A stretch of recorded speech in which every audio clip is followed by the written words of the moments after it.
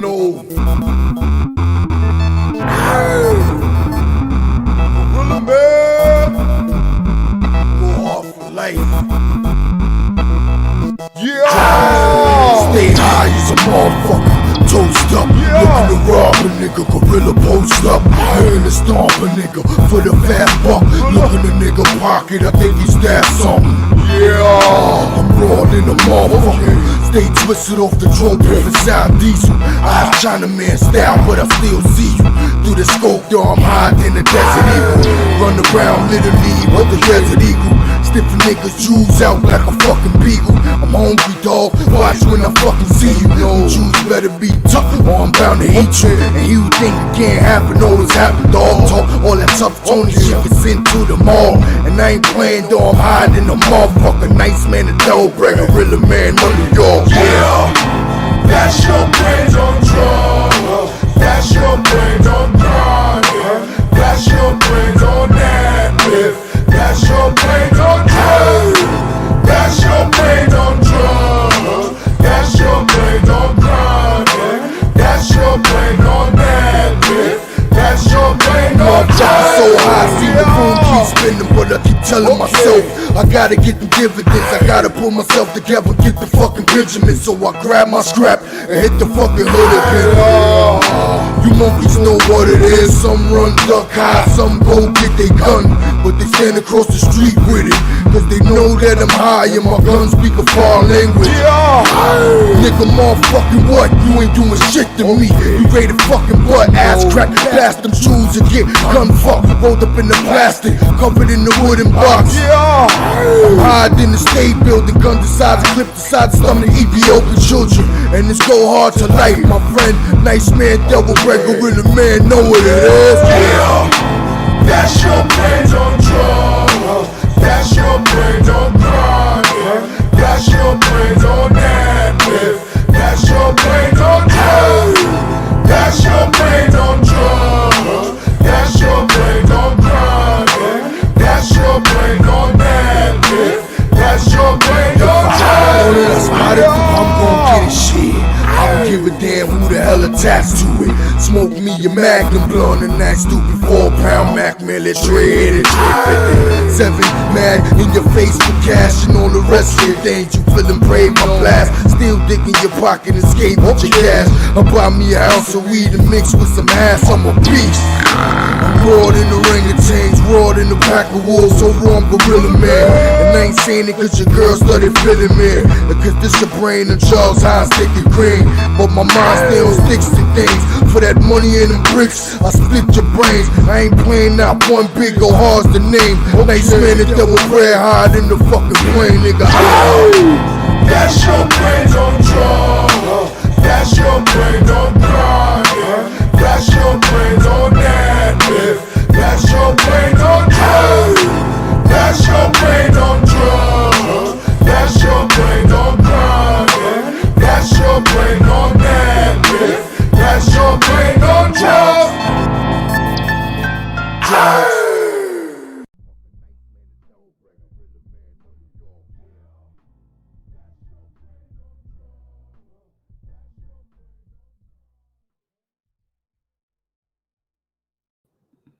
What's up? What's up? What's up? What's up? What's up, man? It's Landlord. This your man D Banger Thomas, people of the world.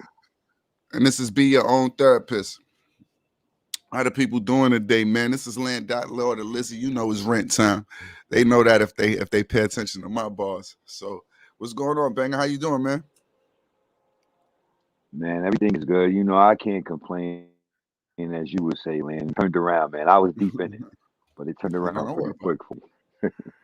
Okay. Did you follow the assignment this week? And we figured out what we ate and how that was working on our energy and how that, made our days go this week. Did we focus on that? I never been good with doing homework, man. I just remember we had that dude today, man. I just remember. Damn, so we can only ask you what you had today. Yeah. So mentally, do you think that puts you on a pause Well, sometimes when you throw yourself off by not, knowing? at least what we consume.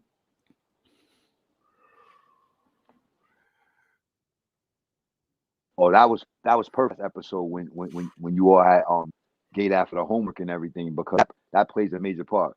Yeah, and it definitely does affect me.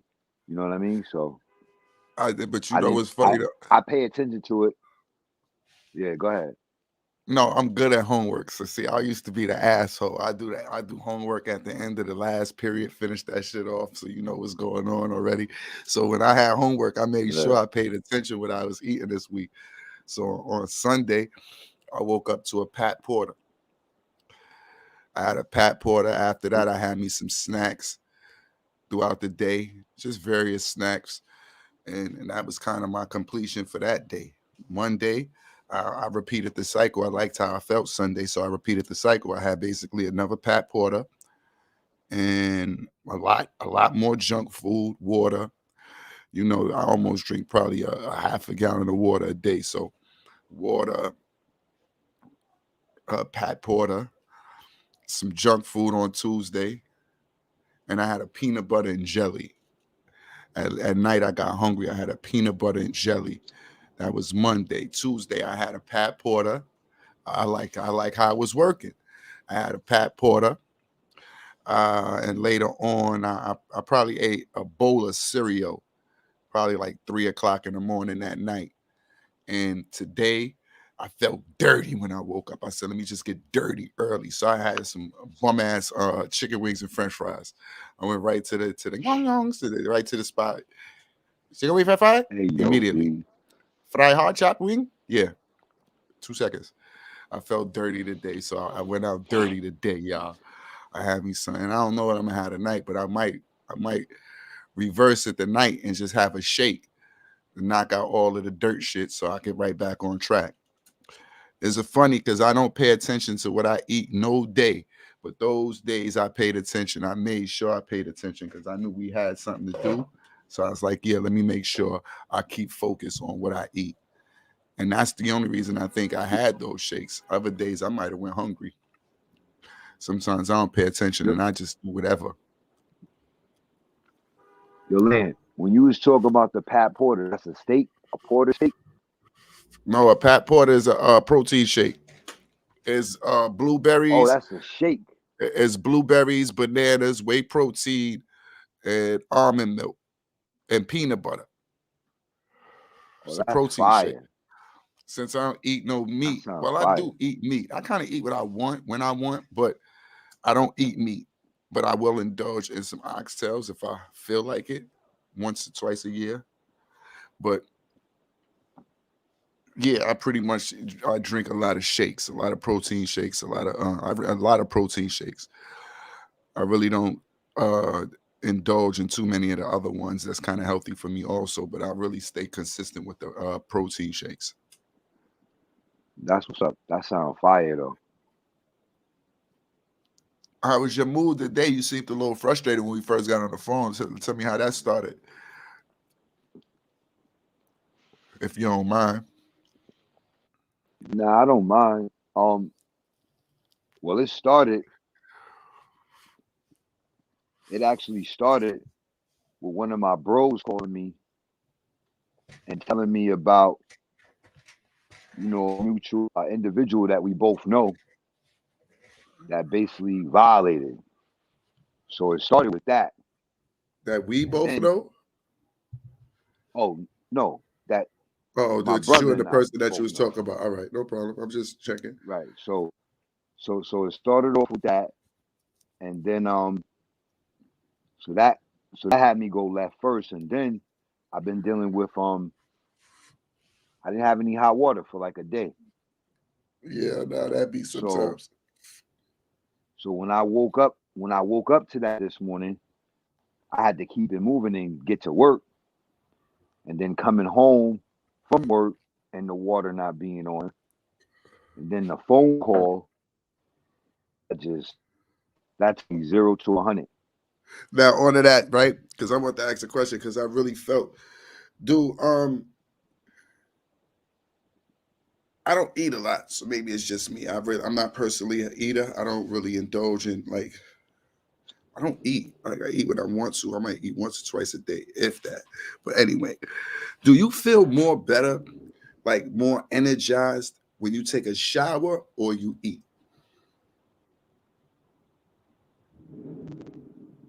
That's a I good feel question for I me. feel sluggish when I eat at any point, but I always feel I like I got a new body refreshed after. after a shower. That's a fact. So I would, to answer your question, I would say I feel more. I feel it more after I take a shower rather than I eat. There's certain meals where I'll get that feeling, but the shower definitely. You ever notice some days you could be having a down day, you be feeling fucked up, maybe your body aching or whatever. You jump in the shower and it's just a whole fresh new experience. It's like, wow, that's all I needed. Like my ass was dirty. That's a fact. That's like me going to get a shape up. Like instead of, you know what I mean? I'm Yeah, feeling down when I get in my depression modes. I go sit in that chair, give me a quick little shape up. I feel like new money after that.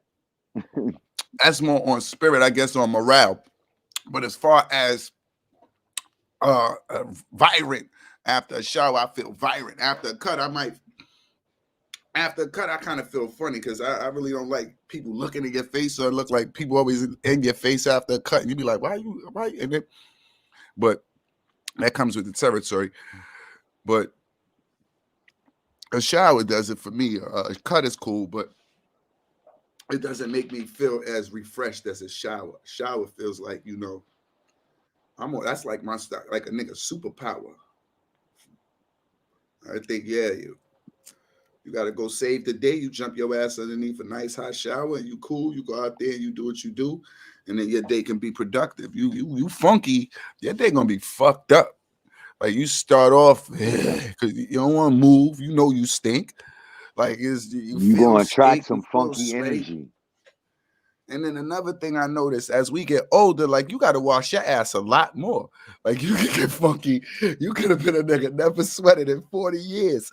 As soon as you get to 42, you get that old nigga funk. You got to make sure you wash that ass immediately. So, like, yeah, you got to make sure you stay on it, man. I think a clean ass is like that's equivalent to us rising as the people. Fuck this mask. Wash your ass. That's my campaign.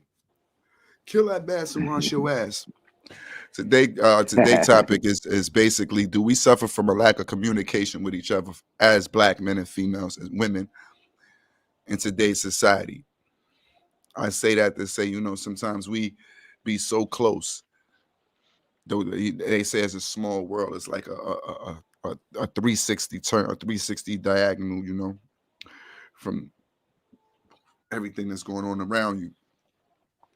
And sometimes you don't know the just of everything. And you can be around these people for life and you don't know what's going on into a tragic situation where family get together and then you find out who's family and who's not family. Like you can live in a 10-block radius and you really don't know niggas up the block that's brothers and you can hang out with both of them.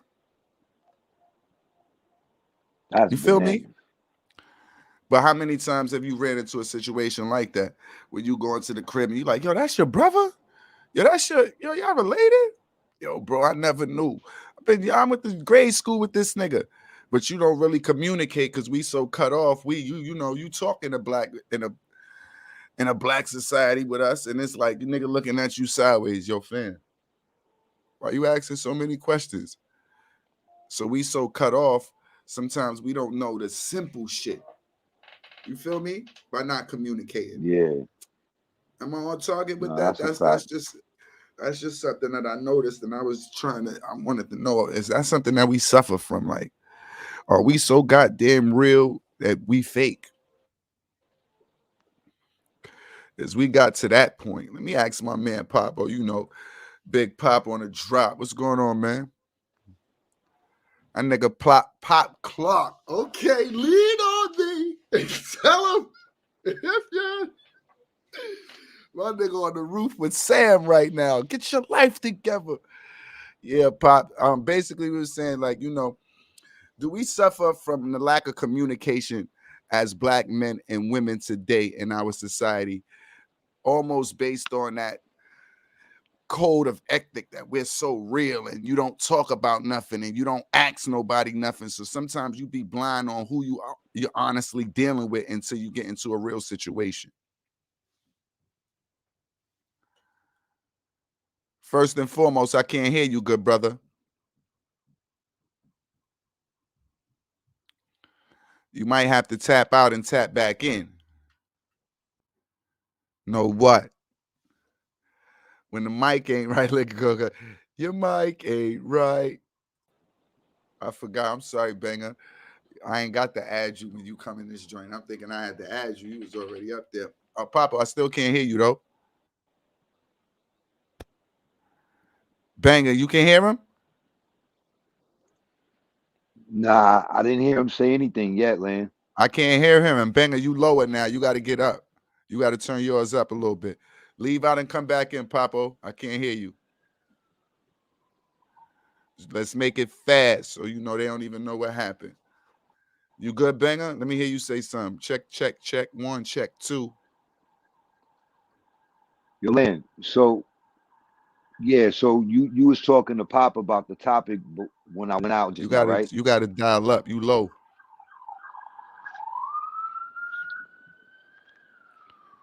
Your mic is low.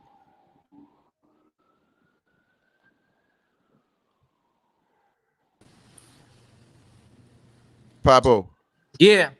Yeah, I hear you now. All right. So to your question, I think it works in a negative way and in a positive way, right? Mm-hmm. Now, as far as you say, we don't communicate no more. I think for me, it goes back to slavery, right? Mm-hmm. How it was almost like a sin to communicate with each other. You understand what I mean?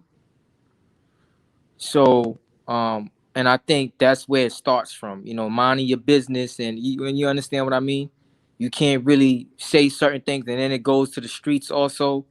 Mm-hmm. Um, you know what I mean? So, it depends on the situation. All right. You sounded good, D Bangers, just for the feedback I could Yeah, tell. it depends on the situation, but yeah, we definitely don't communicate anymore as far as a community like the black community. You know what I'm saying? I mean, we don't communicate in that sense like we should. How was your day, good brother? Did you follow the homework and check out what meals you had since last episode? Oh yeah, yeah. Damn. So what you started For with on real, Sunday? fam, I just been eating Fruity Loops all week. Hey, you gotta say how, but has the Fruity Loops been productive for you this week? Has those been working for you? Is that why you went and back I and had forth and to I the had a Fruity couple of Loops? smoothies. Say Um, it again. I had a couple of smoothies. For me, I don't know. It's like at times I feel tired, Mm-hmm. and then at times, I feel a lot of energy. It also goes on, like what's going on in my day. Like if I'm busy, you know what I mean. It all plays. How you moving? Yeah, how I move. Like I was saying, I had a Pat Porter on Sunday. Mm-hmm. I had a lot more like junk food, but I felt vibrant. I felt like I could move. So it wasn't, no big deal. I Mm-hmm. repeated the cycle on Monday. I had that on Sunday. I repeated the cycle on Monday. I had a Pat Porter. And at night, I just had probably a peanut butter and jelly sandwich, probably like 12, 1 o'clock when I got hungry. And then the next day, I repeated the cycle with a Pat Porter. Yeah, but And then I had some cereal. And then yeah, today I felt dirty. So yeah. I went and had some Chinese food. But I cheated today. sugar and all that shit is worse than cocaine It as can far be. as being addicted to it. You understand? Like you be like, sometimes you really not even hungry. It's that sugar craving, But for me, and I you get need to water. you get water. I drink water. I told him I might have drink probably half a gallon of water a day. Yeah, yeah, I've never been. You see me how I eat. So eating really, and you don't really eat like that. So yeah. it's like, you feel me? I move more if I eat in the beginning of my day is over. Mm-hmm. I'm not moving. I'm not going nowhere. Now I'm stagnant all day. Mm-hmm. If I eat in the middle of the day, maybe the late afternoon, then I can move a lot better. Mm-hmm. I'll never really get tired. I might get a little stagnated for a little bit, but then I get right back up on it. I can get right back to it. You feel me? And then I really don't eat at night, so I might catch one time at probably in the morning, 3 in the morning or something. Nah, that's my. I wake up like 4 in the morning and try to grab something, a snack or something. Yeah, 3 but in the I'm morning. always snacking. I think I start off my day with a snack. I wake up to a snack. That's been me since a kid. I wake up and there's a little cake or something, a Reese's something. Yeah, and you know I haven't been active in about as far as playing ball. You know what I mean, moving around like I Well, used you're to in not about really a 2 years. ball player. Let's not do this just because we Come on this on, man. podcast. Let's not do this Come because on, we on our fam. listen. Come This on. is our podcast, and we are not going to be capping just Come because on. we got miles, man. Come on. You could have balled with them. You could have balled in the Olympics with the kids in the wheelchair. You could have. I think you would have had one of the illest rolling goals. You in the pool hall?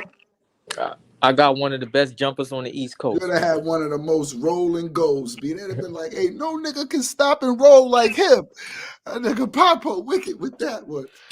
I don't know about basketball, we gonna stop that. We gonna leave that with me and Trev and Come on, man. the ones that earned that right. Y'all got We're to right. give it up like that. They be Come on, talking man. about basketball futures.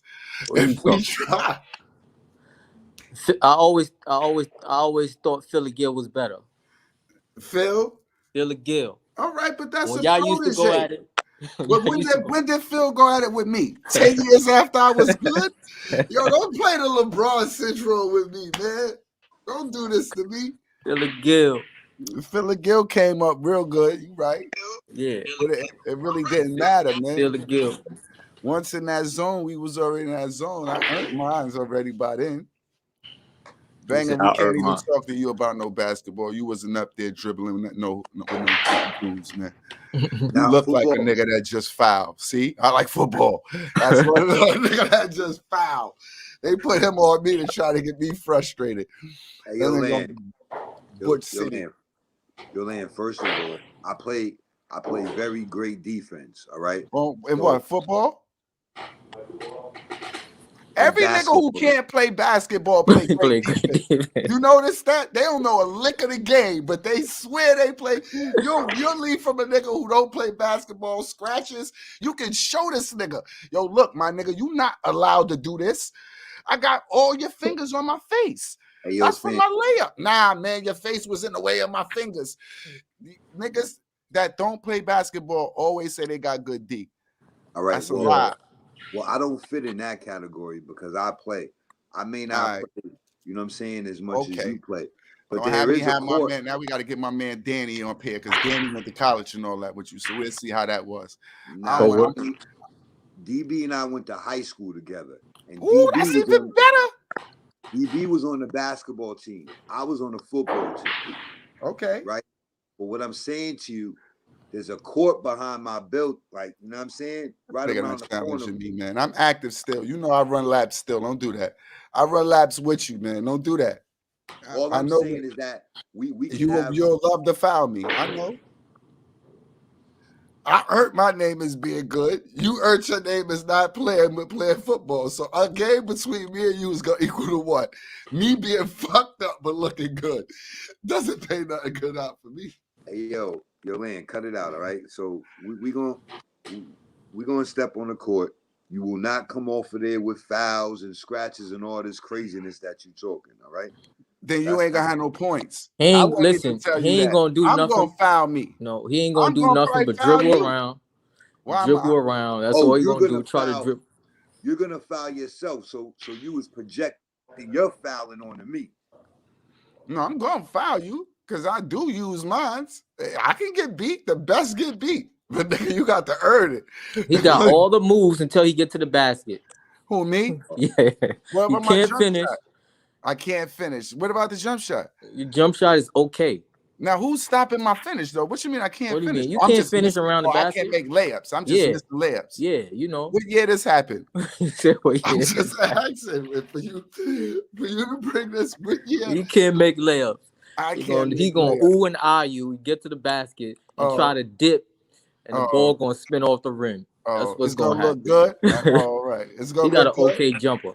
An okay jumper. It's gonna look good, and Although, obviously if he you put the dribbled pressure all on around the him, court. if Where you you gonna pressure him? Because he just said he dribbled all around the court and he if you taking put the it to the pressure on him, he basket. can't score. If you dribble it all around the court and taking you to the basket, where's his floor? And his jumper's okay. So you mean he can take you to the basket at any time? We even might he can't take you to the basket at any time. I'm asking You could dribble around. What's dribble the around? middle of the What is court only for around to in what? circles. You just described him If as listen, somebody who dribble, gets in the hole, and missed the layup, right? like the man said from Fresh, you put the whistle on him and it's over. Oh, He can't do nothing if you put the whistle. See, Bana, that go back to our other episode when we said everybody from the block, that was their thing. They know Bam is outside, so he really don't know about no organized ball. So every nigga talk whistle. We ain't care about no whistle, nigga. When the whistle come on, all that mean is they got to foul me. You got to Yo, so check it. Yeah. That basically concludes our sports segment, people of the world. Mm. So, because he was only good at football. No, only because our topic is on something else. But before we get back to our topic, Land, yo, Pop, I want to know, did you check out any current events since we were last on? Anything new that caught your eye? One that caught my eye was, hold on, let me get up out of here. One that caught my eye was actually this morning. It's a soccer player, right? Yeah. And this happened overseas. So he got found guilty of sex tape, whatever that means. But he got a fine and then he got a prison term. How old was the girl? Huh? How old was the girl? I think it was around. It might have been his ex-girl or something like that. But you can't really put out a tape without somebody consent. Oh, all right. So he just got, but he went to jail for it. But yeah, he go to prison. So he tried to start him a little OnlyFans. I don't know. Shorty said we not having that. Yeah, so that was very interesting. That was interesting. Yeah, but you got people sometimes, I think, that's doing way worse than that, and they, you know what I mean? Mm-hmm. They getting off. Well, what country was that? Huh? What country was that? And what kind of time did he get? I don't know how much time. It just says prison term and and you paying a fine. He got found guilty. And I don't know how long he got, but I just thought that was interesting. The fine is just basically the surcharge. Like that's what they do. That's what they do out here. You pull. That's what we was gonna do anyway. That's why we caught you. When you get up. But I was like, damn, like if you in a relationship with somebody, if y'all, doing whatever you do, y'all break up. You go and send a video to somebody, or it's out there, boom. That's wild. Yeah, I mean, at the end of the day, though, like, you have a video of somebody that you were with before, you should already know what it's hitting for if you put that out. Outside of you going to prison and all of that, at the end of the day, that's just an automatic violation because obviously they didn't communicate about it. If she was with the program, that's a different story. But I mean, yeah, that's bananas, man. Basically, you talking about gigs? What happened? Talking about gigs? I think so. Yeah, He's not guilty to assaulting ex-girlfriend. Oh, he assaulted her. Oh, I ain't know that part. Oh, that's sexual assault. Yeah, well, that's what it would have to be anyway. Yeah, I just thought he was What's his name? Ryan Giggs. Yeah, I think that. Yeah. Ryan what? Giggs. Giggs. Uh,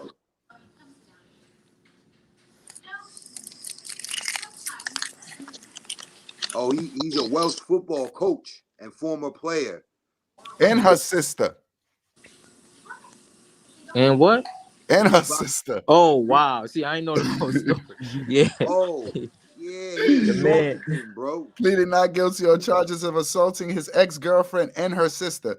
The Oh yeah, he bugging 47-year-old out. man was charged last week with causing actual body harm and former partner, I ain't gonna say her name, and beating her younger sister, I ain't gonna Oh say yeah, her name. he bugged. I ain't see the He full also story. Oh, faced, he's yeah, violated. yeah, he bugged out a little bit. Yeah, he violated. So And that see, that goes to the last time we was talking about yeah, with the, you know what I mean? yeah, yeah, you already know. Don't get me started on that. Like at the end of the day, he violated. He been doing that, and then Yeah, now he just basically got caught. And then, you know what I mean? It's yeah. quiet So shit. Yeah, My man Banger does not play. If you pluck her, you been doing that, nigga. I'll tell your land. That nigga, yo, he been plucking joints, man. That's what he used to do in preschool, man. That's his all that, I'm telling you, man, that nigga been doing that. We ain't playing no games, man. We sending that nigga to the been doing that side, man.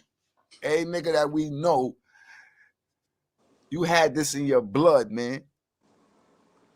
He been man. doing that. Now go off on him, Banger. Don't hold back. I already Can't hold said. it back. You can't hold it back. Do. Let it I go. said.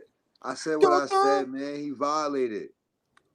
How you feel about it? It's not fuck he violated. You asked him about How how I feel about it. I don't know him or them at the end of the you don't day. So it's not any way for me to feel about that. Just a not simple fact. about the situation. You said what was up with the current events. He Mhm. brought up Yeah. the current event. He told you it. Now, how did you feel about that Yeah, situation that's that went on in the current events, my man? Oh, he's a meatball. He violated, and basically he gonna get whatever's coming to him. yeah, That's all. that's That's the wild. moral of that story. He's saying Been doing it he's like saying I said. He they're gonna been doing smack it him up like I in said. jail. What happened? No, God, he been doing it. I said you can say they're gonna smack him up in jail. Oh, They I don't waiting know. for it. I don't know about all that. And then plus that's a whole nother country. I don't even know, It what don't matter they where you prison. go, man. Them niggas don't play them girl games in jail. All them niggas miss pussy. Every nigga in jail, if it's one karma goal, they all miss pussy. You can't go in Well, there with no but sexual outside, acts and all that. yeah, but outside of missing a pussy is the fact that those individuals in there, they got mothers and sisters and daughters. I You know what I understand mean? that, good brother, but I said one thing they all got common. All Yeah, got. Mm-hmm. yeah, yeah. Nah, We but got to yeah, get the that's sisters up here because, Beggar, you make me think that I talk too harsh about the ladies. I'm sorry. I'll be meaning no harm. I'm unfiltered, man. I now ain't even that's the got a filter on my mic. yo land. That's just like when I draw the line in the, you know what I'm saying? That's just like my line right there. That whole physical thing. You know what I mean? That's Oh, all. no, I understand that.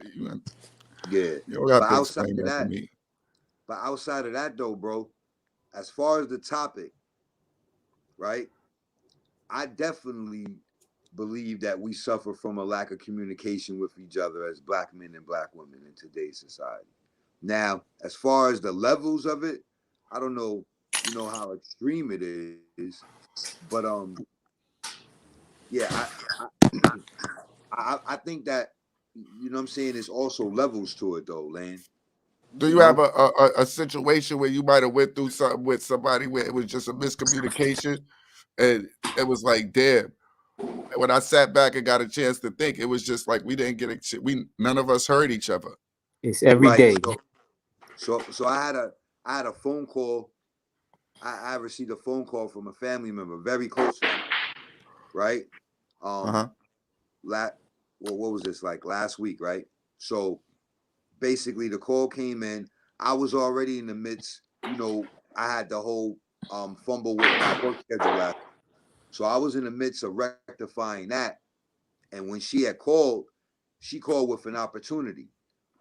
Mm-hmm. In the midst of that, in the same breath of calling to offer that opportunity was taken back in the same conversation.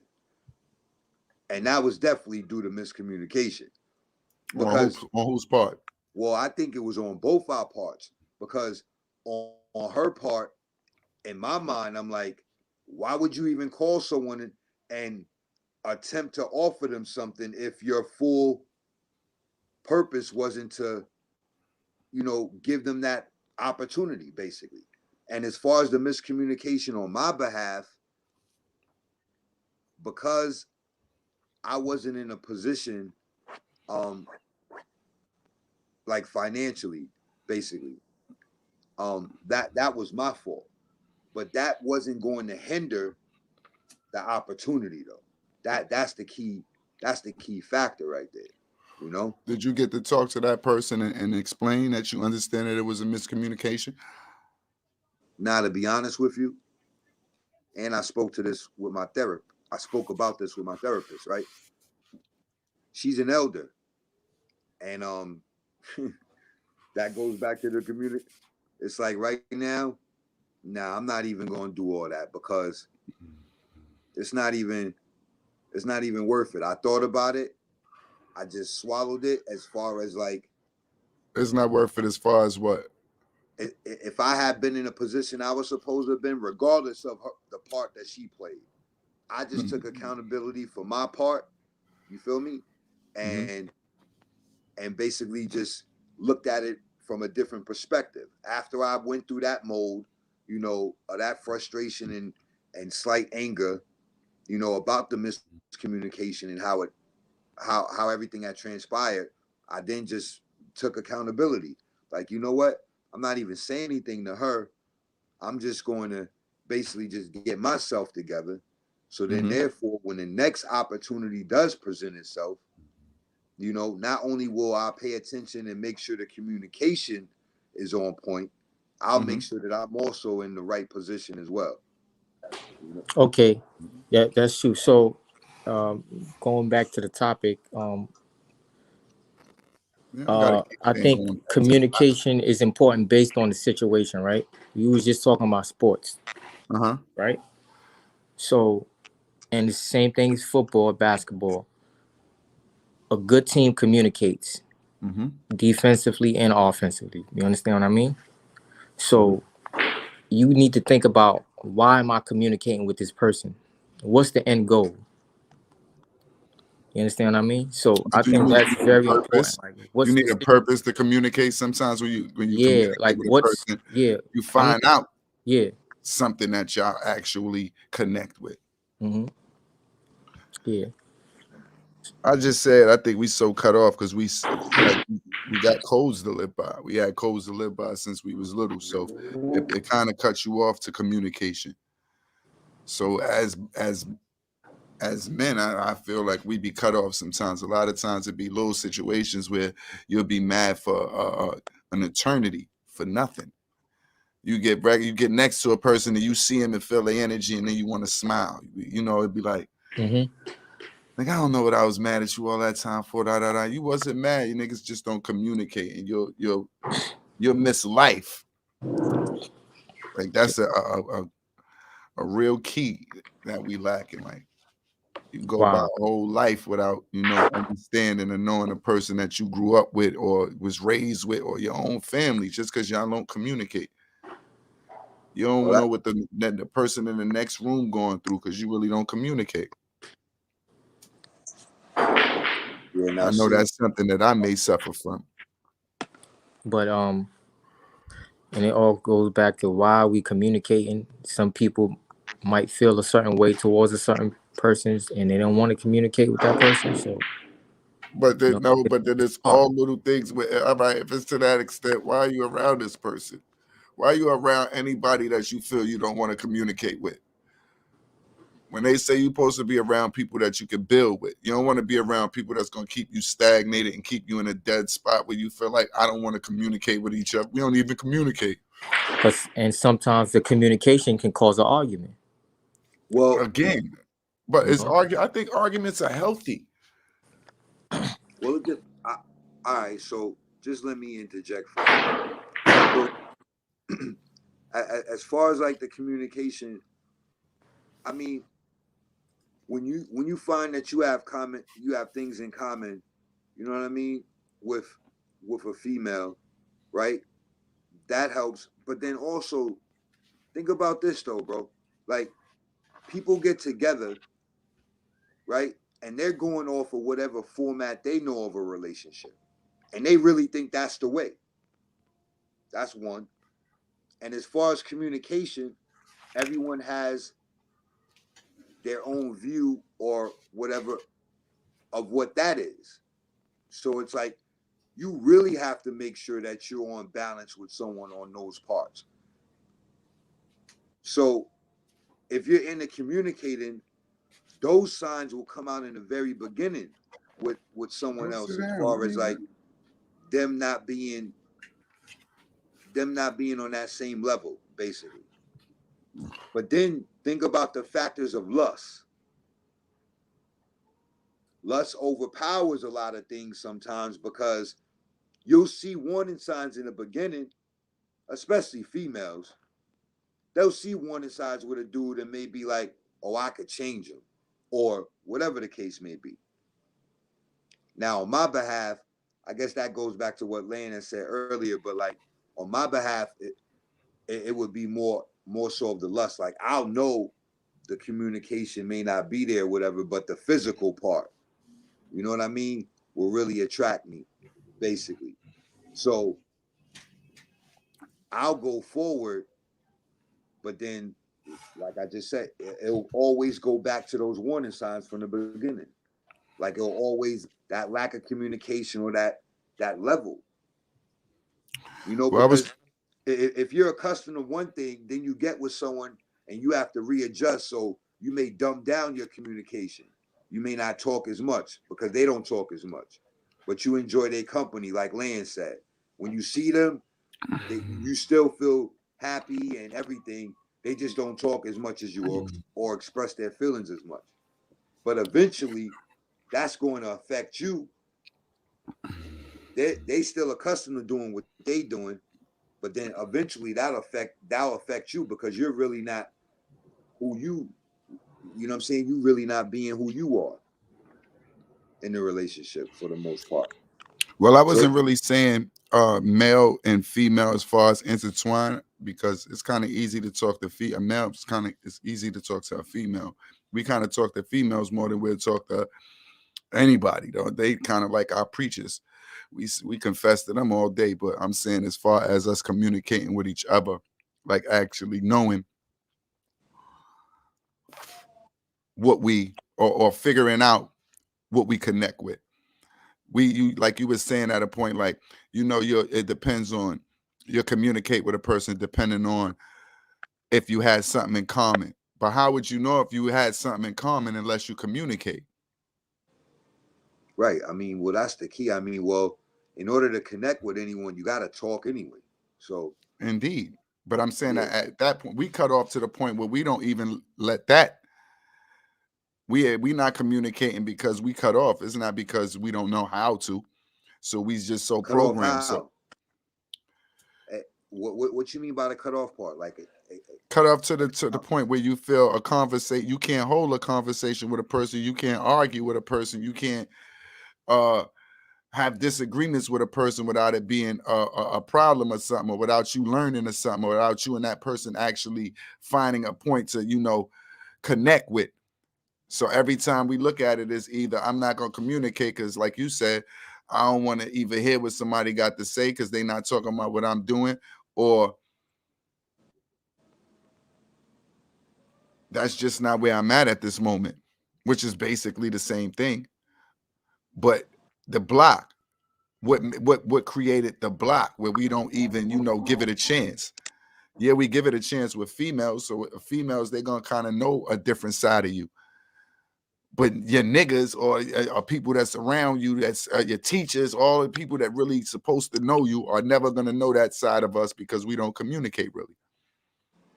well, like Females we not to kind of cut you. communicate to. No, you ain't cut me off. I'm sorry. Yeah, so like on my behalf, as far as that goes, that's something. This is something I thought about when the topic came up. So Uh-huh.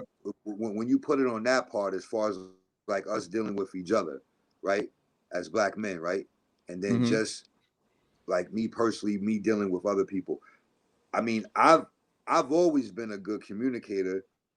Sometimes too much of a good communicator. I've talked too much. I've expressed my feelings too much. So, for instance, I grew up and was raised in the suburbs. When Mm-hmm. when I got to the inner city, quote unquote, the hood, it was out of state. But like just off my communication, you know what I Mm-hmm. mean? Like, oh, you talk white or you act white. Like that was that was dealing with, you know what I'm saying, my peers, you know what I'm saying, brothers my age and females. Like, so I'm like, why I gotta talk white or act white or whatever just because I know how to speak, you know what I'm saying, the way that I speak basically. Because I can't really say proper English, right? Because how they were speaking or they may speak in their mind is proper English. So who am I to say what proper English is? But just because I speak the way that I do, why I gotta, you know what I'm saying? Why I gotta be like that though? You feel me? I always dealt with that. Like, Mm-hmm. and it only got to a point when I came across certain individuals that just I don't know what type of time they are. Like I can't define them, but I if I could, I would say, you know what I mean? They just didn't judge me, basically. Mm-hmm. Respectful, you know what I mean? Whatever the case may be. But I only bonded with certain brothers like that, bro. You understand what I'm Mm-hmm. saying? And that Those always brothers pissed that me you bonded with, what did you happen to bond with off of? What were your connections? a lot of the time, sometimes it may have been music or may have been just us being in a circle building, like what you had mentioned before I started talking. Like just All being right. able to build with each other. It may have Now, just started from that. now even with us building musically, or even with us building any other way, we have never built as much. Well, we found out as much as about each other until we started this platform. True or false? Facts. Yet we communicate, right? Facts from day one. And I am someone you communicate with, right? That's a fact. So do you understand my point? You still have a mental block because at some point we don't communicate past a certain point, regardless of what it is on, and we communicate with each other. Well, all right. So on that behalf, as far as you and I go, on that behalf, I would see that more so of me, like and my erraticness. You know what I'm saying? Because when we build, we build.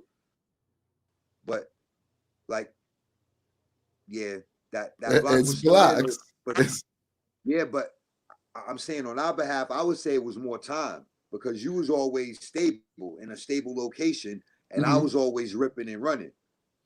Nigga, You feel what I'm saying? me and you done had meets when me and you done put in work every day. We done Yeah, went to the track at a certain time every day, so we can't say that we build you were saying. We build on common goals, but we still don't communicate outside those barriers. Like we have blocks. that's a fact. We can get into music and we're born about music. We can get into health and we're born about health. We can get into, and we're born about that. But when it comes to actual issues or things that we really went through when do we actually communicate? We don't. Right. Okay. That makes sense. Now, see, with me, bro, like on my behalf, like I'm coming from a total different environment. You Mm-hmm. you understand what I'm saying? So like I see, you know what I'm saying? I've always seen everything different because all I've ever wanted to do was connect with my brothers. Mm-hmm. It was just a matter of the right ones, though. You feel what I'm saying to you? So like I'm not saying we that, don't connect. I'm just saying you see how we still have a block where we still only will know a certain amount of information. We still only know because we follow a code that's already drilled in our brains that we follow, and we don't even understand that we blindly follow these joints. So we do communicate, but it's about common goals, and it's brief. For us to really open up, like you said, it might take a lifetime.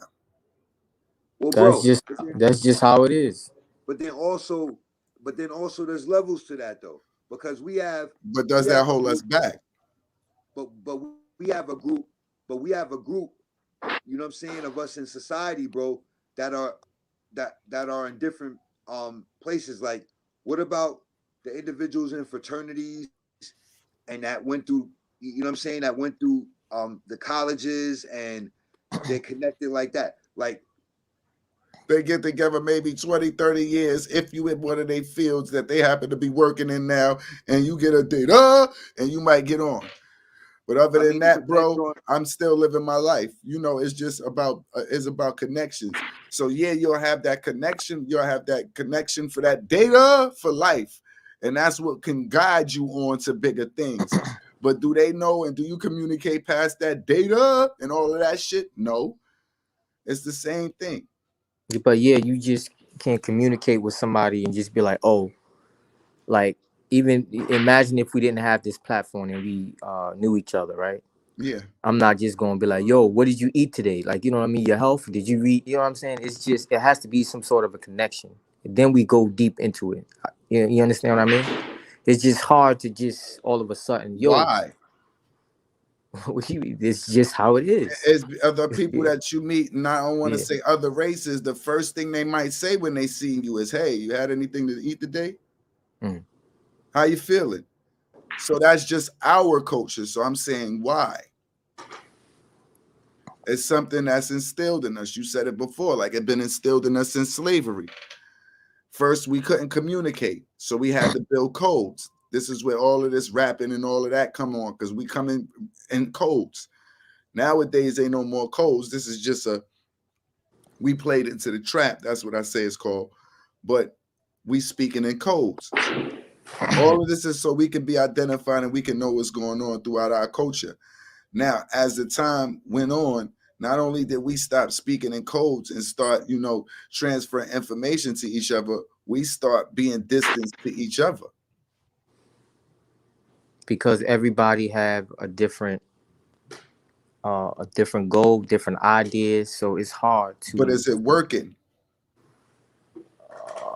Nah, I wouldn't say it's working.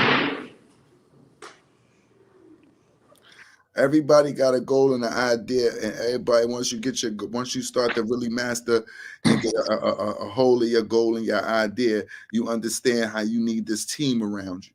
Mm-hmm. Then you go and you creating this team that you feel like you needed to create, all so you can be successful. When in life we always building this team around us, Yeah. but we not never really communicating past one common goal. So do we ever have a real shot at getting where we got to get? I think we need to interact with each other more. That's the only way we can communicate. That's basically it. It's like saying, right?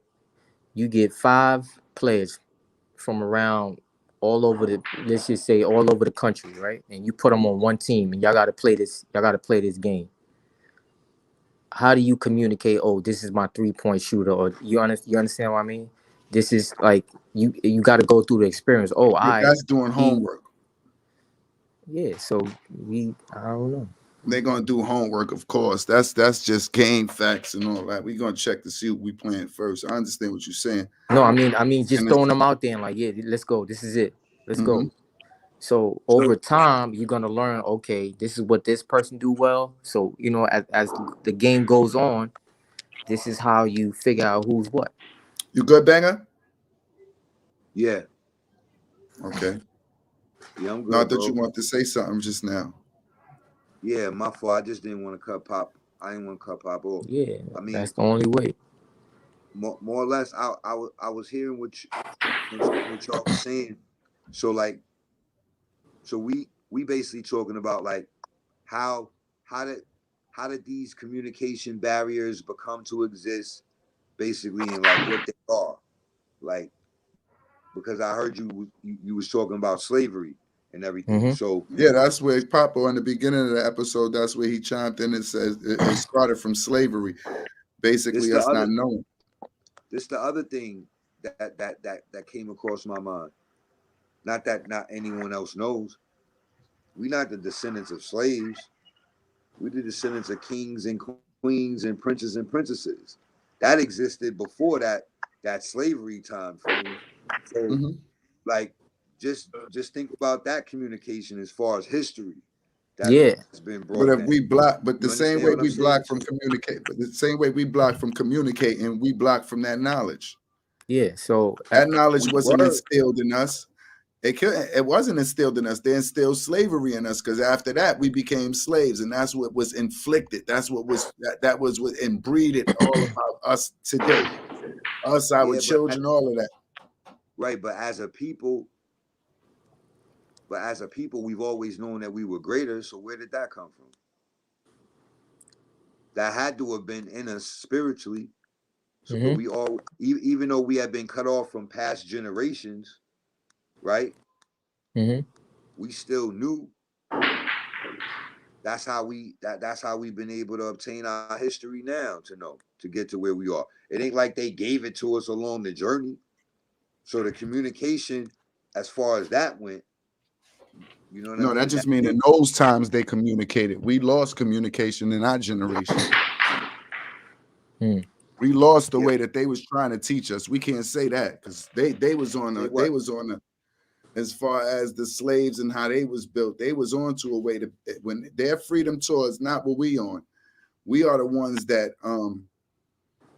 No, I didn't say freedom. I was talking about as far as the energy within us as a people, having It's a known that we were spiritual. I always think it's great. yeah. Yeah, It's a like so listen, right? My fault, not to cut you off, but if you take a lion out the jungle as a when it's first born, right? Take it out. It's never communicated with any lions. Do you think that lion still have lion instincts? Like you understand what I yeah. mean? of course, yeah.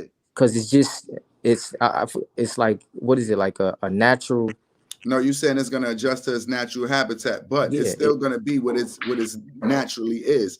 Now, what they can do is they can probably cage it and make everything walk around it like we do at zoos and shit. But other than you can't keep it in anything that's close to its habitat and think that it's gonna act as anything But less than a lion. Yeah, but but as far it's just but natural.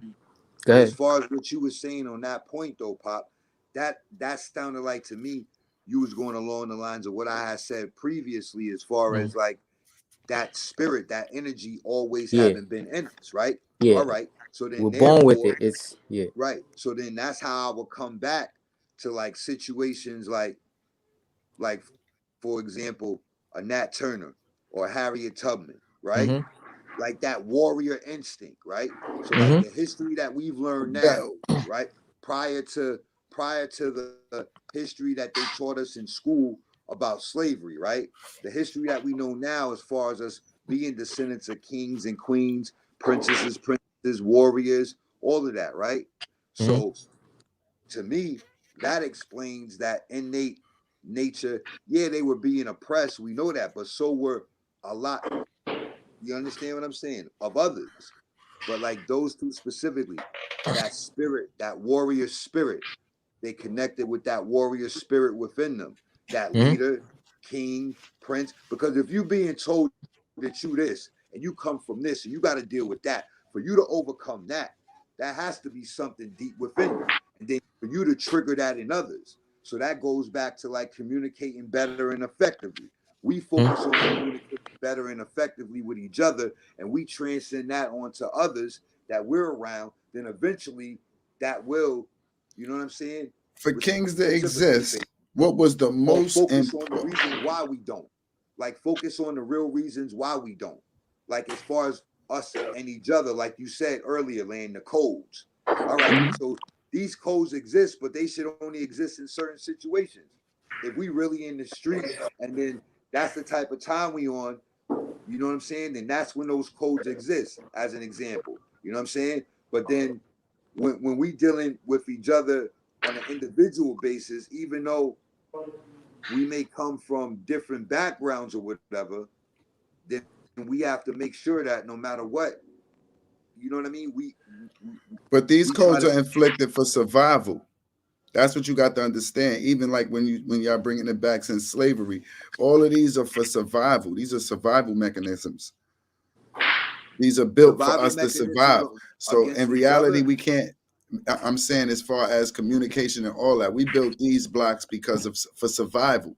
Like we're taught not to communicate because if you talk to somebody, you never know what's going to happen. This person might this, that, and the third, da da da. So you don't want to say nothing to nobody. Yeah, stranger thing. That's stranger danger. Don't talk to strangers type is. And then so it goes back to what you said earlier. You know what I'm saying?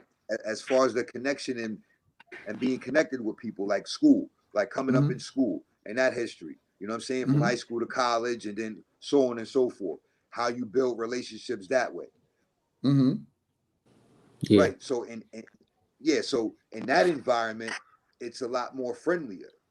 Mm-hmm. That's what I was But saying before. I could break this So down the because environment also, as far as the mm-hmm. lack of communication. So and I could and Go just ahead hear and me break out. it down, Papo. So going back to the whole animal stuff, right? I think for us, you saying why we don't communicate as a people, Mm-hmm. just think about um if you take that same line out of the jungle, right, Mm-hmm.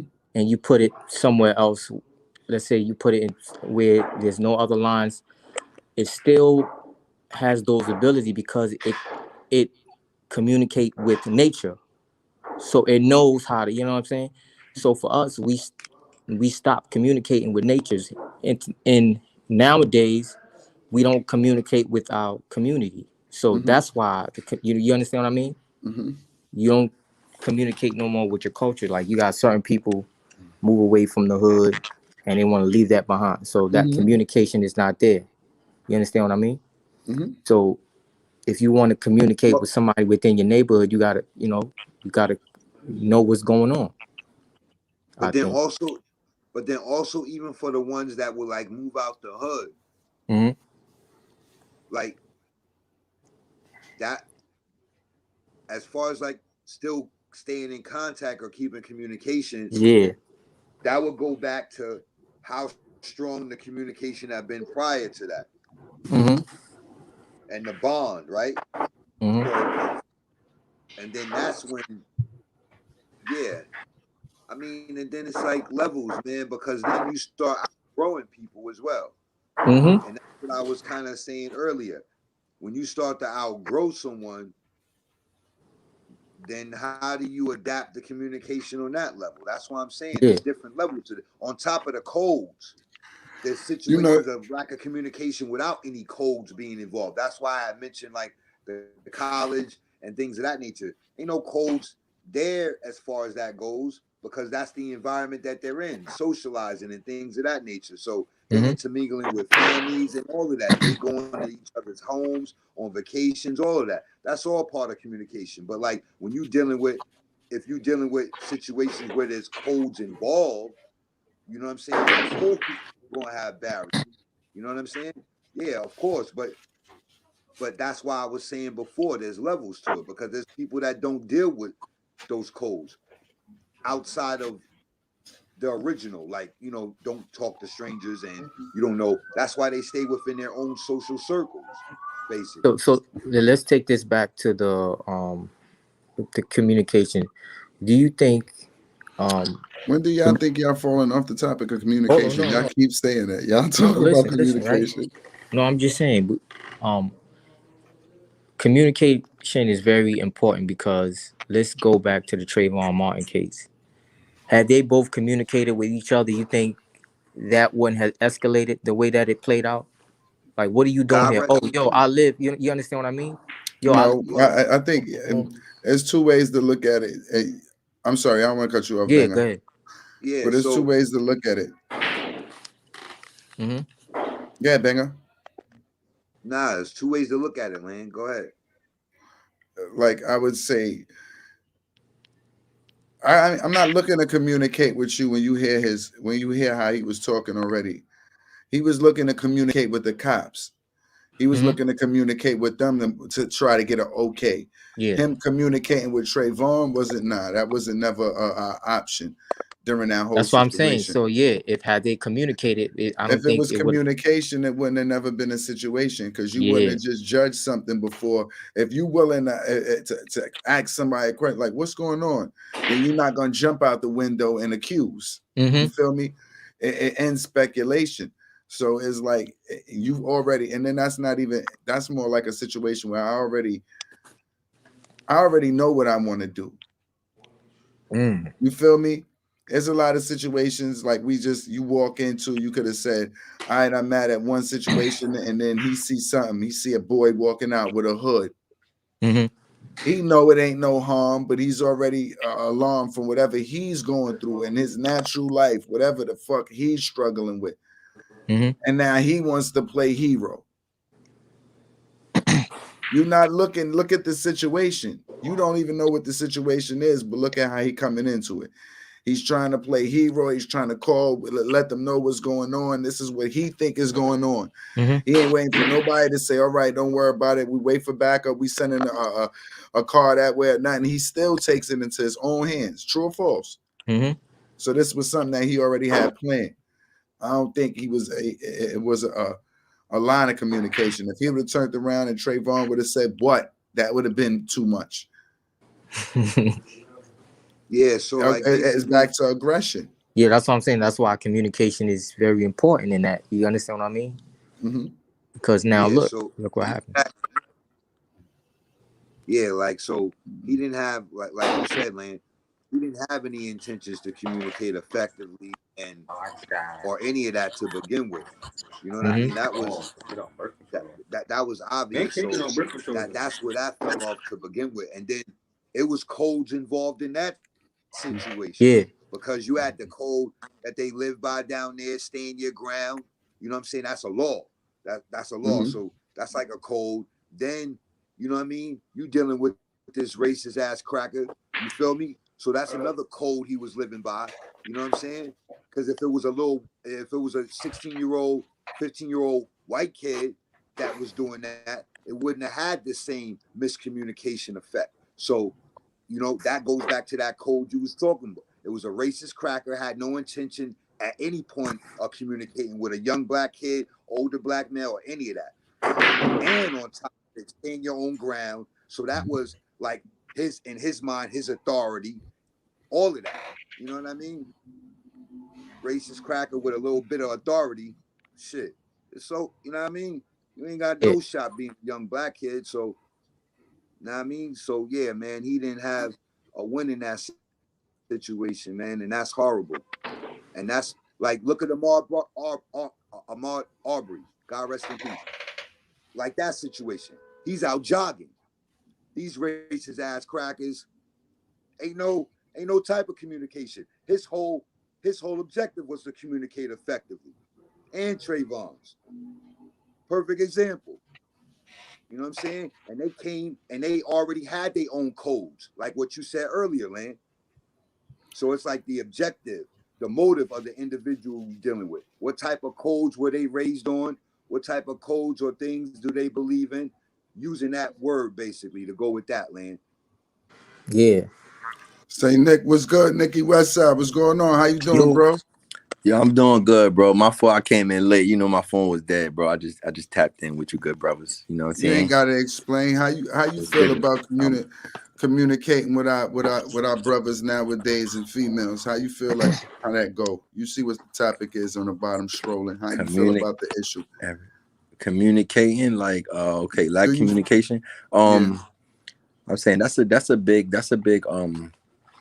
thing going on in the world today, I think, because that's why everybody not on the same page at all times, because it's a lack of communication. Being that I went through something like that with the music.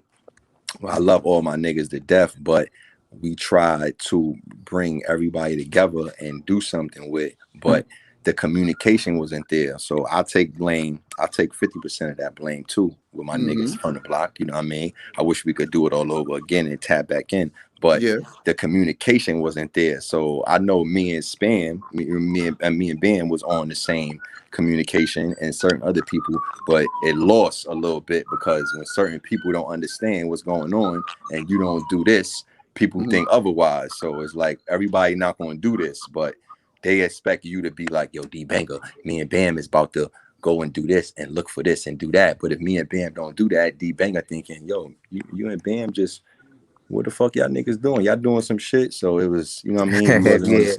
We wasn't on the same page, like, you know what I'm saying? So Yeah. if I keep telling Papo to shoot videos for me, but if I ain't telling him what I'm trying to do with the videos, and we ain't on the same page, Papo not gonna shoot no more videos for me. Like Nick, Papo will take 3 years. Yeah, If of Papo course. don't feel But like Nick, you shit, gonna be he like, ain't gonna Nick, do that if shit you at all. using me, Banger, you like, want to chime in? I'm sorry, I see you raise your hand. Yo, bro, that's fire.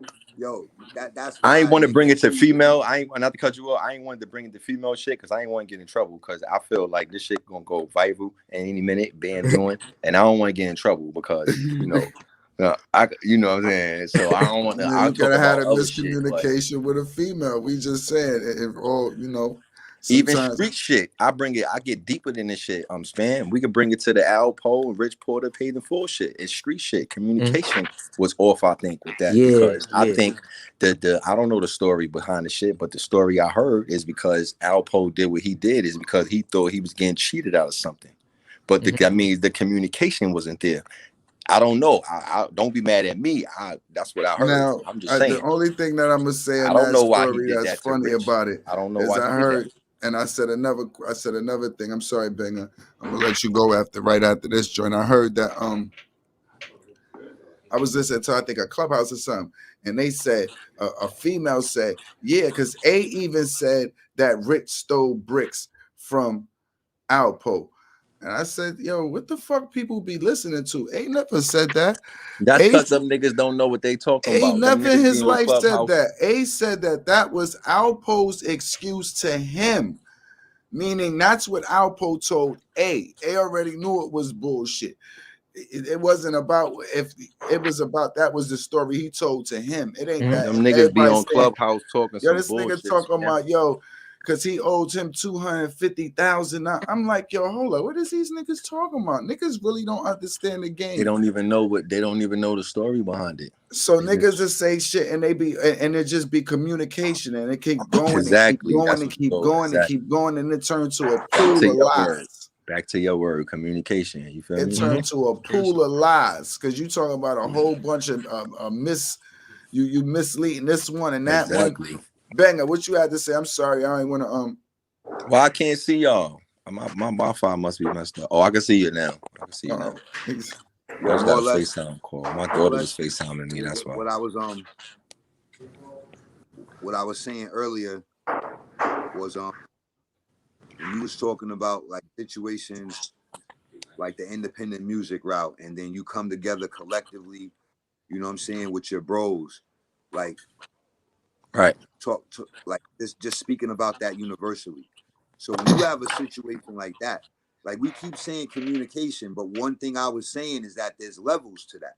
So then therefore, if you're in a circle of individuals and you come together with your talent and your gift, this is what you want to do.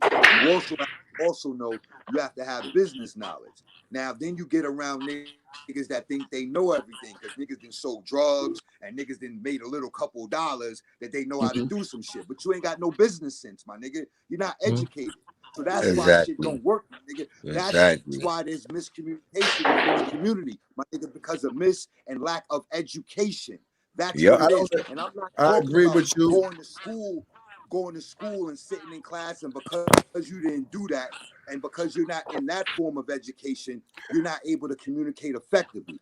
What I'm saying is that if you're not an educated individual, period. I spoke to a brother yesterday that was incarcerated since he was 16 years old. He's in his 30s now. He said he's been home 3 years in that amount of time frame, and that's been 3 separate years. And he did 11. So when he did 11 straight then. Now he did more than 11, bro. He's in his 30s, and he went in when he was 16. So he did more than 11 years in prison. I thought you said he came home at 27. My fault. Right, but what I'm saying to you, bro, is this though. Like me working with him and building with him, right? Communicating with him, right?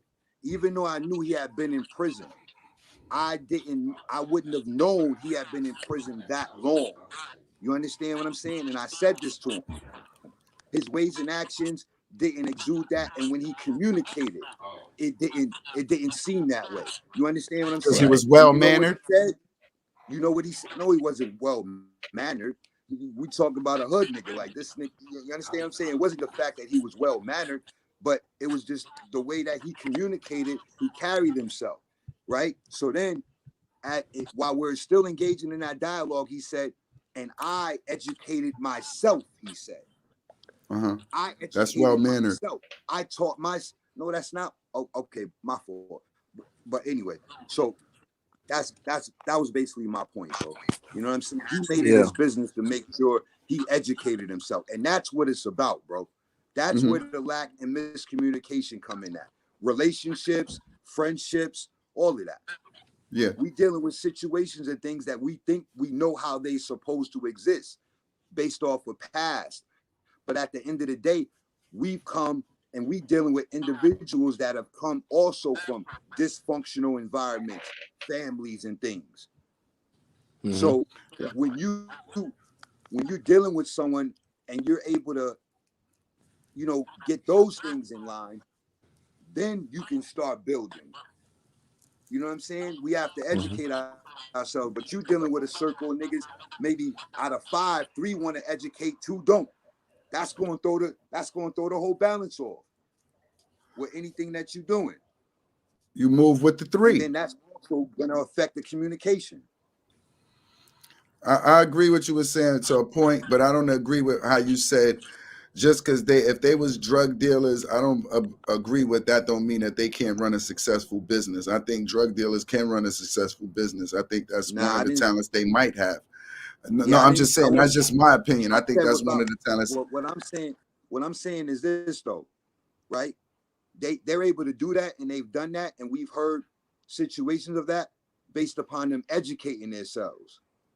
They educated themselves, whether it was in that field or whatever it was. They still educated themselves. There's plenty of drug dealers, but there haven't been plenty of successful ones that may have been able to make a certain amount of money, get out successfully, have a business. Those kind of things. You say that. No, I understand. You know what I'm saying? My main focus with that was the communication part. I wasn't like saying just because you're a drug dealer, you can't transform and be a successful businessman. But you'll do that, and you've done that when you educated yourself. Yeah. Back to like what Saint Nick was saying with the situation. A lot of times you get into, and I've been in it before too. I done walked into situations where you got your friends and they're trying to start a label. And with them trying to start a label, is a lot of things that you kind of gotta understand is not going to be top shelf. So a lot of times they try to get you in the studio, and if it's 3 of the rappers and we all on the same label, they're gonna book all 3 of the rappers for the same session. Because of course they're gonna try to save the label money. We only got a little bit of money to work with by anyway. So they trying to, push everything into the budget. So everybody's working at the same time in the studio, everybody's building. Then at one point, the label decide it might be a little bit cheaper if we just move with everybody as a group. Now you got everybody moving as a group. What's good? That's my man Hog. What's going on, bro? Yo, peace. Happy holidays to everybody. What's happening? You already know. Blessings to the bro. You see What's Pop good, over bro? here. Yeah, so everybody moving and they steady, and then it comes to a point where somebody feel like they can't communicate with you because, like you just said, everybody begins to give everybody a title. Like a family can only move as a family when everybody doesn't really try to give you a title, because you come in as a family, and then when you come in as a family, you're giving everybody the family rules, but at some point it becomes business. So now as the family, you still have to be signed to your family, but this is my man. But you can't deal with it as this is my man. You got to deal with it. This is a family. I mean, this is business, because now the communication is different between this is my man and this is business. So now you get into a dilemma, or whatever goes on, because you're dealing with people that don't know how to communicate or don't communicate, because we so used to, as soon as you get in that situation, yo, this nigga trying to jerk me, man, fuck that, I'm out. I said, nah, man, they can't do this for me, or they can't do this for me, or they can't do this for me. And the whole thing is nobody ever took a chance to communicate and really have a good conversation where you really get all on the same page. See how we was all on the same page at one time? I mean, all on the same page. Our days coexist. Yo, what you waking up doing today, Hog? Y'all see y'all niggas, y'all was knocked out, man. Y'all get into this music day. If not, we gonna go play this ball over here because I got this going. But we got to move on. Everything got a time. You understand? Like when you moving and you communicating like that, everything seems to sink in together. But at some point, we block ourselves. And then it become the funds. Everybody the funds. You feel me? Now everybody you dealing with is the funds. Everybody fresh coat now. I got my name up. I did. So it's like all of that communication, but you still never get past that point where y'all understand where you really trying to be at. So we blocking ourselves off from the major goal by not really communicating with each other. That's a fact. That's a fact, B. Like he came up here and he brought this situation with we got everybody from the block and we trying to do this. And he said, I took 50% guilt on that. You know, that was 50% my fault. And he said, why? Because I didn't communicate. Now, if you tell everybody what the situation is from the door, once we get on that boat, we on that boat together, nigga, we don't care. But when that boat gets to the other side, don't change your goddamn lips up. We made an agreement. We gonna throw your ass off as an agreement too. You feel me? Like, so it's just that we got to learn once we get to a certain position. Everybody don't communicate. I think it's more like everybody is manipulating. That's what we had at one time. Like everybody got an ulterior motive. They got they already see themselves somewhere, so they willing to help you until I see myself get to where I need to get. So it's never really no common goal or interest because y'all both just looking out for yourself. And that's the society that we're dealing with right now. And I think we got here because of the little street codes and ethics and all of the things. It might be even deeper, like you said, go back to slavery, where we just got it in our brain, where we don't communicate with nobody past a certain point. It don't matter who it is. If you live with it, now see, in situations where we dealing with each other and we brothers, it's going to be different circumstances because what? We was in the trenches with each other when we was growing up as men, right or wrong. We can all speak for that. That's why we know testaments about everything. D Bangers comes in sometimes, he be like, you know, because I wasn't from around here. He say that to say, I might have not had that time period that y'all had to build, where y'all know a little bit more about each other and y'all know a little bit more about each other's background. So y'all communication might be on a certain level and we might communicate on a certain level, but at the end of the day, do any of us really get to know each other at the end of the day?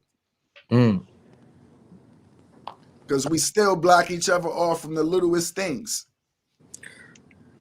Yeah, just because yo, I gotta be my own therapist. Yo, Papa, I done called you. I'm going through this shit, man. I got a headache. I'm gonna have a headache today. I need to just get this out. At the end of the day, yo, thanks, bro. I need that 15 minutes. But do you think sometimes it's because you have to communicate to so many different avenues? You got your friends, you got your wife, you got your kids, you understand what I mean? Do you think sometimes that plays a part in, you know, having to communicate through so many different channels that you understand, may not communicate on another because you got a whole lot going on around you? I would base it off just comfortability. That's that. And like I was saying to Banger, not trying to cut him off before, but it's not even built out of us being just naturally cut off. It's a defense mechanism. It's almost a tool of survival. Shut up. Yeah. Nigga, how long in life are you taught to shut up? Yeah. Shut up, nigga. You see something, shut up. Your parents told you this shit before any drug dealer told you what the fuck you see and not to show and tell this one about. You want no cops came to you with that first. No drug dealer came with you first. You seen that in your household first. Yeah, and it goes back to communicating. Like my man Hall, he's probably one of the biggest reasons I left Greensburg. You know, cause he that type of brother. Like, yo, you put me, yo, pop. This is what I'm going. Remember Hall? He was like, yo, this is what I'm going through. But it's you communicating with a certain person you may feel comfortable with. You understand what I mean? You may not feel comfortable communicating that with everybody or all your friends. It's just okay. This person, you understand what I mean? This is how I mean. I know I'm coming in hour late, whatever the conversation, but so what I picked up so far, I can feel what Lamb was talking about because like right now I'm raising 2 sons, right? And I'm more of a reserved, quiet dude, and that's why I be telling them, yo, learn how to keep your mouth shut. You know what I'm saying? Just off the strength. Like, quit saying everything that comes. You don't have to say this. You're 8 years old. No one cares what an 8-year-old thinks right now. You know what I mean? But at the same time, in the same breath, like he was saying, that closes the door of them being able to express themselves. You understand? And I had to check myself because they not me. You know what I'm saying? They didn't grow up with the same, you know what I'm saying, foundation of rules that was coming on. So now, on the same vein, they mama was been in the hospital for 3 weeks. And something told me, you feel me, sit them down and ask them how they was feeling about that. You know what I mean? And I was growing up 8 years old. Nobody's going to ask an 8-year-old, 10-year-old how they feel. Does that make sense? Now, I sit down, I say, how you feel about your mom being in the hospital? My oldest son just looked at me. My younger son didn't even hesitate. He said, I'm mad, I'm angry, and I'm confused. Now I'm thrilled. I'm sitting back like, whoa, you feel me? I wasn't expecting that, but something told me to ask him this question. You understand? So now I'm like, okay, boom. She been sick. You know what I mean? We couldn't tell him nothing because we didn't know. Doctors doing tests, whatever this and that. That's why I said you're confused because we can't tell you nothing because we ain't heard nothing from the doctors yet. I said now with the angry part and the mad part, don't allow that just because you mad and angry to be at school and that be a reason you pop off or do something just because you feel like you're angry. You know what I mean? So that opened up the communication where he could get something off his chest, but I could still be the father and be like, just because you angry don't mean you can make these decisions and wild out when you feel like because you don't understand whatever. You know what I'm saying? I said, you pray for your mom, you see what's going on, and we can go that way. You know what I'm saying? But that opened up that line of communication. And like I said, back when I was coming up, nobody would have sat me down at that age and said, how do you feel? You know what I mean? And so going back to what Lan was talking about, now we men, we don't know how to express ourselves because everybody told us to close that off. You feel me? For so long. And that's why I can appreciate you brothers. I met y'all through y'all music. That's why, music is poetry is life and all that kind of stuff. Y'all able to express yourself through the music. And all that's coming up now, that's what's happening with these young cats. Everybody wants to be a rapper, this and that, because they got something to say. It's not even not even the fact that they want to they want the cars, they want the females and that, but they got something to say. They got some experiences to share. You understand what I'm saying? And so that's why it's important about the communication. Now, one more thing I want to throw on the table.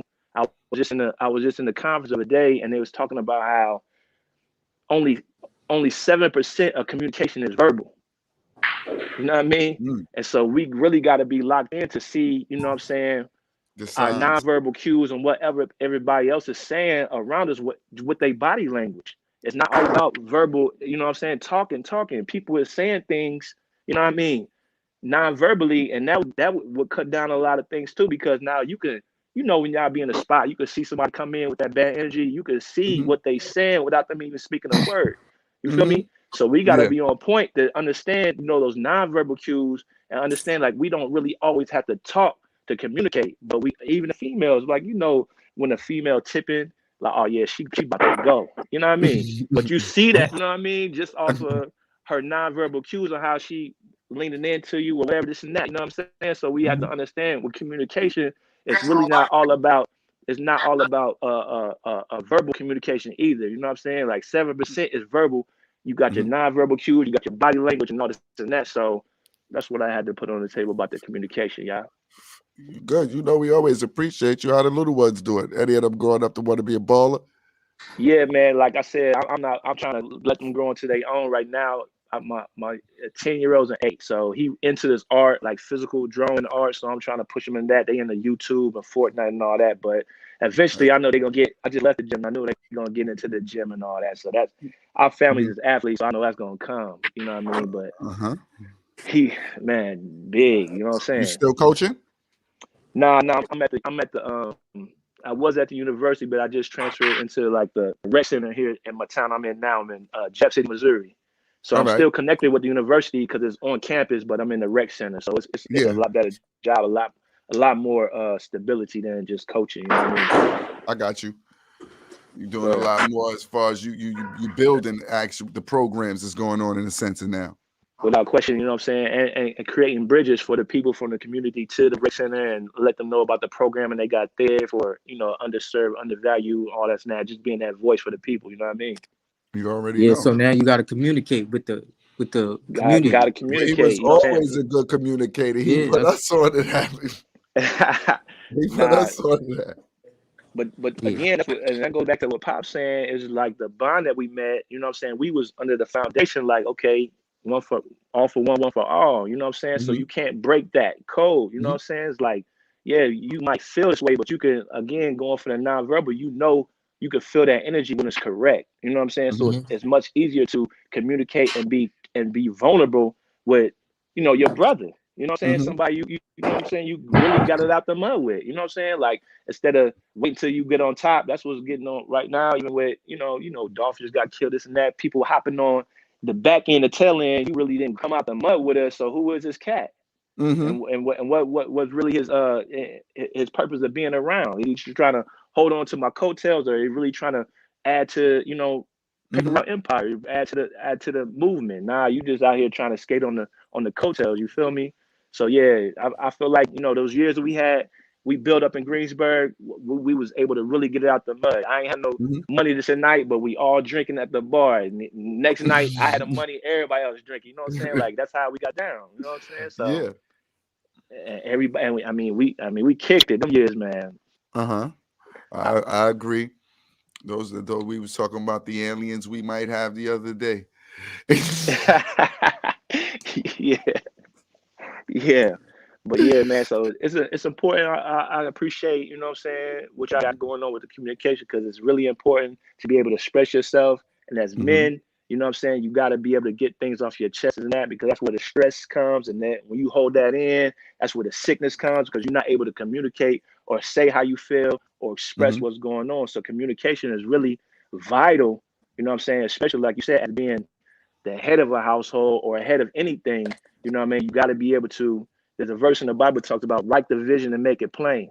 So it's like if you wasn't able to communicate at all verbally, somebody could pick up what you wrote down and run with it. You know what I mean? And go, because you have communicated it so in a detail orient where they didn't need your voice. They could just pick it up and go because you have it communicated properly. Feel me? Yeah. We appreciate you, bro. Yo, bro. Yo, Hog, I just wanted to chime in for a minute, bro. Like when you were basically expressing your situation with your sons and everything, right? And when you were talking about how in the beginning, you know, your approach, you know, sit down sometimes, be quiet, like, you know what I'm saying? Nobody really concerned with what you have going on right now. But then you had that compassion as being their father, that in spite of that, during that time that, you know what I'm saying, you was going through with their mom and your wife, that you was able to stop and think, you know what I'm saying, and check back with them in spite of that. Well, yeah. And like with our parents, not totally what you had said, but like briefly, as far as like, you know, like our parents didn't communicate effectively. You know what I'm saying? And that's how we may have learned. You know what I'm saying? Exactly. So we're thinking that's the way. Right. You get what I'm saying? But because you, on top of that, on what you have learned, you had also educated yourself more, you know what I'm saying, as far as how you want it to be better and things of that nature. So when I heard you say that, bro, that was awesome, because that played a defining factor in the situation right there. You know, because time could have continued on when they weren't able to communicate their feelings effectively. That would have been held in, and then that situation would have smoothed out and went on, but then those feelings would have still been bottled up. That's a fact. You know what I'm saying? And the next trigger, it would have been compounded. Well, where did all this come from? Well, remember before, I didn't even get to let that out, and this, that, and the third. Exactly. So that was truly a blessing, bro, that in spite of everything. And then, yeah, man, I just think personally it goes back to, like, when you were talking about also learning about the different ways of communication, verbal and nonverbal. Right. You know what I'm saying? Like, that's educating ourselves as well, as far as knowing how people operate and move. Like, you understand what I'm saying? And learning the different patterns and behaviors of people. You know what I'm saying? Personalities and things of that nature. Because psychology is my thing. So it's like, with psychology being my thing, I analyze myself so much to the point that I'm able to break down other people's personalities. Not everybody. Right. You get what I'm saying? But because I educated myself, on top of that, it helped me to communicate how I feel.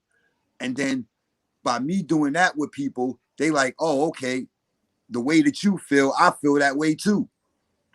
But I'm dealing with other individuals that, you know what I'm saying? They were taught a certain way, so they think that's the way. And then they weren't able to educate themselves effectively to, you get what I'm saying? So it's like, when you talking to someone and you really want to build with them, bro, and you like headbutt, that's like the worst feeling, man, especially when it's one of your brothers. You know what I mean? Right. That's the worst, bro. You know what I mean? Without question. Yeah, man. Yeah, but I just wanted to say that to you, bro, man. Like that right there was awesome, man. That was a blessing, because me growing up, you know what I'm saying, with my father, he didn't communicate effectively. Yeah, man. So that had a hindrance on me. And I was because shocked. of that, I was like throwback. I was throwback. He actually, I mean, he didn't hesitate. This is my youngest son. He was like, I'm confused, angry, and mad. And I was just like, yo, you know what I'm saying? Like, okay, everything's on the table. You feel me? Now what am I gonna do? You know what I'm saying? And then I was able to pick it up from there, because like you were saying, my man, I don't see your name right there, Danger. My man, you were saying if he was able to get that out, when he said I'm angry, it would have came out in a worse way. And that's why I was just because you angry, don't allow that to let you make bad decisions. Because I always talked to him about, you know, it's consequences to decisions, bro. You know what I'm saying? Make sure you guys are thinking, making a move, you know what I mean? That type of time.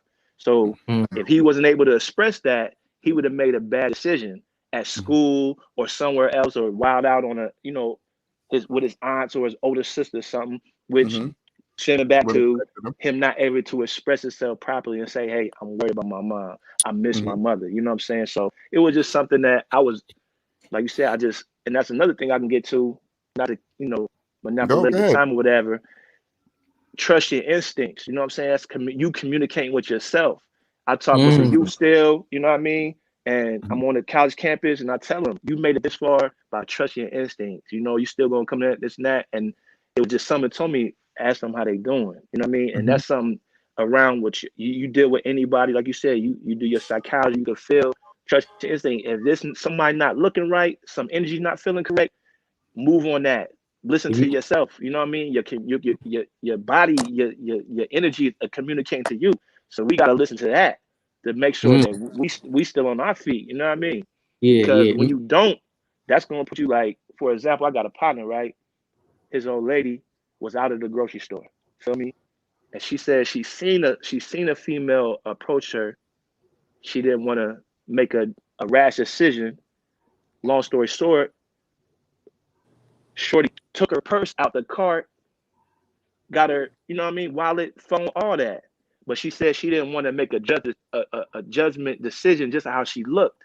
But if she trusted her instinct, she wouldn't have to do all the extra calling, canceling phones, buying new keys for the car, because you know that internal was talking to her. You know what I mean? And so you have to trust your instinct sometimes, you know what I'm saying? Because that's a communication where you talk to yourself and like, okay, this is how I feel, and rock with that, because that's, and I'm, you know, I know y'all from New York, this and that, like we 40 plus. It's a blessing y'all made it this far, right? Yeah. You got so many people binged up, dead, graveyard dead, but y'all made it this far by trusting your instinct, understanding what you learned throughout this and that, and know how to move. So it's like, don't not listen to that, you know, that internal, you know what I mean? Mm-hmm. That's another communication with ourselves. So it's like, that's what I want to say. And the last thing is like, one thing a coach told me years ago, he said, they're going to believe what you say. You know what I'm saying? I mean, believe what you do, not what you say. You know what I mean? And you just watch what people say. And if their action is not lining up with their words, you know what I mean? You know they on the left hand. You know what I mean? So it's like, when we talk about communication, that's what's going on. Because somebody going to tell you something different, but they're going to move a totally different way. Like, okay, yeah, you a boss, but you looking like you moving like a clucker right now. You know what I'm saying? Like, how is that lining up? You feel me? So like, don't believe what they say, believe what they do. You know what I mean? Mm-hmm. Word. So the nigga, you the employee of the trash. He said you talking like the boss, and you the employee of the trash. You see what I'm saying, man? You know what I mean? That's how I go. You know what I'm saying? So it's like that's all part of communication too, because somebody just talking like they good talkers. You know what I mean? But you remember in what's that movie called with DJ and you know what I mean? Hustle and flow. Yeah. And when he was trying to get big Anthony to do the DJ, and he's like, it's half the people, some people walk it and some people talk it. He's like, man, what you doing? He said, I'm walking it. And that's when he went and built the you know what I mean? But he was trying to get him, you know what I'm saying? He's trying to get on the team, like, what are you doing? It's like, that's how it be. Some people are just out here talking, running their mouth, and they not gonna do no action behind it. Other people gonna shut their mouth, and you're gonna watch them by their actions. You know what I'm saying?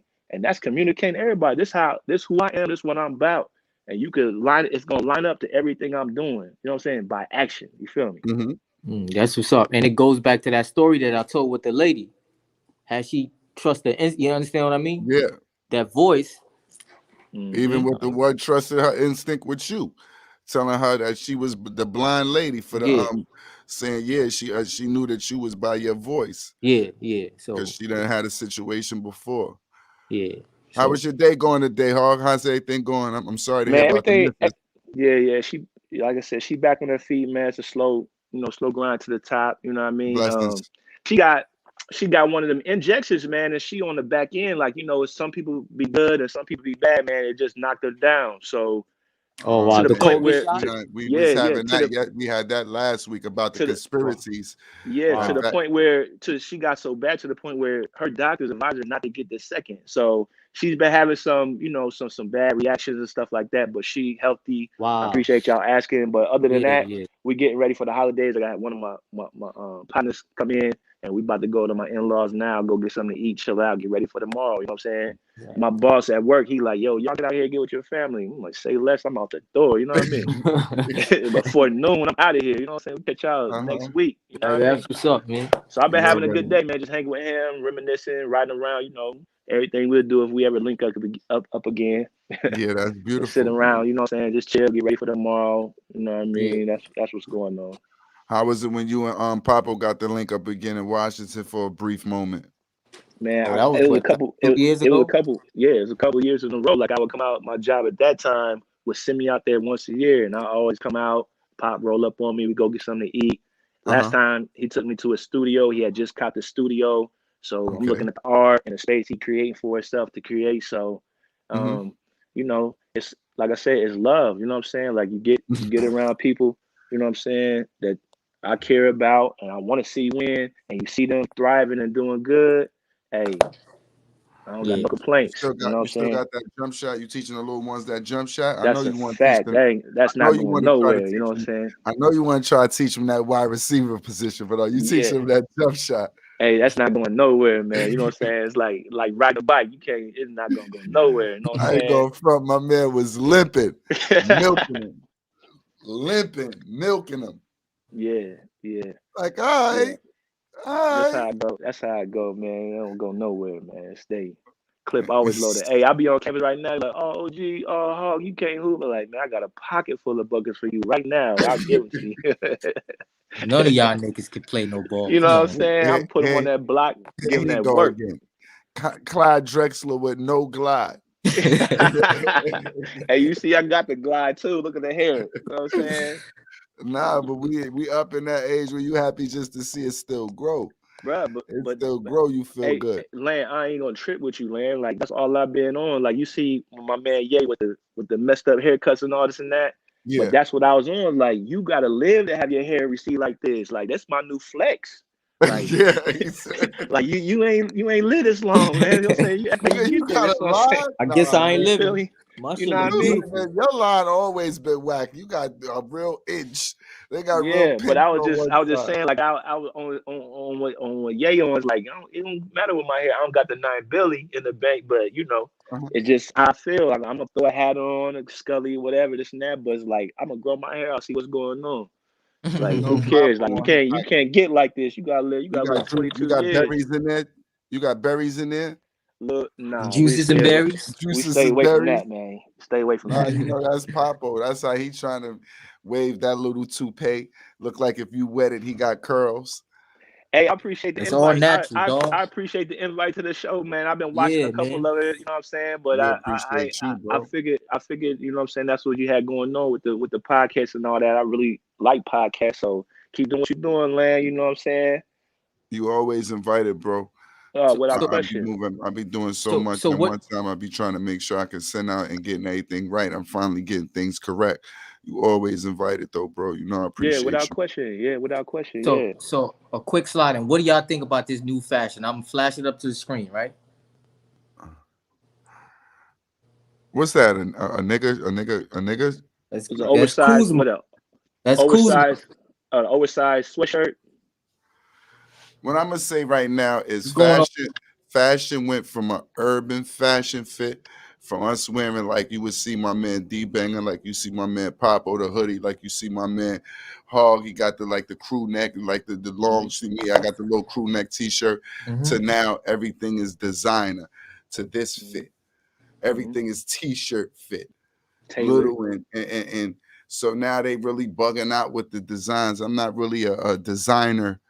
I never been a designer baby. I've been an urban fashion dude, so I'm pretty into the fashion that we kind of been into. Yeah, you forced to you slim it up a lot more than we used to, but hey, it ain't too much to adjust.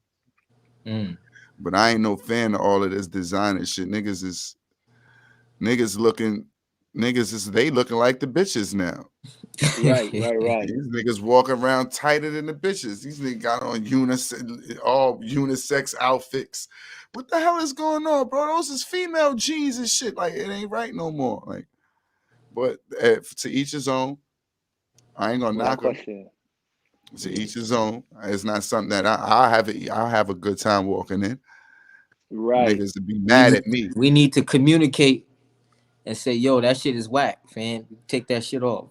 We not That's another communicating thing. with the youth. Danger. That's another thing I did with my son because he like, you know, everybody doing the cross body. He That's like, yo, D dad, banger. D banger. Hey, yo, he like, I want a cross body. You know what I mean? And I'm like, oh, you know what I'm saying? Like, You I gotta got one. You know what I'm saying? But I'm like, I don't know if I want to have my man out here like this. But it's like, you still want him to Yeah, figure out that's on his own. You know Yo, we what I don't bro. mean? communicate that Yo, no bro, more. You that's know what I'm saying? So I tell yo, him, I'm bro, like, hold that's up, man. bananas. Yo, He said, not I to don't cut you really off. want. Yo, bro, that's bananas with this new generation because you remember we had those pouches when we were younger, right? And we Yeah. wore them like Yeah. our pops generation. It came out during their generation, right? Like my Right. father had one. I Just had came one out too, with the love boat. but we wore it around our waist or whatever, right? Yeah. So I didn't never now wear one. So now with this new generation, like that, for example. So check it. You mentioned that with the shoulder joint, right? Yeah, the cross So body. with the hair, what about the hair now, bro? The extensions and all of that, bro. Nah, so but that's what I was saying. Getting communication, like I would state, okay, you shouldn't do this, or this is why you shouldn't. But I still gotta let you figure it out. But I mean, I gave him one. He put it across his body, so you know, young boy, whatever. But I just don't want him to get used to it and like I think Yeah. that's you know what I Don't mean. But follow I the still, trends because the I'm trends yeah, can I'm be going. exactly. That's what I'm the saying. trends So can be but real fishy. the What are you extension, looking at?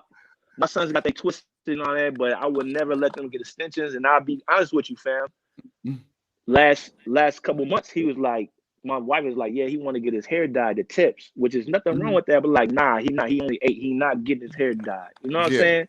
Like, Uh-huh. it's certain things where it's like I'm gonna draw the line, and I'm Yeah. not saying And that I'm not Don't on let the, him you do it know, in the I'm not future. I saying understand. he can't. I'm not saying there's nothing wrong with it, but I'm just saying like it's a certain line what y'all talking about that Yeah. I'm from was like, hold up, man.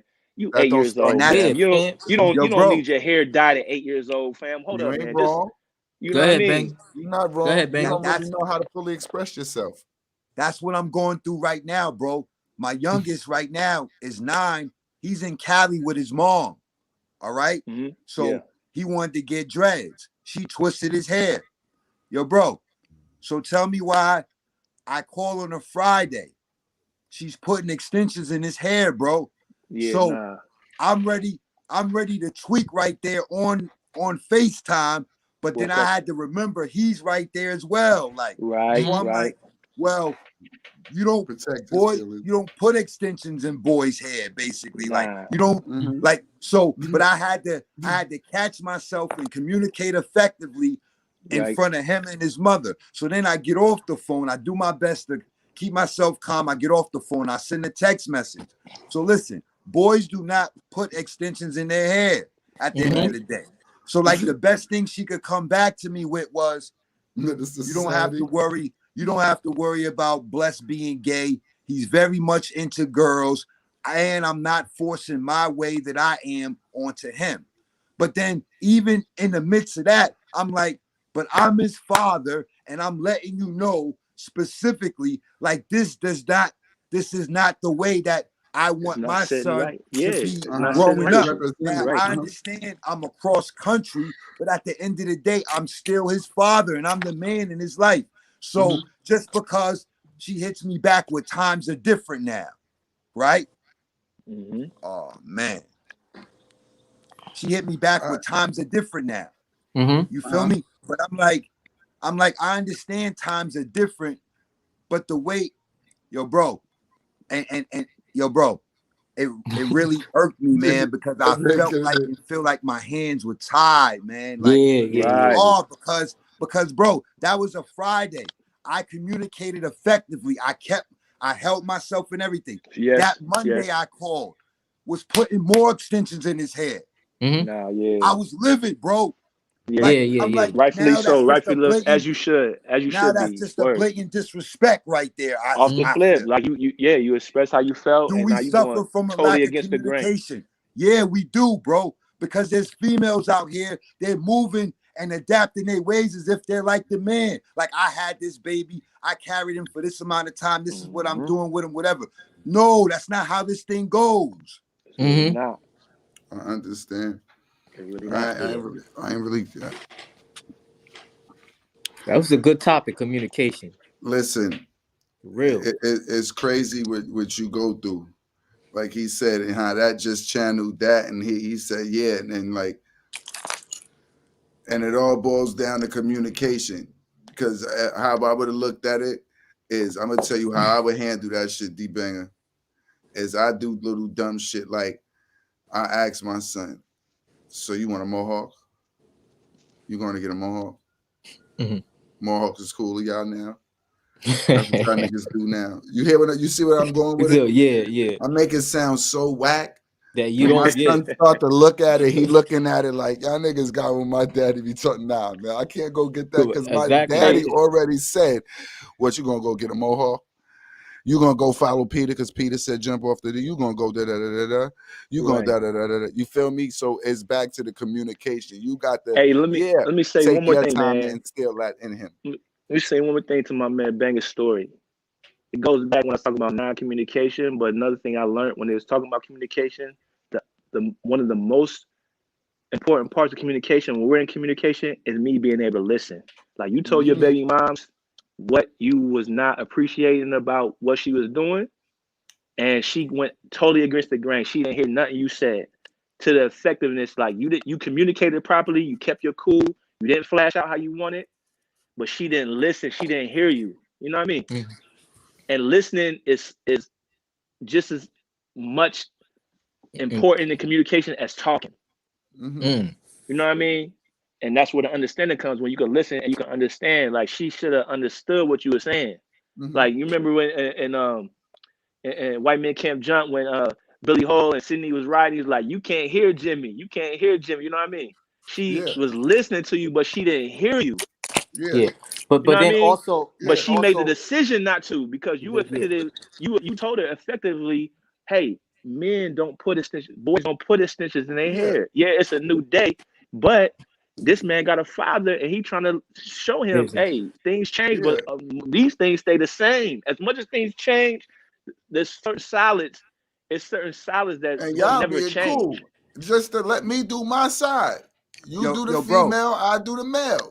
I bro. got the male, let me be the So it's male. like, some things never change. I don't care how much things change. Some things gonna remain the same always. Bro. And she was out of pocket for that. Bro, what I wanted to say was how I did it effectively before I got off FaceTime. I just remember, bro, this is what I said. On top of everything, is like, you getting extensions in your hair, it defeats the purpose of growing your dreads. That's like, the purpose of you having your dreads is for it to be all natural. Like, that was the best way I could catch myself and try my best to break it. That defeat, like, I had locks. He saw my album cover with my dreads. Like, he knows. So I look, daddy, my dreads are as long as yours are. That's what he said to me, bro. So I get excited. So in his mind, oh, my hair is long, like how I saw my dad. Like, I get that part in his mind. But what about you? But that's where you. I know we went through it already. My fault. No. I say that's when you play the band part. Yeah, nigga, yours is as long as mine, but mine's was real. No, yours was a horse. Yeah, but I wasn't. No, you gotta do that, though. You gotta make it sound whack. So but it's to the woman, though. It's his mama's fault, not the boy's fault. Yeah, you're right. It is the mother's fault, but he already know he can't communicate with her. So I wouldn't even extend that branch. All I'll do now is I'll take it to just nurturing what I got to do, and I can plant seeds in your mind without your mother knowing. That's why I'm saying everything that I'm just gonna make it sound whack, and not me to niggas. Right. Yo, daddy, look, my hair just as long as yours. Yeah, nigga, if it was yours, nigga, look at mine's when mine grew, nigga. But he didn't. That's my bro. So as far as I go with him, right? So, like, me personally, I wouldn't do that, right? Because if I do it that way, then that's like a self-esteem thing. Like how my father told me I had 13-inch feet, like big feet. So look at them big feet. They like big as skis, right? So like that's like so like not in that form, but like in the form of like I said, it defeats the purpose. Boys do not do that. You get what I'm saying? Because there's levels to it. And like Hog said, like, it's not even him. He's 9. It's his mother. So it's not about like, no, I can't communicate with her and that's that. Like, something's going to have to give at the end of the day. Like, because we not going, you understand? So I have to continue to plant those seeds, like you said, like I've been doing.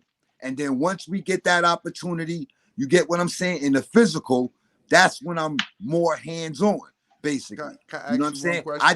I'm not able to put my hands in it because whenever I put my hands in something, I always mess it up. So I've been planting the seeds, like you said, Lan, just like what you said. You get what I'm saying? That's all I'm able to do. That's how I had to change my mind. Hey, fellas, I'm going to have to shake, man. I appreciate, being on the show. Banger, pleasure, you know what I mean? Much love, Papo. You know what I mean? Be safe. Dot, it's Dot forever, you know what I mean? Always make sure you tell your wife, man, take it one day at a time. Make sure y'all do a lot of have a good holiday tomorrow with your family. God and all bless that, you and your family, bro. You too, bro. Make sure I had some shakes just for one day sake, man. Just how y'all to have you clean you out. If you had something that was bad, just clean you out. No doubt. Sea moss, have you some burdock roots and with the elderberry. I'll come back anytime, man. Let me know. This was cool, man. Keep doing your thing, man. I appreciate you, bro. We ain't gonna hold your head. You already. Bang, I'm sorry. What I was about to touch on this day was I feel what you're saying, but I was gonna ask you one question. Did your father way work with you? Do you feel it worked with you the way he went about his ways with you? Not do you appreciate the way he went about it, but did it work? Well, Negro, how could it work if he still got them joints in his hair right now? I didn't say you with him. I'm saying Your like a father lot of with you. times when I hear when you saying the things you're doing with Bless, like that was a conversation we had before too. Do we change how we raise our kids because of how we was raised? So I hear you saying a lot of times, like when you just said, I don't want to make fun of him and make fun of an issue with him and make him feel like it was like bad or make bring the morale down because that's how I was dealt with. My father say something about my feet.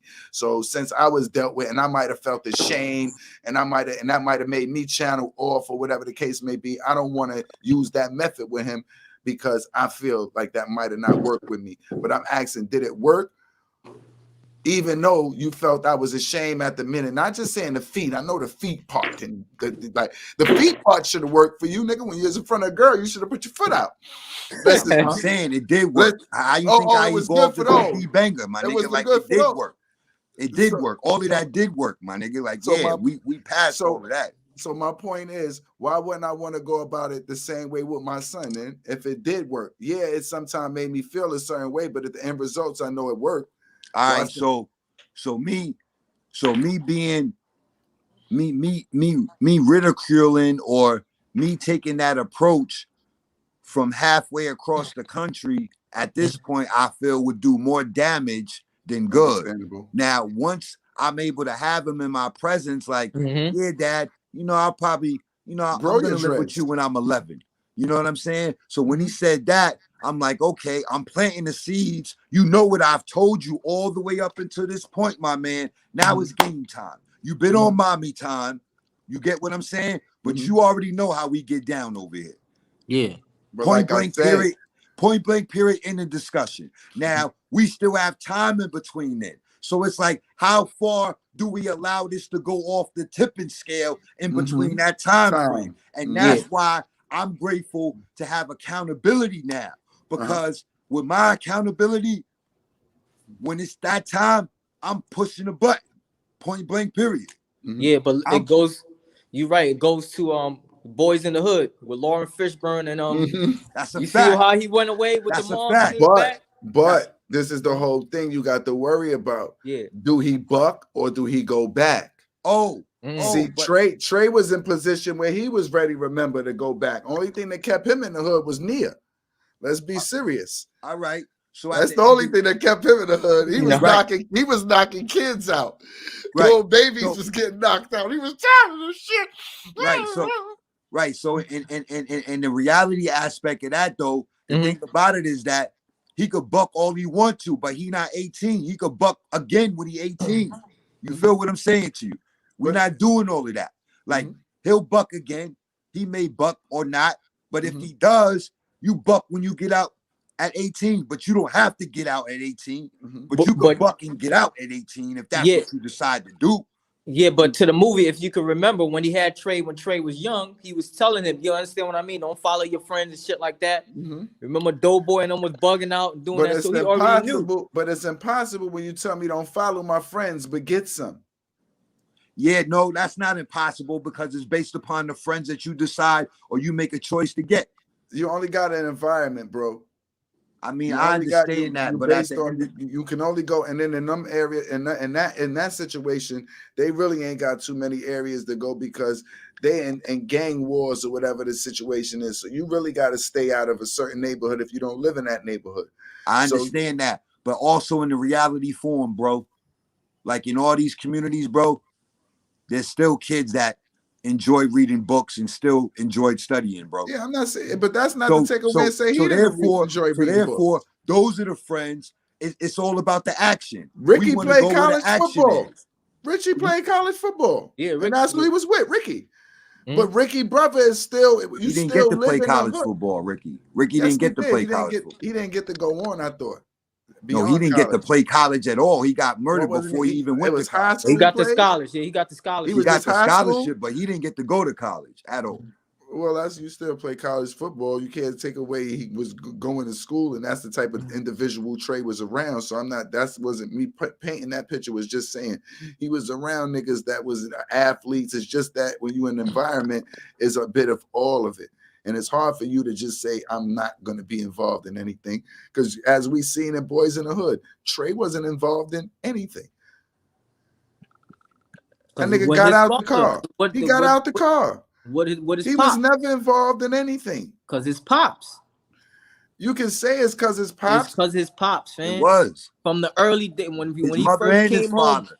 He was mom on that and his ass. dad. Yo, I'm not gonna fuck up the whole movie and go, I don't care. I'm not. It wasn't about the pops. Man, I appreciate Lawrence Fishburne in that movie, but I'm not gonna say that because the same way you see that he had too much free time, so it was just he was lucky. It wasn't about the pops. That's just what they made it seem like for that movie because he had just as much free time as the niggas without the pops on the block. Yeah, well, His pops ain't put him in no programs. His Well- pops ain't put him in no best schools. His Yeah, pops worked like every other pops. You know what happened? His ass just didn't happen to catch a slug. Ricky did. yeah, but this They is was what both happens brothers. though. Not for nothing though, but I live by this though. When you train a child up in the way they should go, they'll go back to it. You know what I'm saying? That's a proverb, like that's wisdom. So because his parents had planted those seeds in him, that's how he got out that car, even though he shouldn't have got in the car to begin with. That was an impulse decision. If he was going to get out, Hold ultimately. on. Why So he shouldn't have gotten in the jumped car? in, huh? Why he shouldn't have gotten in the car? Because he knew he wasn't built like that, and he jumped out. Ultimately, You wasn't built like that, but you was running. They ain't say, yo, he not built like that. We ain't gonna shoot at him. who wasn't built like that and running? Trey, he was a nigga who had they was going after him and Ricky. They just happened to catch Ricky ass. Right? So He Trey was one of the wasn't- niggas. Yo, He man, was running. Trey wasn't built for the get back, bro. yeah. That's why he shouldn't have got in the car. He jumped in the car impulsively. He was mad. He was emotional. His man just got murdered in front of him. But I he hear that. still wasn't built like that. Doughboy and his crew was built like that. I hear that. I don't think that. Why you think he jumped out the car, Lynn? No, I know he jumped out the car because he wasn't built like that. But I'm not saying I don't. He was still the one that most problems was damn near about him. I didn't say he was soft, nigga. I didn't say he was pussy. No, nigga. I'm He not got saying out that I'm car. I not just saying said he was wasn't hot. ready to commit a murder, nigga. That's Yeah, I all. know what Pops you're That'll saying. make him Get on that pussy. ass. I'm not saying none of that. I'm saying he needed to be ready to commit a murder. He was the reason half the shit was going down in the hood. He said he was the reason. He was the reason. Nah, that nigga bumped into old boy at when they was over there at the If they you was ain't all down, outside if or you whatever. ain't down with no gang shit, nigga, and you in the biggest valley, and you see some niggas and you bump into them, and you not about that shit, stay silent, bro. No disrespect. Don't talk loud because you know you on the other side with some other gang members. Right. Well, that's why Doughboy brother got murdered though. Yeah, I know, cause of Trey. What did Trey? Trey bumped the nigga when they first was walking. No, Ricky bumped the nigga when they was first walking in. The nigga bumped Ricky. Yeah.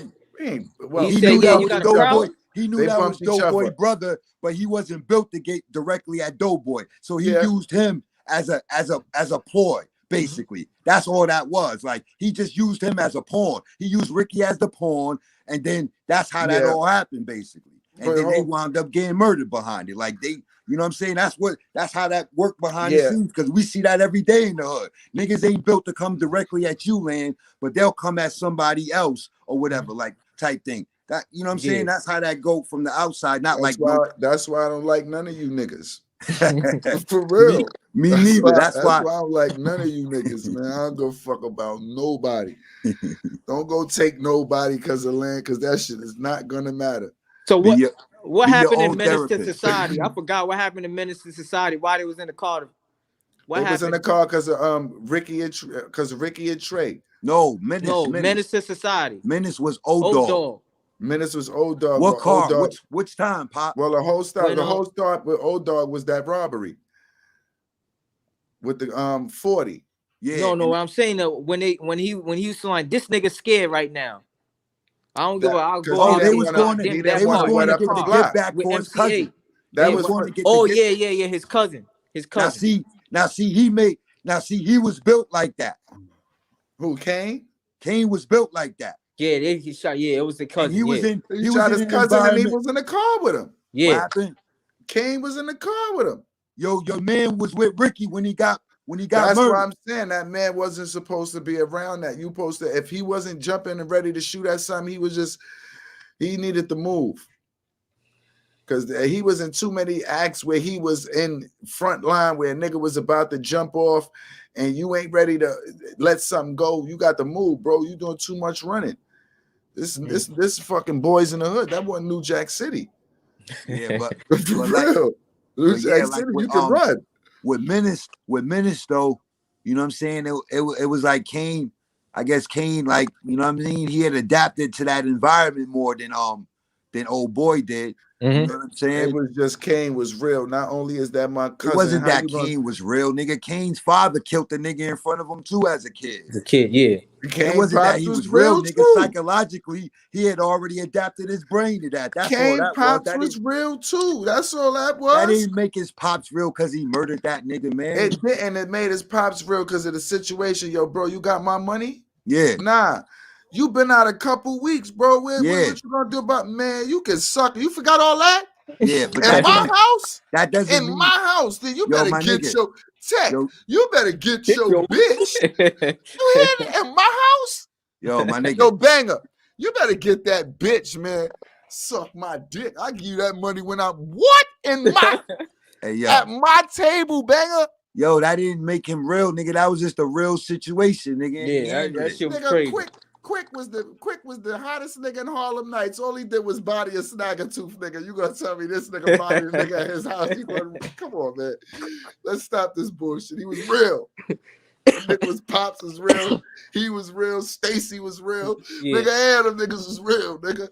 Yeah, that whole crew. Even your man that turned Islam and was preaching and all that. Yeah, all of them niggas. Yeah. His pops was Charles Woodward from Rock, from the show Rock.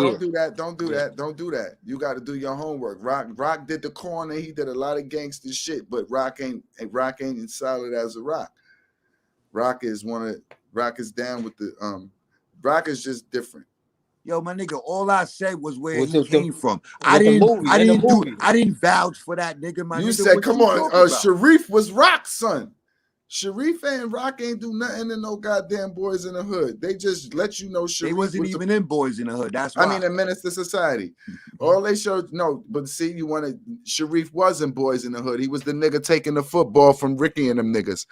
Don't worry about it. You'll catch it later, though. Oh, yeah, he was. All right. One of them was then. You got that. But you said Sharif was real because Rock was his father. Because he didn't do shit in Menace to Society to make you believe he was real. He was a fucking preacher by the time we seen him. He was talking about when he used to do this and used to do that, but he ain't pull a move in the movie. It started off. He didn't have to pull a move to be real, though. It was how he was building with his son. No. Oh, that's why you saying he real.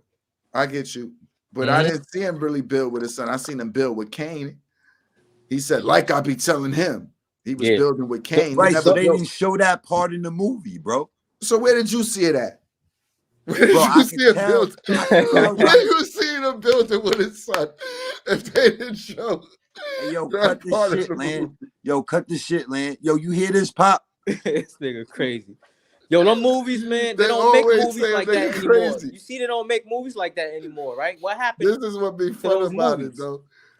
Because what they wanted to do, they wanted to perpetuate a new type of energy into the atmosphere, Pop. Because they saw that through the 90s, we were unifying as a people. So they had to transform the energy. So that's why now we have everything that's going on now. Yeah. And it's crazy, right? Because about maybe like 4 years ago, and I was like, damn, they don't make movies. Same thing we saying that they don't make movies like that, right? So I never knew about this Moonlight, the Moonlight joint. Like I seen a preview, right? That shit is deep. So, but listen, I seen a preview one time before I knew what the movie was. I seen a preview. Twilight and Moonlight, that's all connected, right? Yeah. So I was like, oh shit, you know what I mean? I went to the movies and seen that joint. So the first couple of scenes, like the first 15 minutes, you be like, okay. And as it starts to go on, I'm like, hold on, it ain't right, man. Something ain't right. You know, you gave little hints. I'm like, yo, something ain't right. When that man touched that, yo, when them niggas started to touch each other, I walked out the movie theater and I was like, yo, what the fuck is this? Not knowing what. So when I went back and read, I was like, wow.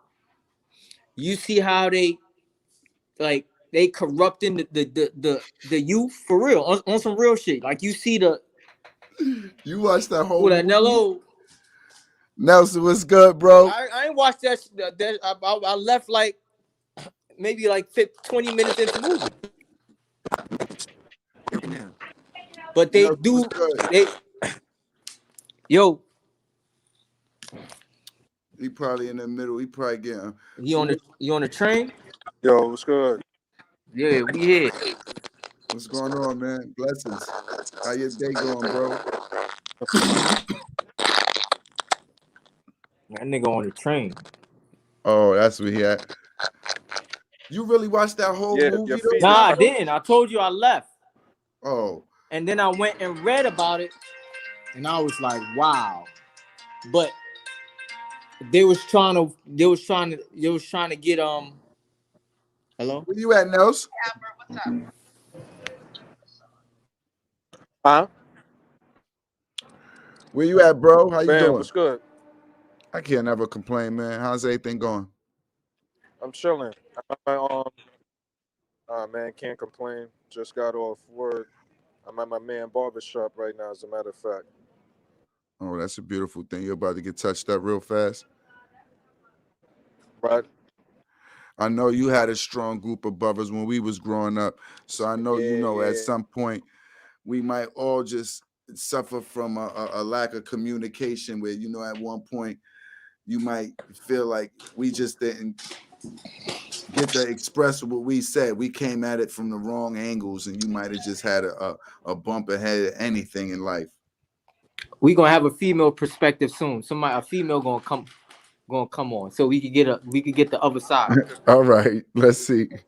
There she go. All right. Hello, how are you doing? We gonna have a female perspective, Banger. A word? Yeah. So we're gonna see about communication. Oh, that's what's up. Hello? Hi, can you guys hear me? Yeah. How are you doing? Sorry, the connection. I have my family's in town and there's a bunch of activity going on. So I have a little 1-year-old running in and out the room, so I'm gonna have to keep the mic muted because I don't want her to be on camera. We understand. Yeah. How are you guys doing today? We okay. How are your day going? It's busy. Thanksgiving is tomorrow. Happy Thanksgiving to everyone. Same to you. Yeah, so we're in here prepping. My family's from the Caribbean, so we're having a Caribbean Thanksgiving. So we're in here prepping the goat, the ox, everything. Okay. Who did I? I'm sorry. What I'm happened? sorry. I'm sorry.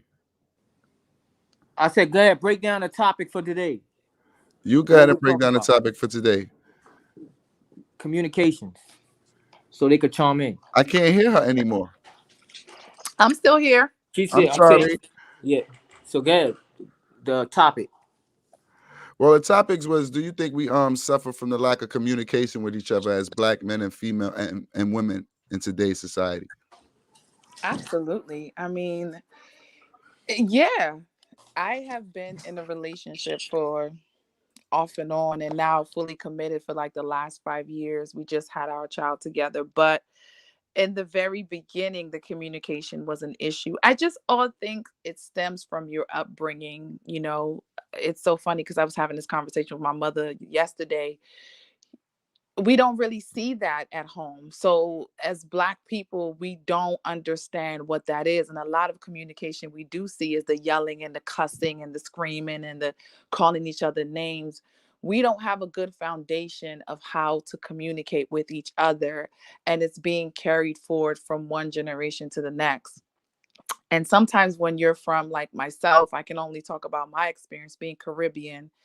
That's how we were able to express ourselves without being violent. So a lot of that still stems from, just like I said, our upbringing. But I think it definitely is a lot of that. We go to the jab first. We hurt each other's feelings first. It's not about, listening. Everybody wants to be right. So it's a deep rooted issue that's just not. It just hasn't started. It's been going around for years.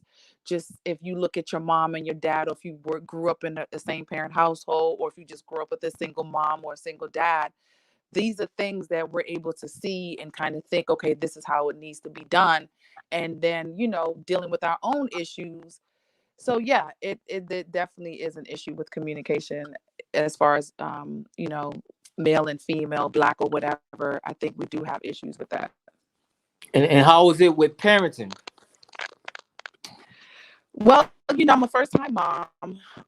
My boyfriend, my partner, he has an older daughter, and he's had, his parenting with his other baby mother, which I think is really good. Like, he's very patient, and with the both of us now. You breaking up. Hello? She went out. Yeah, she breaking up. But so from a female perspective, what do y'all think? It's funny that she says some of the same issues that we deal with. See? Like, you would think it's a difference. Yeah, they feel the same way about us, right? Not even saying about us, just the same way in a general thought about And maybe then also, like you would think it's female, so they communicate all the time with each other. but then also what she was talking about as far as the upbringing. So that goes back to what I had said also. You know what I'm saying about where you were raised and who you raised around, basically. So even though her culture, you know what I'm saying, culturally, they're different than us as Americans. So you get what I'm saying? But then at the same time, here in America, they're still able to identify and know, you know what I'm saying, see that those things still exist. But I picked up that she, you know what I'm saying, culturally, it's different. But like in America, you know what I'm saying, within the society, and then mixing with Black American culture, you get what I'm saying? So yeah, all of those points, you had said those things, we had all touched on those, you know what I'm saying, on the male side, like you had said, Pop, and then she came with the female perspective, and that was the balance. Not just like, yeah, we don't, but yeah, also this is why we don't. So those are the reasons, because there's a group of people that's just like, yeah, we don't, and that's that. Send her the link again, Papo. Hold on. See if that's it, because I don't want her to continue, and she just it might be at a point where she's still talking and we just can't hear what's going on because she got a back connection. I'm sorry, D-Bang, I didn't mean to cut you off. Nah, you didn't. I stopped because I thought she was about to come back in. I wanted her to finish what she was saying.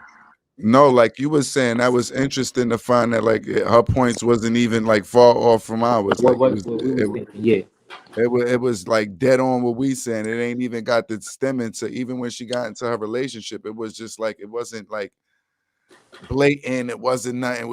It was just regular. So bro, that's awesome that as the platform and as men, we were able to build on certain issues like we have, right?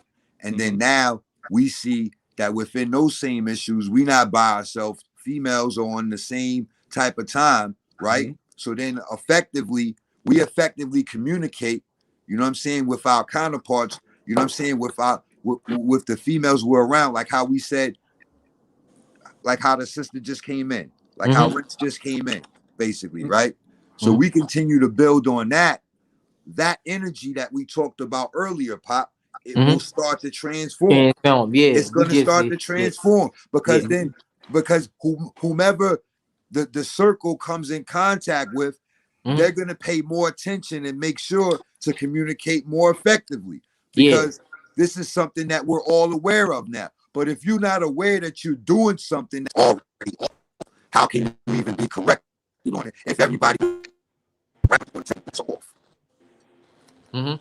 Yeah, that's what's up. Yeah, I'm glad we was able to get a We A sorry we woman's, lost you for a second. a You back? woman's perspective. Yeah, I don't know. I think I just moved to another room. I'm not sure Oh, what was going on, Yeah, but I once it caught came a to little bit of the conversation. yeah.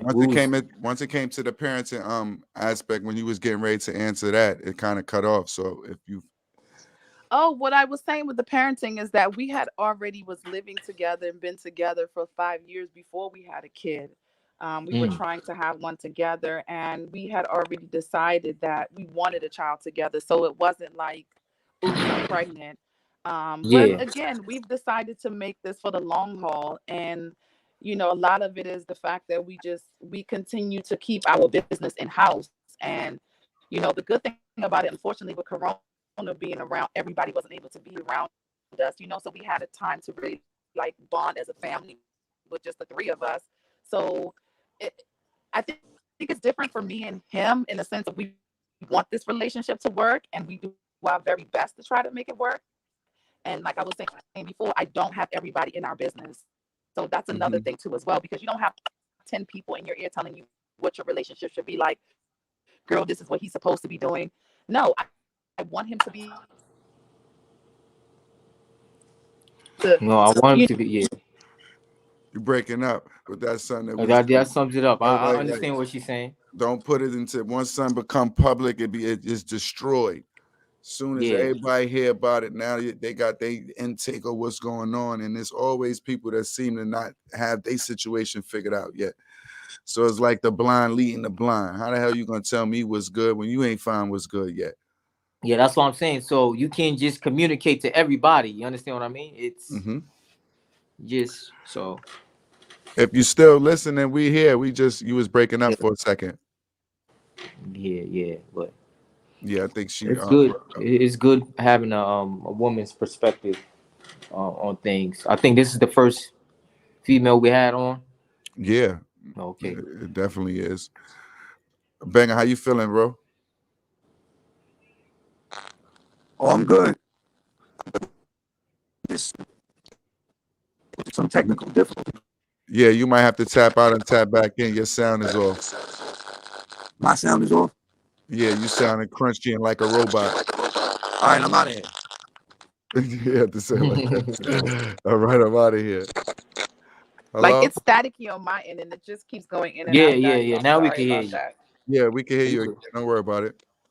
They trying to have us not communicate. Static.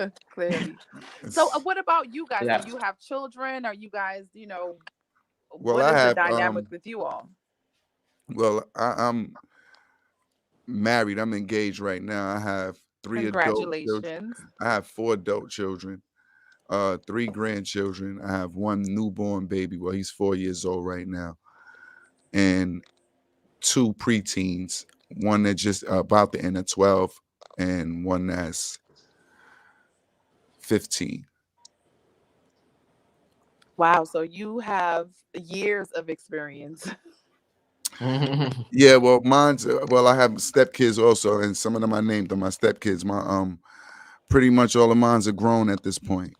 Mhm. My youngest is 4, my oldest is 24. Wow. You looking good there, Grandpa, man. I try to Black don't stay like I Krizak. got two grandkids, Black three don't. grandkids. Yeah, I'm in the game. I'm in the game. Black don't Krizak. Like I said, I found that that's why we tried to start this platform, that we need to discuss a lot of things, because sometimes Yeah. you just need to get it out. You need to have somebody to talk to. As you grow up, sometimes you see the things that we thought were cool and we was doing, it really wasn't beneficial to the ones we were doing it for. So it kind of didn't make any sense. And once you get older, you kind of you see things, and then you kind of reflect back and you see the things that wasn't done, and you try to replace those, and you see the effects on what that do. So it's like we're still a learning process as we go through it. Yeah. Yeah, absolutely. I mean, every day you're learning. Every day there's a new challenge, or every day there's a new set of joy. So it's just about effective communication. I mean, I think we all communicate with each other, but do we do it effectively, especially as couples? But like I say, a lot of it stems from just what Damn. we See, do, they but don't want us to communicate. Oh, go ahead.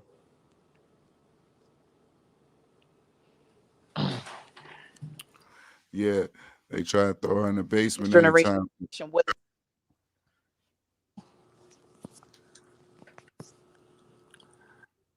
You gonna have to use another joint, Bam. Yeah, we gonna find a whole nother form because we ain't see this. There's too much choppiness going on tonight. They trying to take away.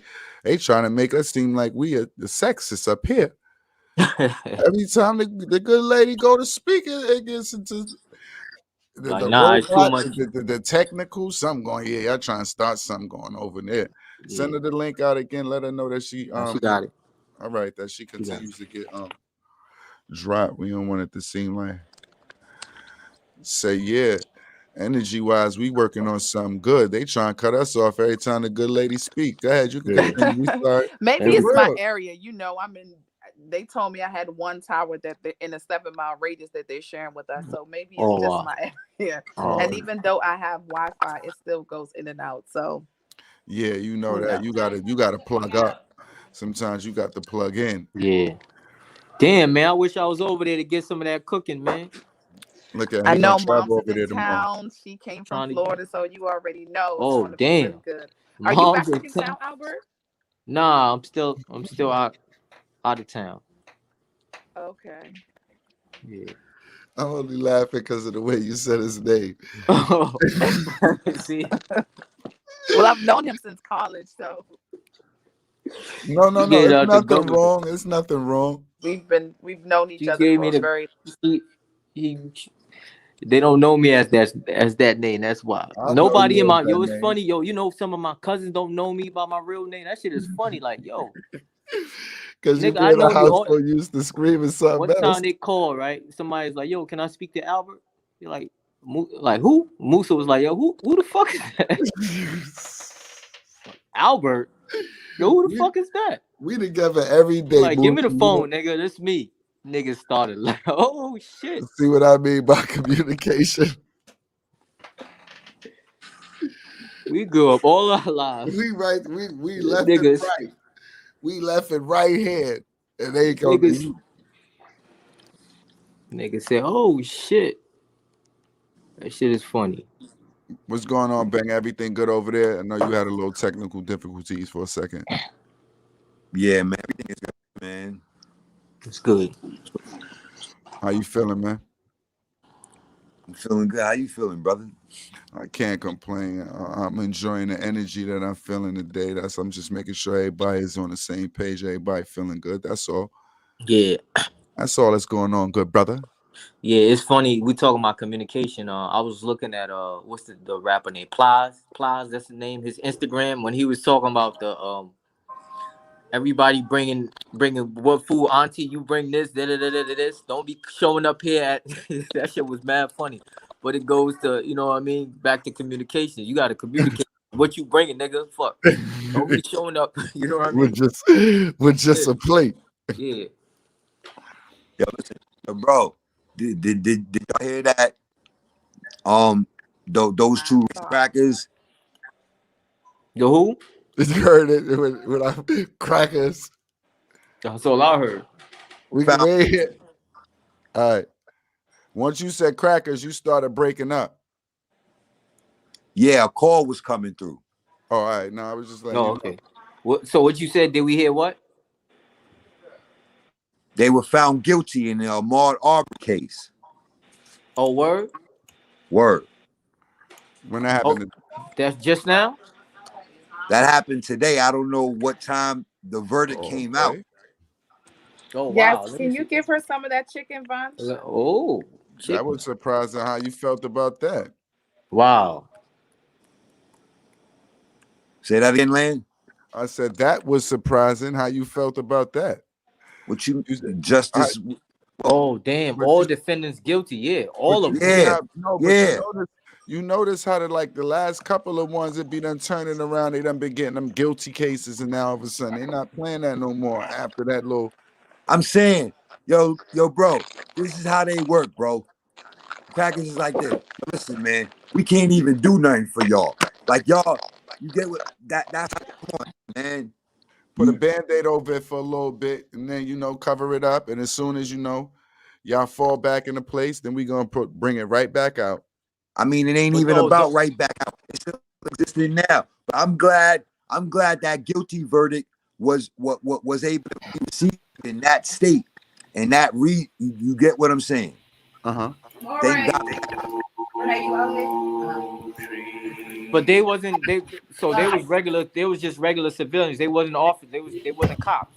Nah, they wasn't was cops. They was just three racist crackers. Oh, okay. So this is the one where, okay. It was just that sounded like a Ritz all the way. They was just three racist crackers. Yeah. I'm sorry. Can you guys hear me? Yeah, we are. Yeah, we can hear you. I went on my laptop to get it. I was on my phone, so hopefully I Okay. won't be cut in and out. Yeah. But you may hear the baby in the background. He's running in and out of the room. But I was listening a little bit about what you guys were saying about the case.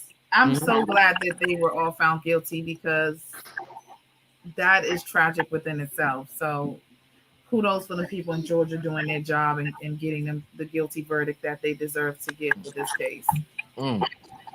Do you think they came to that decision because they don't want to see any riots, and they, it's really they're put on a pressure, or you really think that change is coming? In this day and age, we'll take every win that we get.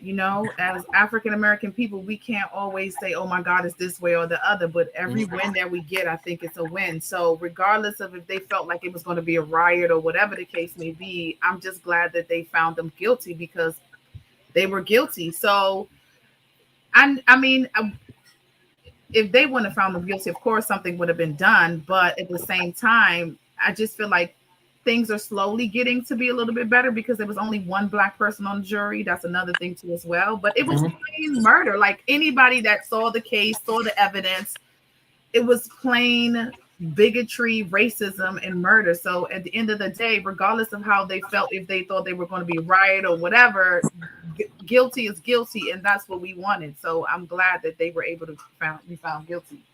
So was the charges first degree murder, or what was the charges? Was it first degree? I don't think it was first degree, but I don't know. I think one of them they were guilty for felony murder, aggravated murder. There was different, like almost 9 different counts that they were found guilty on. I know the guy that pulled the trigger Travis was found guilty on all 9 counts.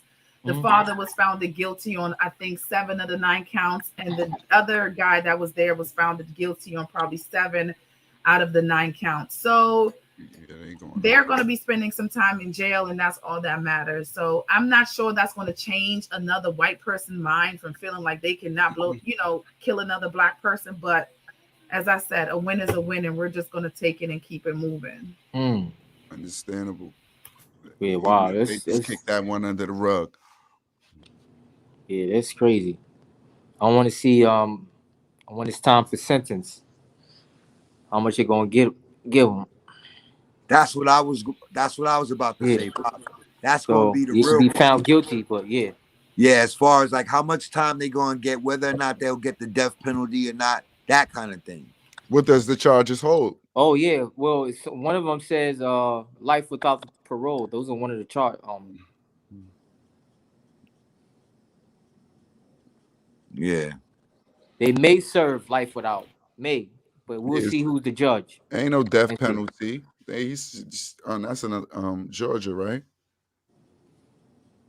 I'm not sure. Ain't got no death penalty. Yeah, I mean, this is not Texas. Texas, they fry you for anything. Yeah.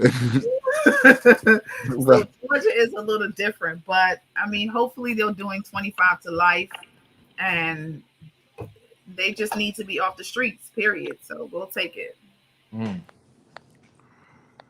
That's crazy, man. That's a good one. That's a good one, though. That's one we could chalk up and say, like she said, we'll take it. It's not, we'll take it. It's been, I think, another one that was like that since then that we just had to, but those might have been officers. It's just when it come down to that, y'all know how I feel. I be in my own little bubble, but I stay in my own little bubble. I keep my opinion, but is the just do So, Mm-hmm. so this one for one. That's the only way it's gonna ever change. I understand they went to jail and to until it start affecting them like it affect us, they gonna find ways to just put band-aids over it. That's just my personal opinion. You know, I have a really good girlfriend, and she always say this: until we affect their pockets, it's never going to matter to them. Mm. It's Yeah. just never going to matter at all. So, you know, they're going to keep going because they continue to hold a good bit of the wealth in this country. And until we affect their pockets and get together as a community, it's not going to matter. You know, they continue to keep they just keep rolling with it. So Mhm. it has to start with the classism, and then, you know, equal share for everyone, Yeah. and then we can get somewhere. But until we are able to, you know, let them have them be able to live as free as they are living now, and you know, we give them, you know, we spend more money than they do, of course, you know, we are the economy, and until we get to see that and understand that, it really doesn't matter, because they're going to continue with their day, we're going to go open their business, we're going to continue to shop with them, you know, we're going to continue to eat at their restaurants, we're going to continue to support their movies, and we're going to continue to support them because that's what we're doing. So until they see us, you know, taking money from them, it's not going to matter. And that's Wow. the truth.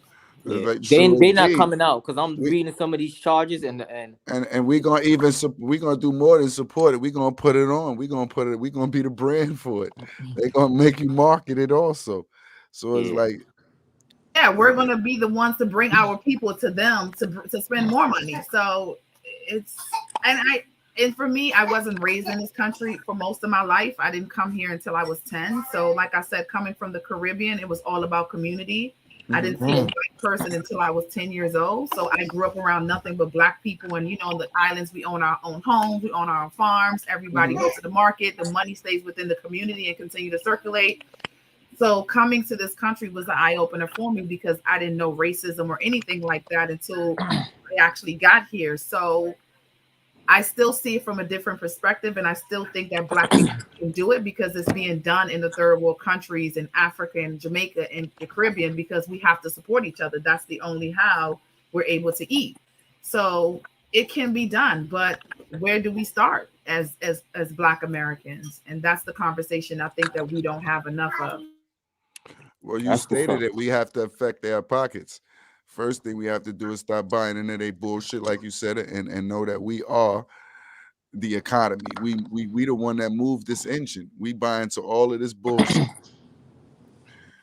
Fashion, movies, music. We're the lead. We're their puppets. So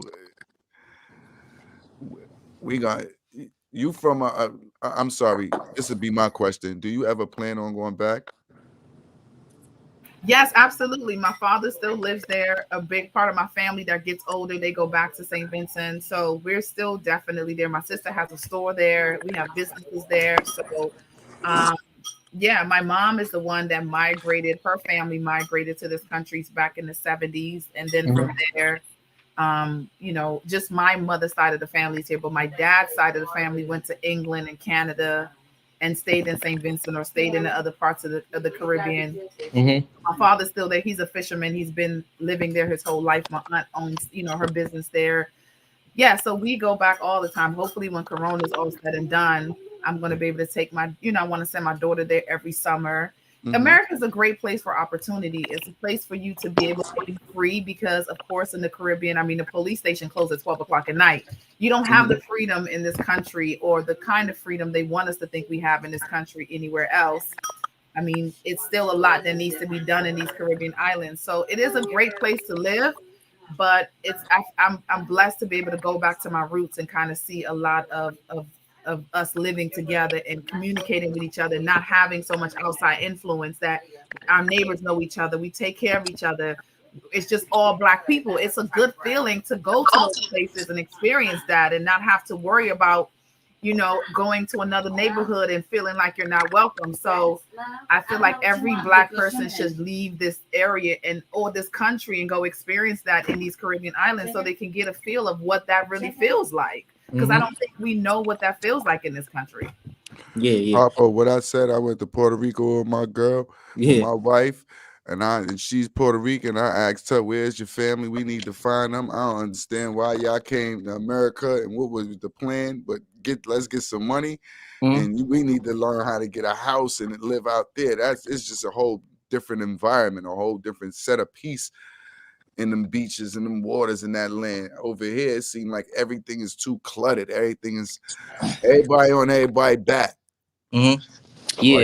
So when she said those islands, that's why that's the first question I asked. Like, do you have plan on moving back? Because I know if I had somewhere to go, if they claim me in Africa, I'll find my village.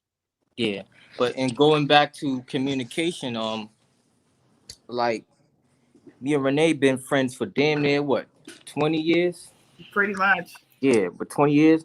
But looking back on the communication side of it, like a lot of things that I didn't know about you from first meeting you, and as you understand what I mean, as we started to go on, and I started to see, oh wow, this is why she's this way, or you understand what I mean? Like when I found out that you had lost your brother before coming to school, that was something that, you know what I mean, I looked at you different after I found out like you lost a close, you understand what I mean? Yeah, I mean, it was hard because, as like I said, we came here as West Indians and we stuck together. And my brother was violently murdered as he was 19, I was 17. And that dramatically changed. I mean, he's the only one of my family members, I think, out of all the cousins that has been murdered like that, and it changed my perspective on this country and us as people, because we don't do that in St. Vincent. You don't hear about, we don't, young people murdering each other people live for a long time until they're 100 and die of old age in the Caribbean.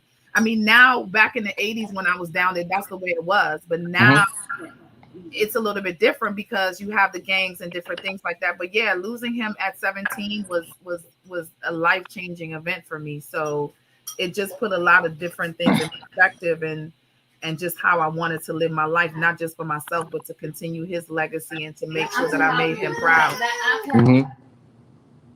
So yeah, like you said about communication, it's good to communicate, know things about people. So I think that's very important.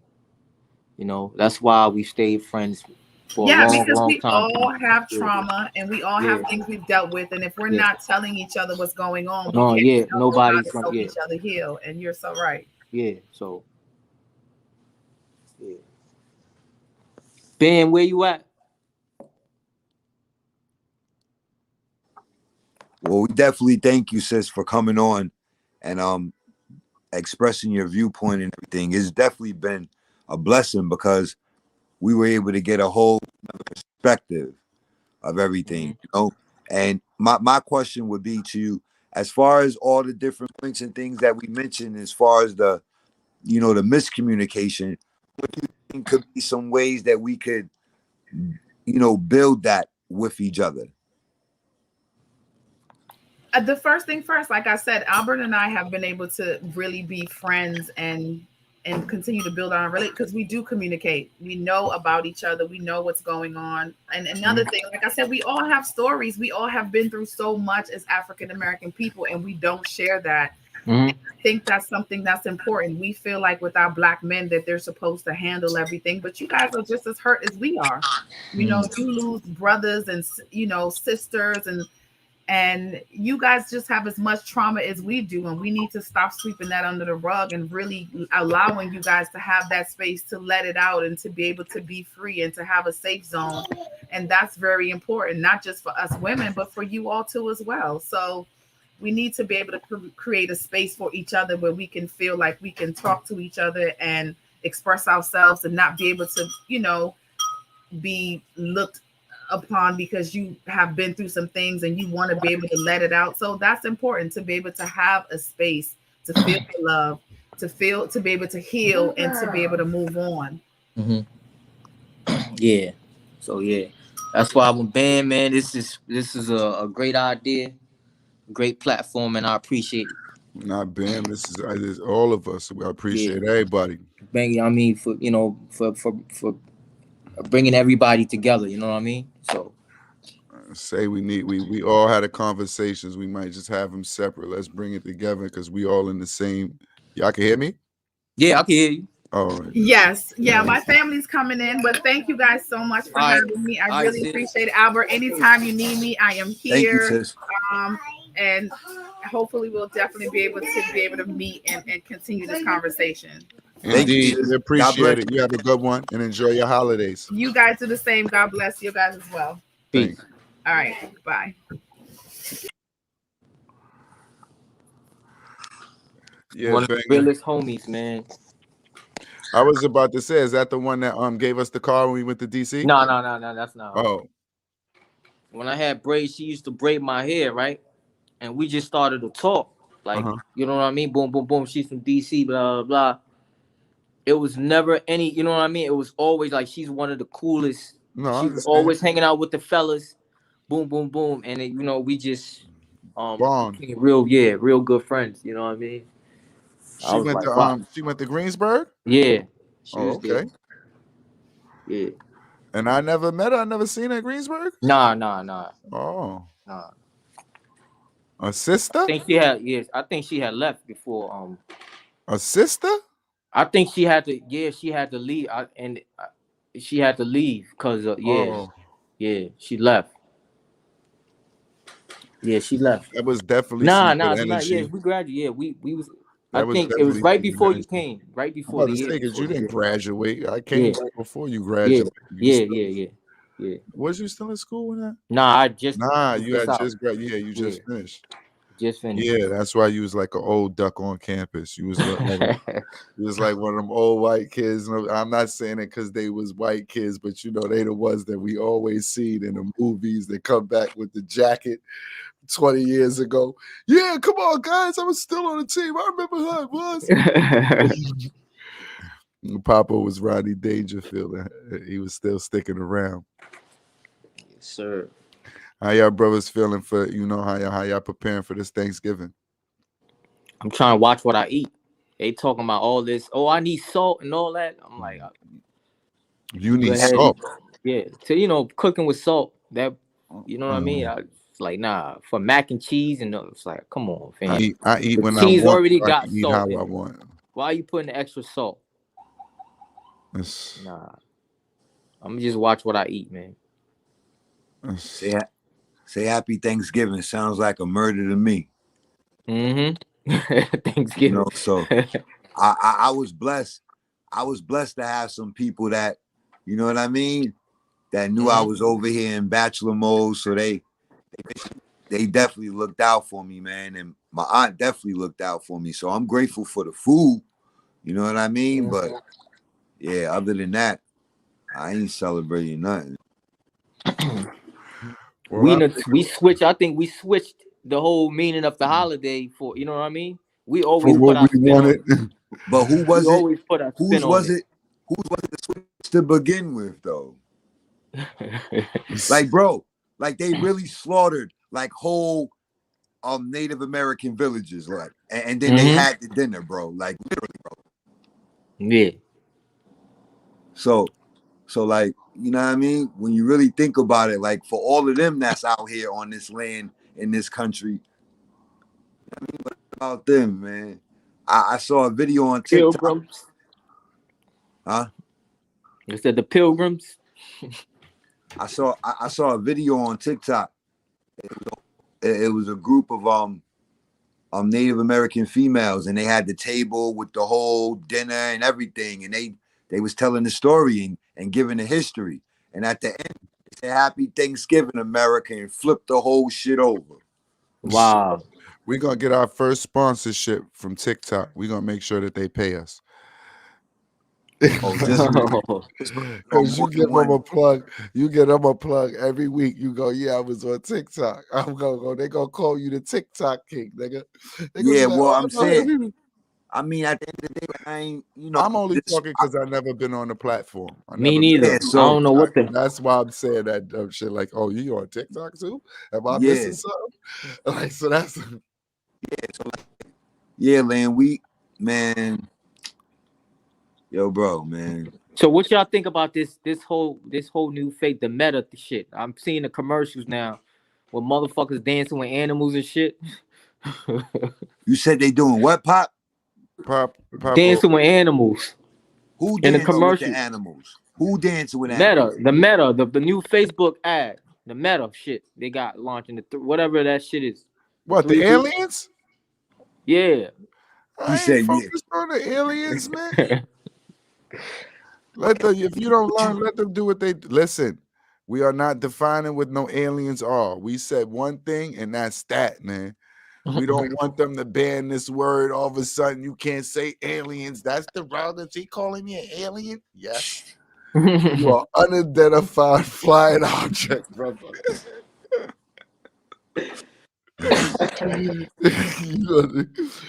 I'm pretty sure. Nah, man, that wasn't on your jacket.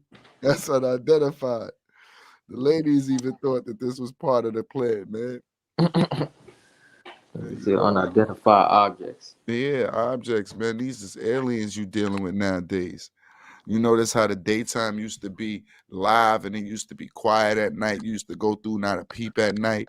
Now you go through at night. Yo, nighttime is like all the vampires out. Yo, bro. Yo, Hey, bro. these niggas is really partying. The vampires out. Yo, bro. It's different now. People ain't scared of the dark. They scared of the daytime. Wow, that's true. That's true, man. We saw conspiracies last week. Last episode, and I know you went and touched in after we got on that banger. And you ain't catching no episode yet since you've been, or you was. Oh yeah, I did. You know I did. But look, before I say that though, I just saw a clip come on the news, bro. Mm-hmm. Indian female, the Supreme Court or whichever court it was, decided to revise the lawsuit of this woman being fired from a Catholic school for being in a same-sex marriage. How are you condemning the school when you already know what type of time they on, but then you go get the job and then you file a lawsuit because you get fired? Because that's discrimination. Like, her private life has nothing to do with her basically her employment, like her professional life. But then that goes into back to the communication and everything. Sometimes you communicate too much because if you put out this information, then that's back to everybody in your business. That's a fact. That go back to the code. Why are you gonna go to a Catholic school and put your business out there that you in a same-sex marriage when you know the whole establishment, even though whatever, but you know the whole establishment doesn't in the forefront of things, doesn't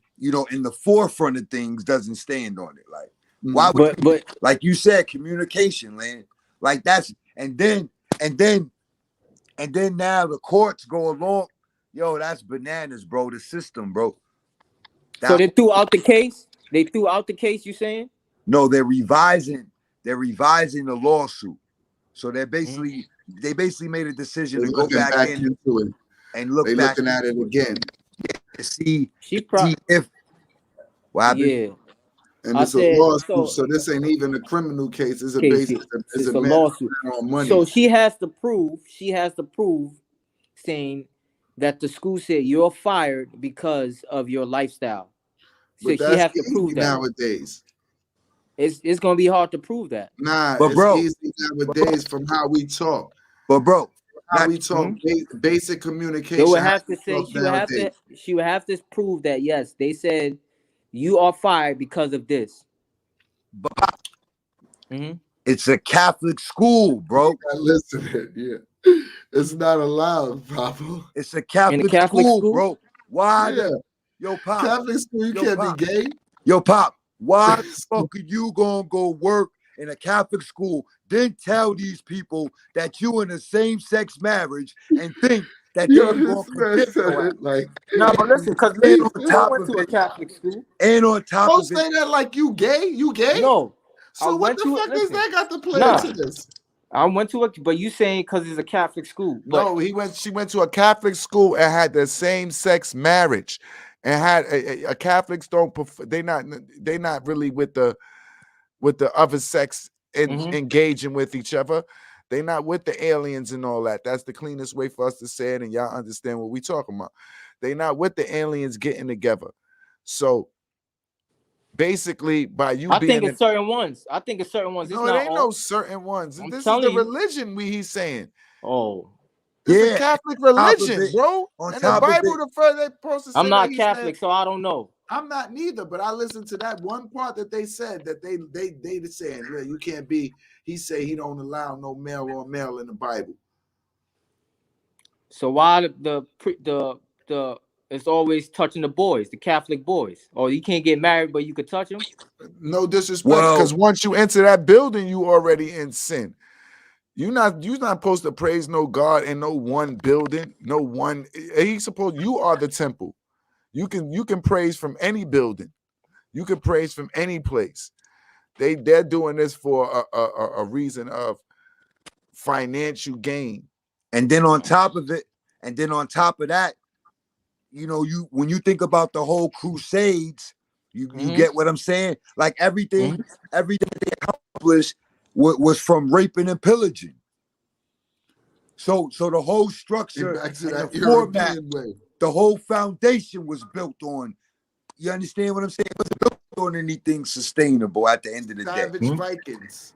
Yeah, savagery, total savagery. So if you build something on that, and then you go and you impress, you go and you oppress a whole nother group of people, hell yeah, somebody in your clique is gonna be twisted, and that's what's going on. The truth And then always come out. The and then truth what's always funny come out. is if you got somebody praising you, right, where they believe that you are introducing them, or you're their interpreter to God, right? And this person is telling you from a young age that this is right, this is right, this is right, this is right, this is right. And they're manipulating the word. And this is somebody who has strong faith, right? That whole system is corrupt. You can't say why one preacher, why is that's a bleaching system. That whole system reads pedophile. That's where it goes back to, in general, me personally. You know, that's where my faith comes in that. I remember when I was young. I wasn't even that young, but you know what I mean? But I remember the phone call when my grandmother called me and she told me about Hebrews chapter 11 and the faith of God's people, and how if you have faith, you know what I'm saying, as small as a mustard seed, you can move mountains in your life. I didn't understand it. I didn't understand it at the time. You know what I mean? But over years and over time, outside of that specific religion that we were speaking about, though, like how my grandmother raised me, you know, like I watched her ways in actions, like, you know what I mean? So based upon that, and then based upon what I learned on my own, you know, that's basically how I'm basically able to get to where I'm at. That's why I mentioned the faith part. But I know everybody, you know what I'm saying, doesn't live their life that way. Like my thing is faith and prayer. You know what I'm saying? But like as far as what we was talking about with that, I'm aware of that system because I grew up going to those schools. You know what I'm saying? So like, when they talk about all the stuff that's coming out now, it ain't no shock or surprise to me because I was around these type of individuals coming up as a kid. Thank God, you know what I'm saying? Like, you know what I'm saying? I was protected, but at the end of the day, yeah. So it ain't no shock. But when you're not directly connected to something, it's like, oh no, that can't be true. You know, they're men of God. How you know he's a man of God? Because he's in that robe and he's preaching the word. That don't make him a true man of God. Like, you know what I mean? So it's like it goes back to people's motives. And then you mix that in with communication also. you're communicating with this person effectively, and you're working on building something. But what's the other person's motive? Mm. And then It's in like your mind, Hobbs controlling said, you. you can communicate verbally and non-verbally. So people communicate their motives a lot of times non-verbally also. And that goes Mm-hmm. back to what we said earlier about ways and actions. You know what I'm saying? Watching someone basically based upon what how they talk, you know what I'm saying, what they say compared to what they do, like what Hog had said earlier. Yeah. So It comes to, you got to learn how to evaluate your situation, like know what you know, your surroundings, be able to evaluate what's going on. Like he was saying before, Hog said it also, when you can feel a bad energy and tension when it enters any arena that you're in with any other type of energy going on. yeah. You could That's be a in a fact club because and as soon as you see like how they would say cops, how they always on to when a crime is gonna, or they can detect when something is not right, or because this is their, you know, their field. This is what they're into all day. This is what they do. that's what they've been trained to do. What y'all think about? I don't want to go off a point. Communication to the point has gotten to where when we do communicate, we communicate about the wrong things. Yep, that's a fact. Like we would, and when it come down to a nigga murder, who killed him, where they got killed, why they killed him, who killed him, how many niggas he fed before he got killed, who parents he was feeding with. Yo, a nigga will get down to the nitty gritty where they doing the FBI's job.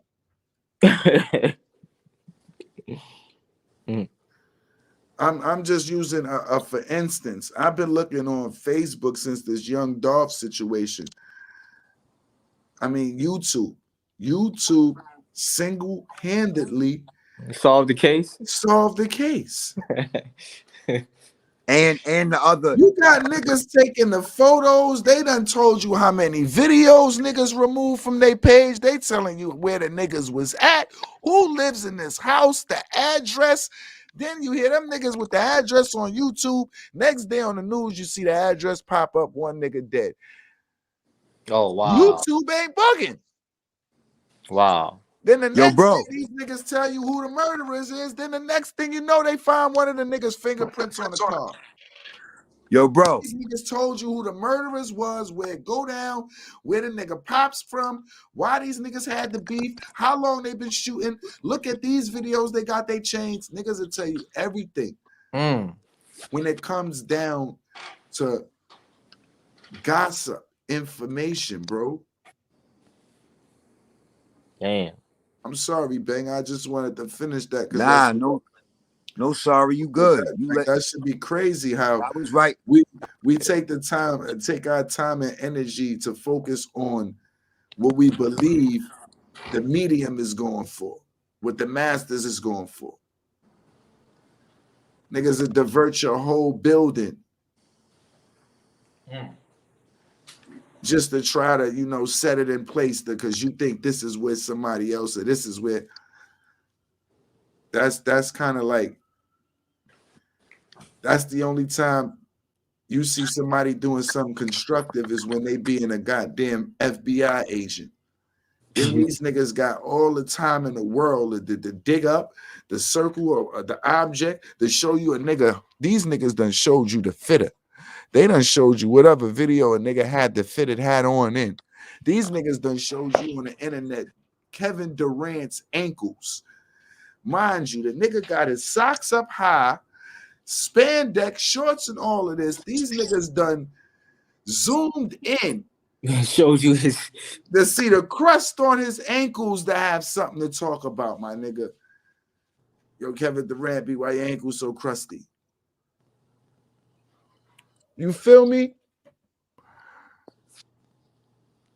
You feel like that? That's how crazy this shit get. Like a nigga do anything for click value, clickbait. Durant had Ash. That nigga Durant got so mad. That nigga Durant said, "Y'all better stop if I get mad and get petty and start sending out y'all broke texts." Oh wow. Like, yeah, y'all niggas talking now. How much money you got? You broke ass niggas. Keep talking about these $1 million ankles. I'm gonna get all you broke niggas, make y'all think about what's in your cabinets, nigga. What's the last meal you ate, nigga? What's the last meal you ate good? You worry about my ankles and listen what you did to your digestive system. Nigga. You black motherfuckers is dumb. I swear. Yeah. For real. Yeah. You want to comment on what I motherfucker on my ankles? It's anything for clickbait. I'm sorry, I didn't mean to drag that off, but that goes into how niggas misuse communication and skills and going to it when it's about nothing, but when it's about you really building and getting somewhere, it's like we block. I was just so crazy. You say that. I was watching this shit came on Instagram. It was the players from the Rams. What's his name? What these niggas done did. Players from the Rams, but you could tell somebody's recording, from somebody from the crowd's recording. So somebody from the crowd is yelling at him about the nigga came to the stands like, yo, what you said? Where you from? Yeah, talk that shit now. The nigga go, don't put your hands on me. Don't put yeah, talk that shit now, boy. He went up in the stand. I was like, wow, that shit is crazy. But this is what's crazy to the point where even you get to that.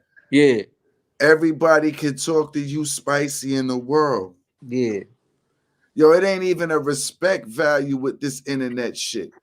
A nigga will come with facts. Nigga, that's why your dad died last week, that old bet. Wow. Damn. Yo, and I'm in a position to just sit and I gotta hold that and be a professional. Wow. Like, this world is just ridiculous, man. There's too many opinions when we ain't even building our own bridges correct. We need to sit down and rechannel our energy. Let's all have a conversation. And as soon as you get mad at a nigga, why you mad, B? What you ate this morning? What you really mad about, though? It got to start from what you ate this morning. I remember my nigga dad used to say, oatmeal beat no meal. So if a nigga start with oatmeal, he might feel like he was on the bottom of the totem pole. Like, yo, man, I had oatmeal this morning. Yeah. Just go, man, that might make me like what that nigga Rick Ross said, eating out of the trash. That should have make you a killer, nigga. Like, for real. Yo, just go on YouTube, right? Go on YouTube and put in LA Rams corner Marcus Peters confronts Heckler and watch the video. What this shit is crazy. I already know he gonna bug out on, but what I'm saying is, why do they mess with these niggas? These niggas is already they already ready to crack a nigga neck, and you trying to antagonize these.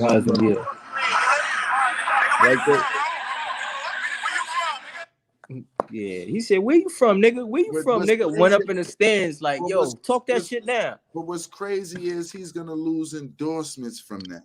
That nigga don't give a fuck. Now you ain't gonna say what you don't give. He in football. He don't give a fuck. Whatever he said to him, he didn't give a fuck. Fuck money, all that shit, nigga. That sound good now. When them knees go, hey, yo, Pop. and his wife gotta hold him up, and then she ready to leave because them checks ain't coming in because ain't no goddamn back end from no football. So whatever you got and spent is gone. Now you sometimes it's not about the money though. Sometimes it's not about the money. Sometimes I understand your point, but my point is, you see how a broke hating motherfucker can make you lose your bag? Yeah. You just brung me out. You came to a game to watch us, and you gonna try to pull me out of character where I lose my position on this team that I'm playing on. That's how jealous and how niggas like operate. That make no sense. I don't like that type of shit. Yeah. I would see. That's why you could never have me with you. I'd have been that nigga for real. I can tell the truth, Papa. Just like on the bus, man. Let niggas say, yo, listen. Don't worry about it. We good. We are all good. What's that nigga name? Who? What was his name? I want to know who friend I would have been in this situation. What nigga? What you? I'm telling you, sometimes you need a friend like me. I'm gonna tell you a couple of niggas in life who needed a friend like me. Michael Vick needed a friend like me.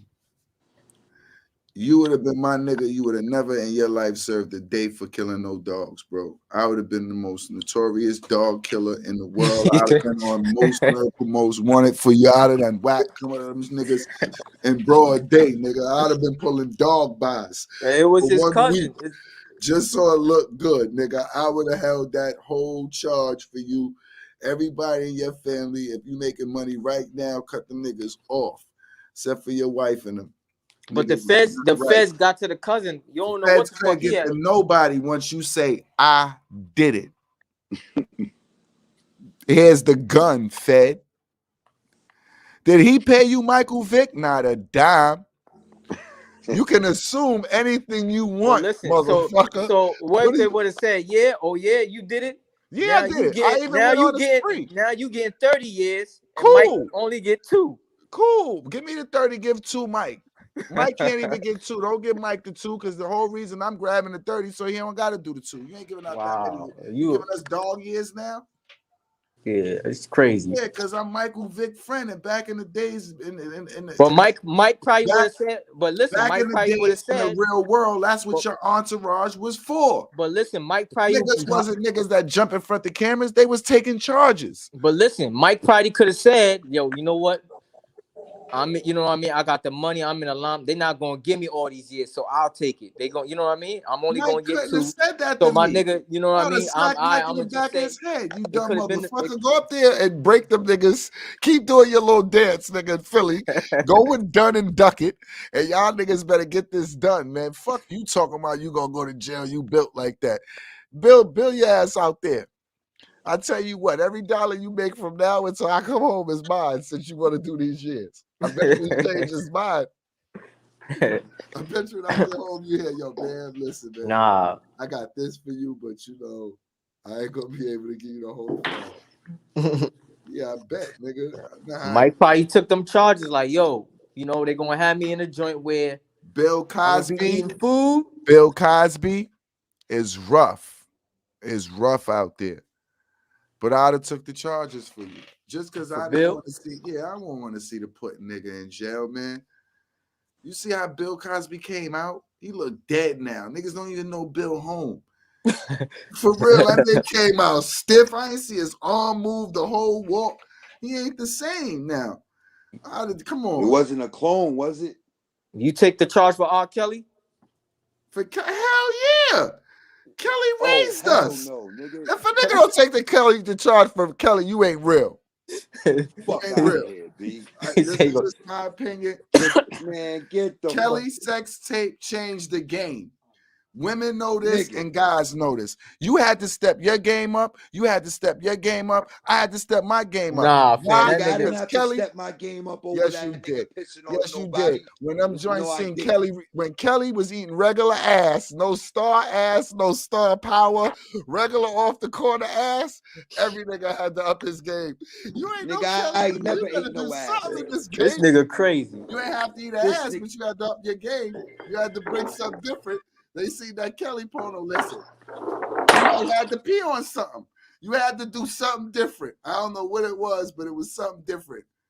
I'll take one for Kelly. If I was rolling with Kelly all them years, that's right. That's what the entourage do.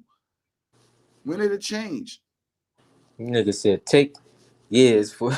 If a regular nigga took those regular Kelly charges, you ain't getting nothing, man. Them joints gonna be like 5 years. They're gonna forget you in 3. All you got to do is protect your butt. We're not gonna tell you it's not gonna be rough in there for them niggas that heard what you did. It's gonna get rough, bro. You might have to snitch to the jail. Man, I don't do no shit like that. You know that was Kelly. I took that. But other than that, you know, you got to run. You might have. Yo, that nigga said, you have to tell the inmates the truth. Them niggas don't want to hear no. You took that charge, right, homie? Yeah.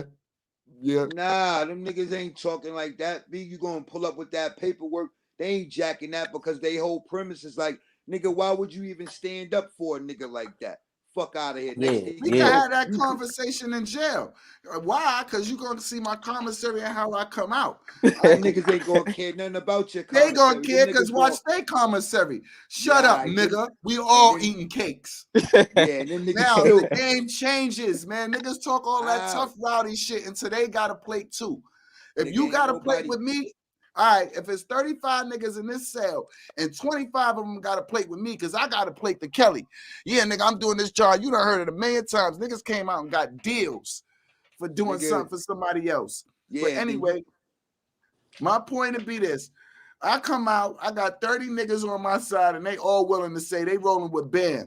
They rolling with Bam because Bam got a plan. He did this and he got a plan. Now, you the one on the side going, what? Nah, but that nigga Kelly did this to little girls. That was Kelly, bro.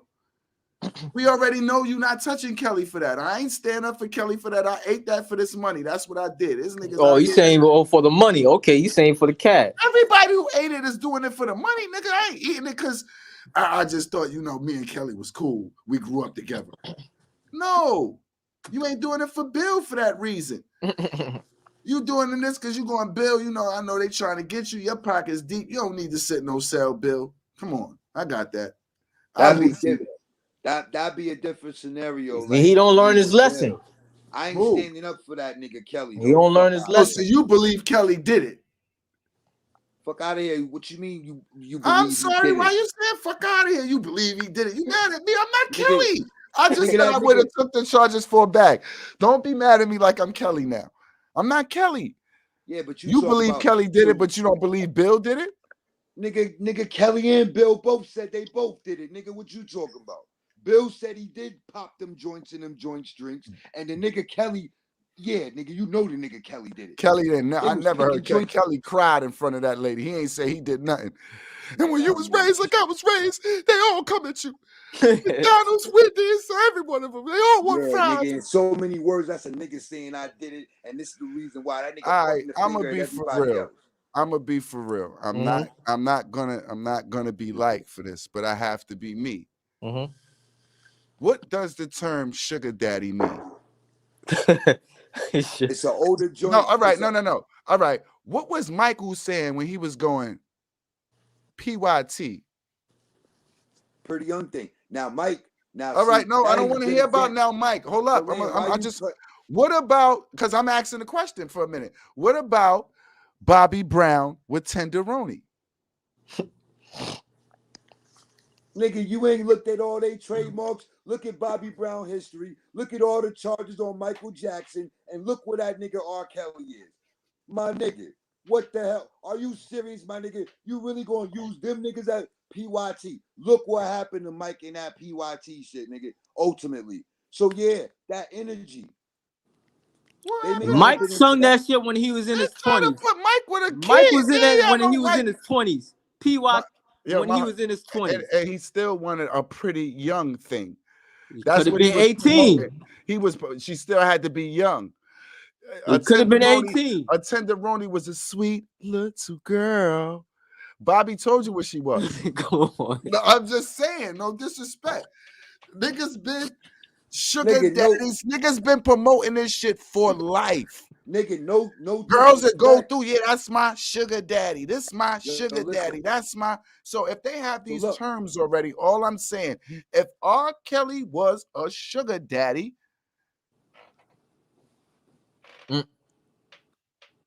I can't really I'm not gonna call him a pedophile because he was rich. So he was, you know, pulling them in. My nigga, he was suckering them in. My nigga, what you mean you're not gonna call? Because I'm gonna say, I would say a pedophile is somebody who preys on children. Now I wouldn't say that. I think R. Kelly preyed on children. Did he get females that was young-minded? Yeah. Young? Yeah. Did he prey on them? No. Were they the easiest to come to him? Probably. No. Yo, but that's probably just what he preferred. He probably preferred younger girls. He probably really don't think there's nothing wrong with dating a girl Aaliyah age when he was his age. Oh, you're in? Okay, I'm coming. My nigga, that shit don't make that shit right. My nigga, that's like justifying that. I'm not making it. I'm not saying making it right. I'm just taking away the sickness of it. And then how would we? Yeah, how would we really classify him a pedophile? Like someone who prays, if he's not really preying on. These are situations where, because a lot of times a male can get raped. You don't think that in the same situation, Kelly could have been raped in those situations, and just he's already wrong, so he can't stand up for himself? But not even on that part. And let me just rewind a little bit. You know how I get a little erratic and all of that. But at the end of the day, not on some G shit. Like, this is a ill ass topic to begin with, but like, he according to the history or whatever, it's alleged that he was molested multiple times throughout his childhood. Yeah. So when you look at it from that aspect, psychologically, I get what you're saying, Lan. So not that you said this, but I'm saying this. Sometimes you believe it's right. The trauma he experienced as a child, ultimately, psychologically, his way of thinking or what have you, led him on that path or whatever. However, there are individuals who actually prey on the weak. And in that sense, and in that aspect, he wasn't preying on them in that sense of that pedophilia. I understand exactly what you're saying in that sense, because we know for a fact there's people that literally prey on kids and children. So I understand what you're saying as far as that goes. And his status made him the prey. But listen, but not even his status kind of makes him the prey because they coming after you. But he's not the victim. We're not going. I didn't say he was the victim. I didn't put victim in my mouth. I said he the prey. If he's a prey, what's a prey? I'm either the predator or the prey. The prey is the victim. That's how you looking at it. No, that's how you looking. That's how you can become a victim. In this sense, if you go into a concert, if we're going to concerts and we're false advertising, the first thing we saying is we 19, we 21, and in reality we 17 and we 16, and then something happens at that concert with anything that goes on around that I understand it is his fault for not dialing in it, but he's being sorted. He's not actually going to these people going to an event, Miley Cyrus's concerts. And yo, I'm grabbing these joints out of you understand what I'm saying about the tech about yo, bro, not for nothing. They said that. No, but I'm saying they coming to his concerts was making it seem like you coming to my event. So it's not me sorting you out. You actually coming. But exactly. That's what I'm saying. You being a star makes you the I'm not player. even I'm concerned about the abuse. That's what I'm concerned about. Yo, Pop, one second. The other part of this though is Land. He had niggas in his immediate circle that was going out into the crowd, specifically bringing back underage females. Now that was praying. What's Hugh Hefner? Yo, bro, let's just address. You said what's Hugh Hefner? What's Hugh Hefner? Businessman. A businessman. Okay. So all right. If you don't, I'm sorry, Banger. Did I cut you off? I thought you came to a conclusion, so I was there. Yo, bro, they was all over 18. Yo, bro, it's not about the cutoff, bro. It's about the simple fact that, like, realistically, how can we compare? We can't compare the two, bro. To go from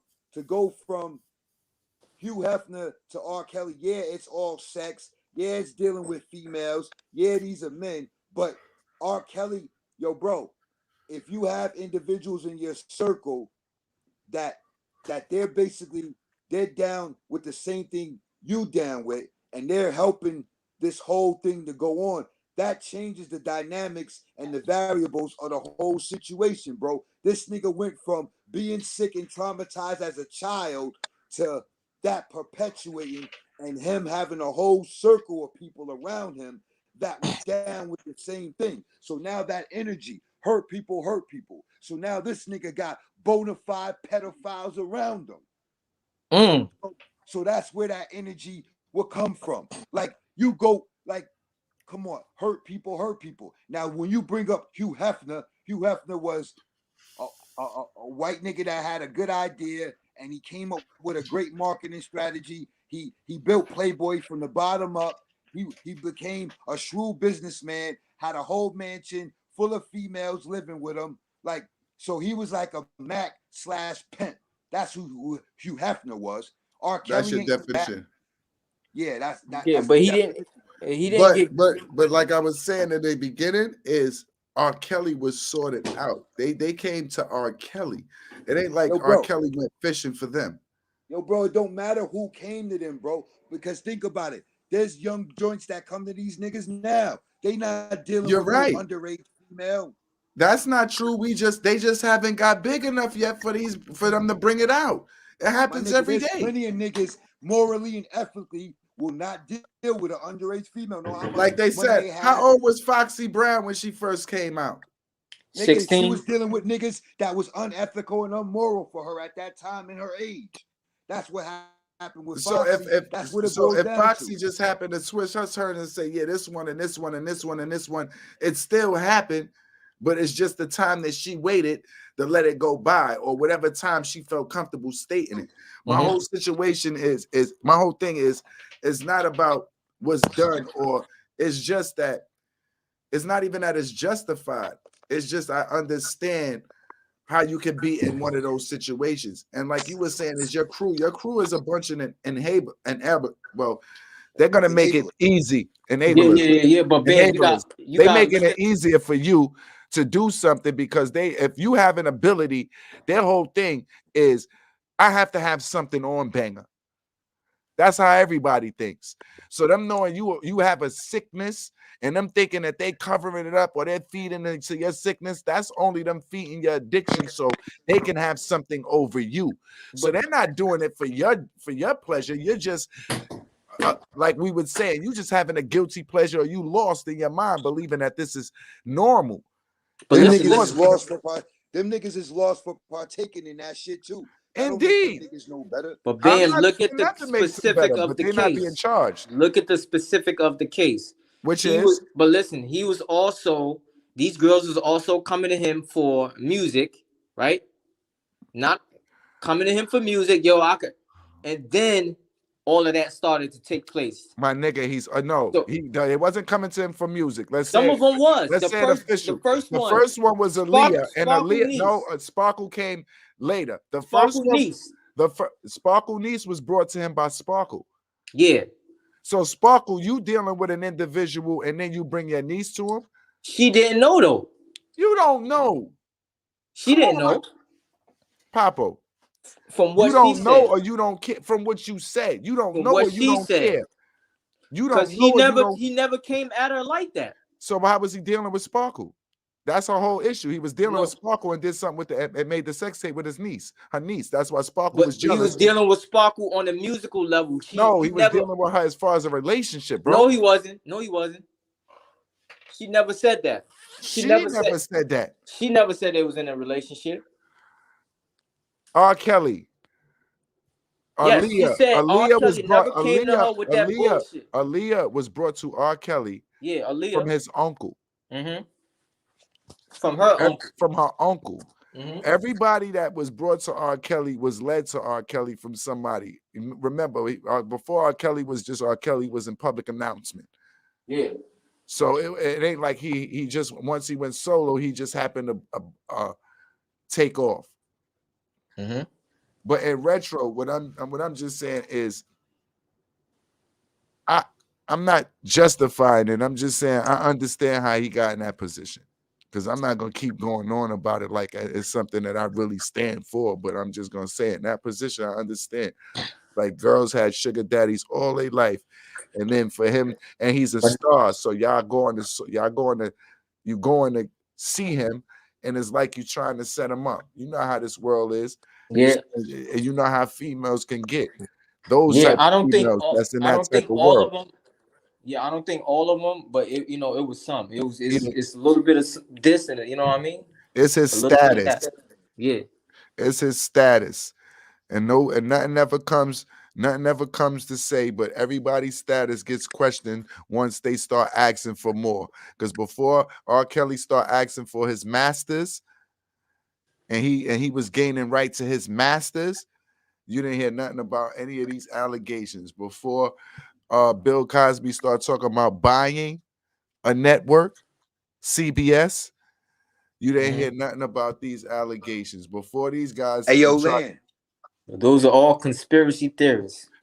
No, these are Hey, yo, facts. bro. These are Yo, bro. You facts. can hear me?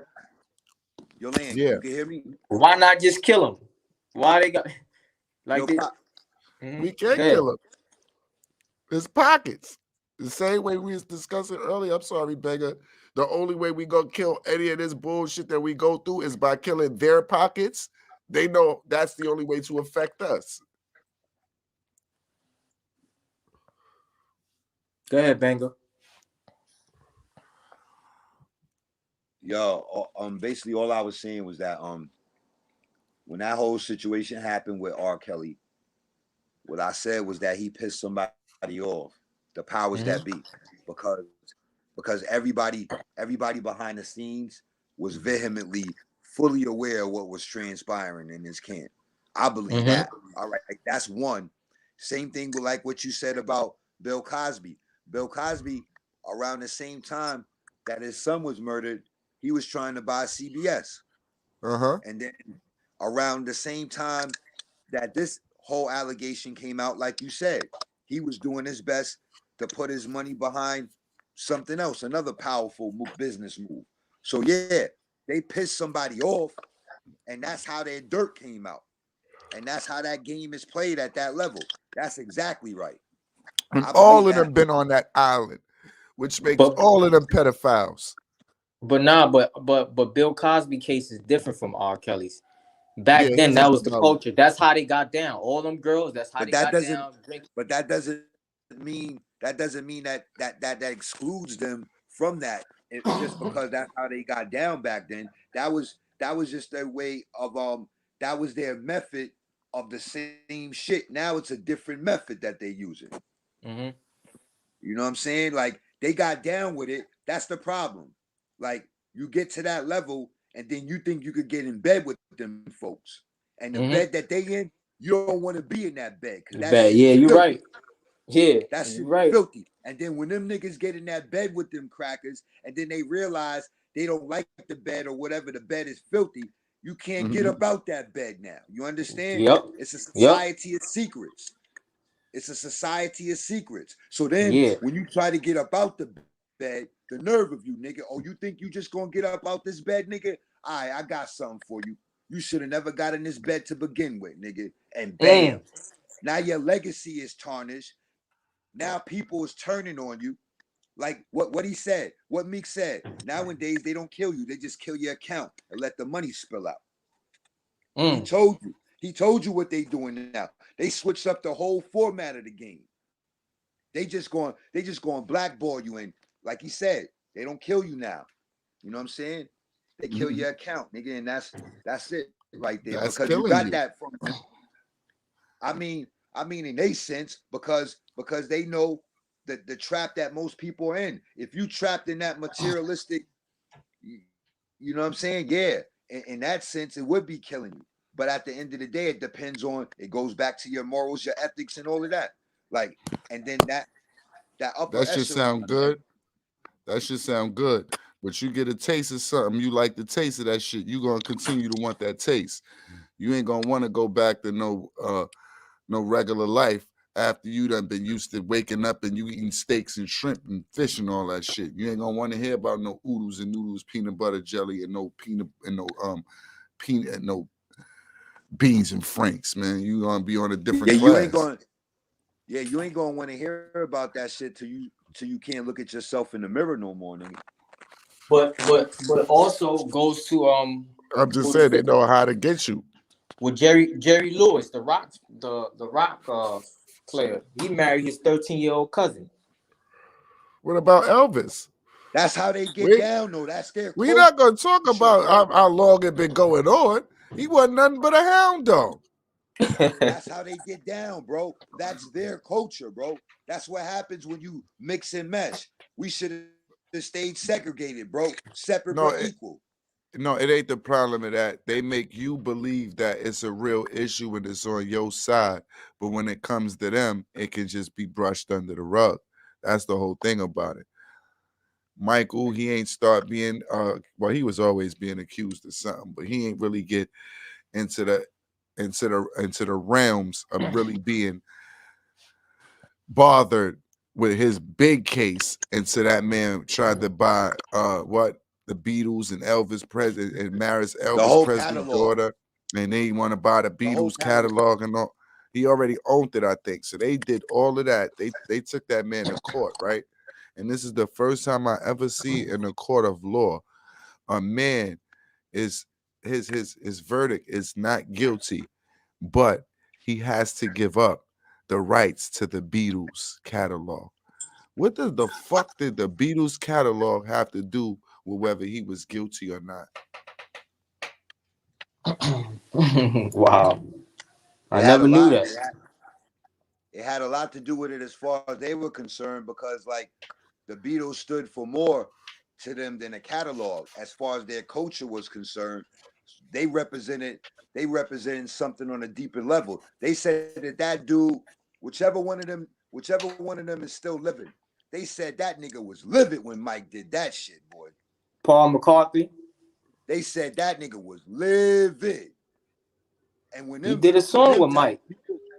When them type of people get livid, Paul especially McCartney was one of the Beatle boy. I mean, one of the Yeah, Beatles. yeah. You know, you forget after them He's the niggas. only You one. forget He's the only you one. forget Justin Timberlake was part of a group until you see all the niggas again. Yeah, yeah, Paul. Yeah, he did a song with Mike.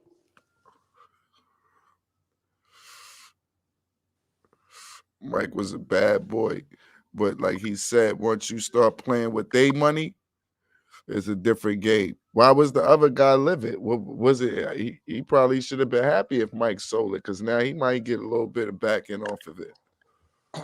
Yo, bro, just the fact that Mike being a black man and with all that money and power, you understand the nerve of him to be able to go and buy that. Just like when Master P went for that deal, them crackers said, "Ain't nobody coming up in here getting another deal like this." You know what I'm saying? Like you You know, outsmart them, man, or you beat them at something, man. They coming for your ass, boy. and they took R. Kelly for working with Mike. And then also think about with Prince, how Prince was talking about the internet back in '99. Prince put the slave tattoo on his face. Don't try to get independent. What's funny You know what I'm is, saying? Don't go ahead, Landon. what's funny is, you know how we didn't really get to study them. Like, we know of them, we know that they was great, but we didn't really get to study their careers and all of that, because they was like, they was almost their time was past once they wasn't really past their time, but they was already established once we noticed them. My Right. age group, I'm saying. Once we noticed them, they was already You're right. pretty much established. You feel me? So we didn't really get to learn they grind, and we didn't see them grow. A lot of these niggas that we done came up with, now we got a chance. That's the only thing, we got a chance to see them grow. Nah, you're right. We got to see them evolve. Yeah. Yeah. Like Mike, we ain't get to really see him be a baby, but we got to see that nigga do his first bad and all that on. Prince, I think Prince probably was, you know what? And then it was like, that was like Jordan Pippen years. Or not even, I would say Jordan Pippen. That was Jordan, whoever else. Bird Magic. Not even Jordan yet. Bird Magic years, where it just happened to be, whoever, once one was hot, the other one kind of cooled off. Once the other one was hot, The thing the about other one it, kind the thing that I respect about Mike is how he built his voice.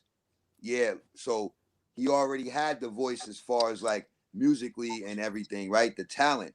But he built his voice when he did that joint. I mean, before that, he was always doing it symbolically through his music.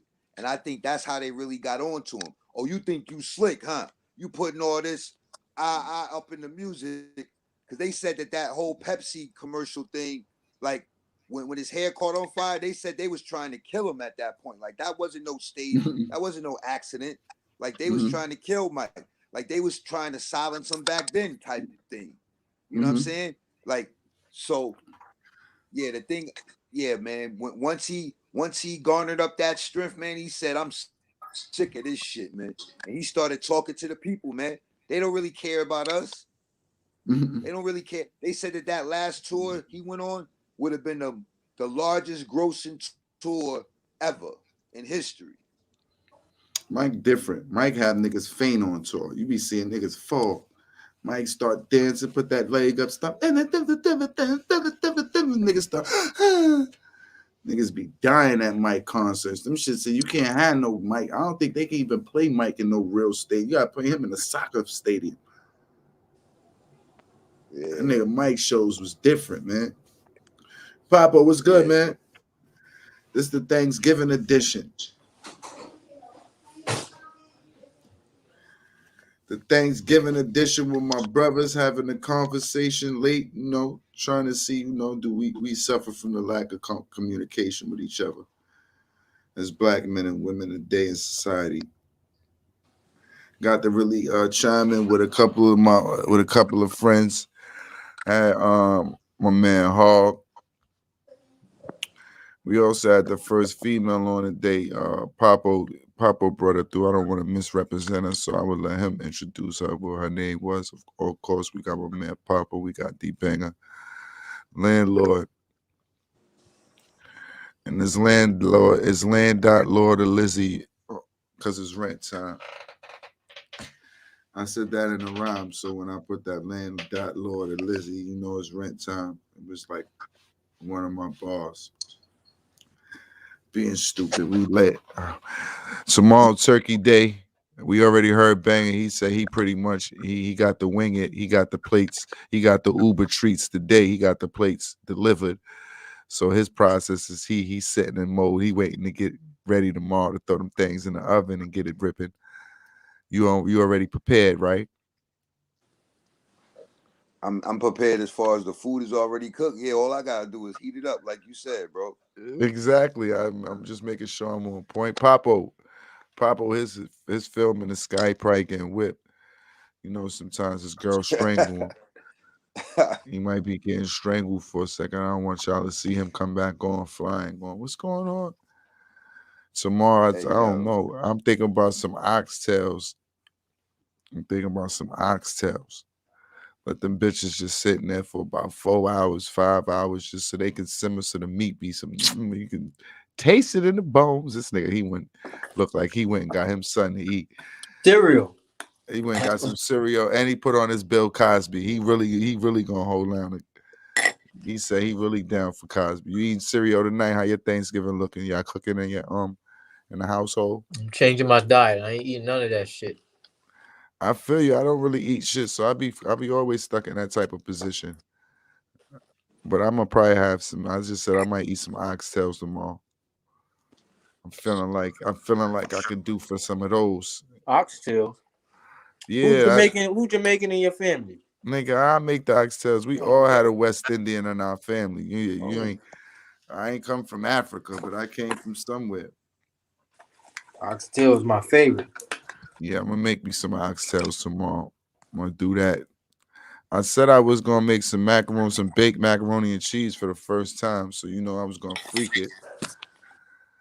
And that's just because I want to, widen my selections. So I might get out a chance. Yeah. You know, a nigga needs some cornbread. You gotta have a cornbread, Ray. You gonna eat your cornbread? That's one of the funniest movies of all time. The nigga said jingling. The kids is off, so now you know you got to be tuned in because now they're gonna be up all night. But that might be cool because my son, he usually up all night anyway. So now he have somebody to watch him, and I could take a nap here and there. I'm probably gonna start that shit off early when I got all the energy. Don't smoke a blunt till it's time to eat. What games they running tomorrow since it's Thanksgiving? They don't even got no games running, right? Football. Who playing? I think Detroit and somebody. That's one game. This nigga eating a bowl of cereal, man. Let me see who playing. You a grown man, nigga. What nutrients you getting out of a bowl of cereal?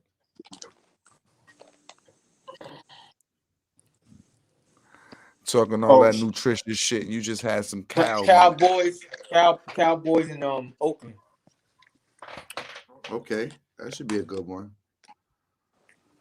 That should be a good one. I'm looking like shit in my football fantasy league. Nah, I'm at the bottom of the pit. I'm at the bottom too. That's how I'm looking. And my basketball shit, I'm playing your punk ass this week. You was talking shit. I'm losing, but you talking shit. Your points is demising every day. It's looking like you by the end of the week, you're gonna be lower than low. Because all you going on is that little prediction. I got Chris Paul. You got Chris Paul. Yeah. I got Chris Paul too. That nigga ain't that. Chris Paul ain't killing it. A crazy nigga. Right now, Chris Paul ain't killing. Did you see the fight? He just had 15 assists. What fight? Oh, nah, I ain't see it. What fight? You still ain't see the fight? Nah. What I was saying, Banger, that he need to do in the fight. Gonna go to the body. I ain't see that shit. You said he needed to go to the body, Land. Who I said was gonna win? You said Jermaine Crawford was going to win. Who you picked? I was neutral at that point, right? Because I wasn't fully familiar with both And who of them. Who Papo picked? I picked Crawford. You picked Porter. I ain't pick no Porter, nigga. Yes, you did. He picked Porter at first. Go back you to the tape. picked Porter. Listen, I got I got it. Go back to the tape. We'll see. He picked Porter first, and then after you broke everything down, he said, "Oh, nah, I ain't fucking with that nigga. Yeah, I'm jacking Crawford too." Yo, my nigga, that nigga did exactly what we said on that joint. This man came out charging. That man stepping aside. Every time that man wastes energy, he makes sure he beat that body, beat From the that highlights, body. he was doing his thing from the highlights. But I didn't see the whole fight. Crawford was patient. Oh. He was patient. He kept. I don't think Porter had enough power. Like, you feel me? He wasn't moved. He wasn't really moved. Like, even when Porter seemed like he got a little flurry going, he wasn't moved. And Porter is not great at anything. He just has a tremendous amount of heart. So he keep on. He a one-step shop. So once he thinking of what it is, he not changing. So this nigga keep on to the point where the nigga on the side going, now. And this nigga is really lunging when the nigga go now, and he really stepping like it's like a movie. Like, they predicted it that easy. Like, yeah, but you're right though, that body shit, because I'm just remembering when my cousin had me in the gym. He was telling me it's just not going to the body; it's going for certain organs. You got to go for them kidneys. And you want to hit a nigga, and he may not feel it then now, but next week he gonna, you know what I mean? Like, next week gonna be like, hold up, why the fuck? Those are the organs you need to, you know what I mean? Right. I tell a nigga, you want to quit or you want to shit. It's simple and plain, man. You gonna quit or you gonna shit. It's either or, man. Because you keep hitting a nigga in that body, man, a nigga gonna have to shit. That nigga Porter hit that gloves on that canvas, be like, boom, like, nigga going like, what's wrong? I know everybody going, what's wrong? He frustrated. Y'all don't know. Me and him had a little psychic moment right there. He got his shit. He said he got his shit. This nigga done beat that body so much. If he land one more body blow, he gonna shit. Yeah, that shit really. And his everlast. Nigga don't want to shit in your everlast, B. Nigga, it's over, Pops. Yeah, that shit right there. Shit. Boxing is one of the toughest sport that's just the best scientific match ever. That's the best chess game ever. Because you got to battle with yourself, and not only yourself, with the other nigga. Not only that, you get to see what you consider power. and how another nigga take it. Cause some niggas, I seen them niggas coming there with the most energy and spirit in their life. Wilder. And once you hit a nigga with what you consider your power is, and that nigga's still there, nigga's shoulders get a little lighter. Now niggas start to become like, he took it. I hit him with my best. Nigga body language tell it. You feel me? Like, and you could just tell some niggas they not, and that's why the best thing to be is poised. Yeah. You could be try to, like, if I was a monk, I would probably meditate before every boxing match, just so I can be swift with the win. Cause it's all about energy. So if you I don't even got that, probably have my eyes open, bro. And your energy can, you know how you can tell when a nigga, oh, he frustrated, he mad, he putting so much into this first round and this second round, he gonna die by the third round. And it's not, he don't even know it.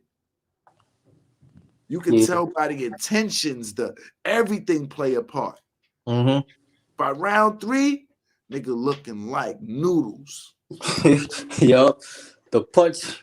That wild, that nigga real, starting that Wilder to fight. Yeah, the Wilder fight. Nigga starting to work him.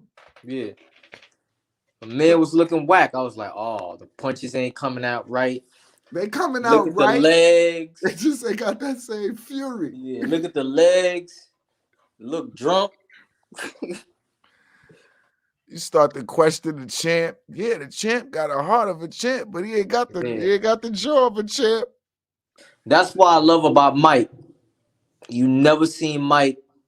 I told niggas that even in Mike's bad moments, he was still great. Yeah. Yo, bro, did you hear Mike say he used to cry before he went into the ring? Because he was nervous? Nah, nigga, because he knew the damage.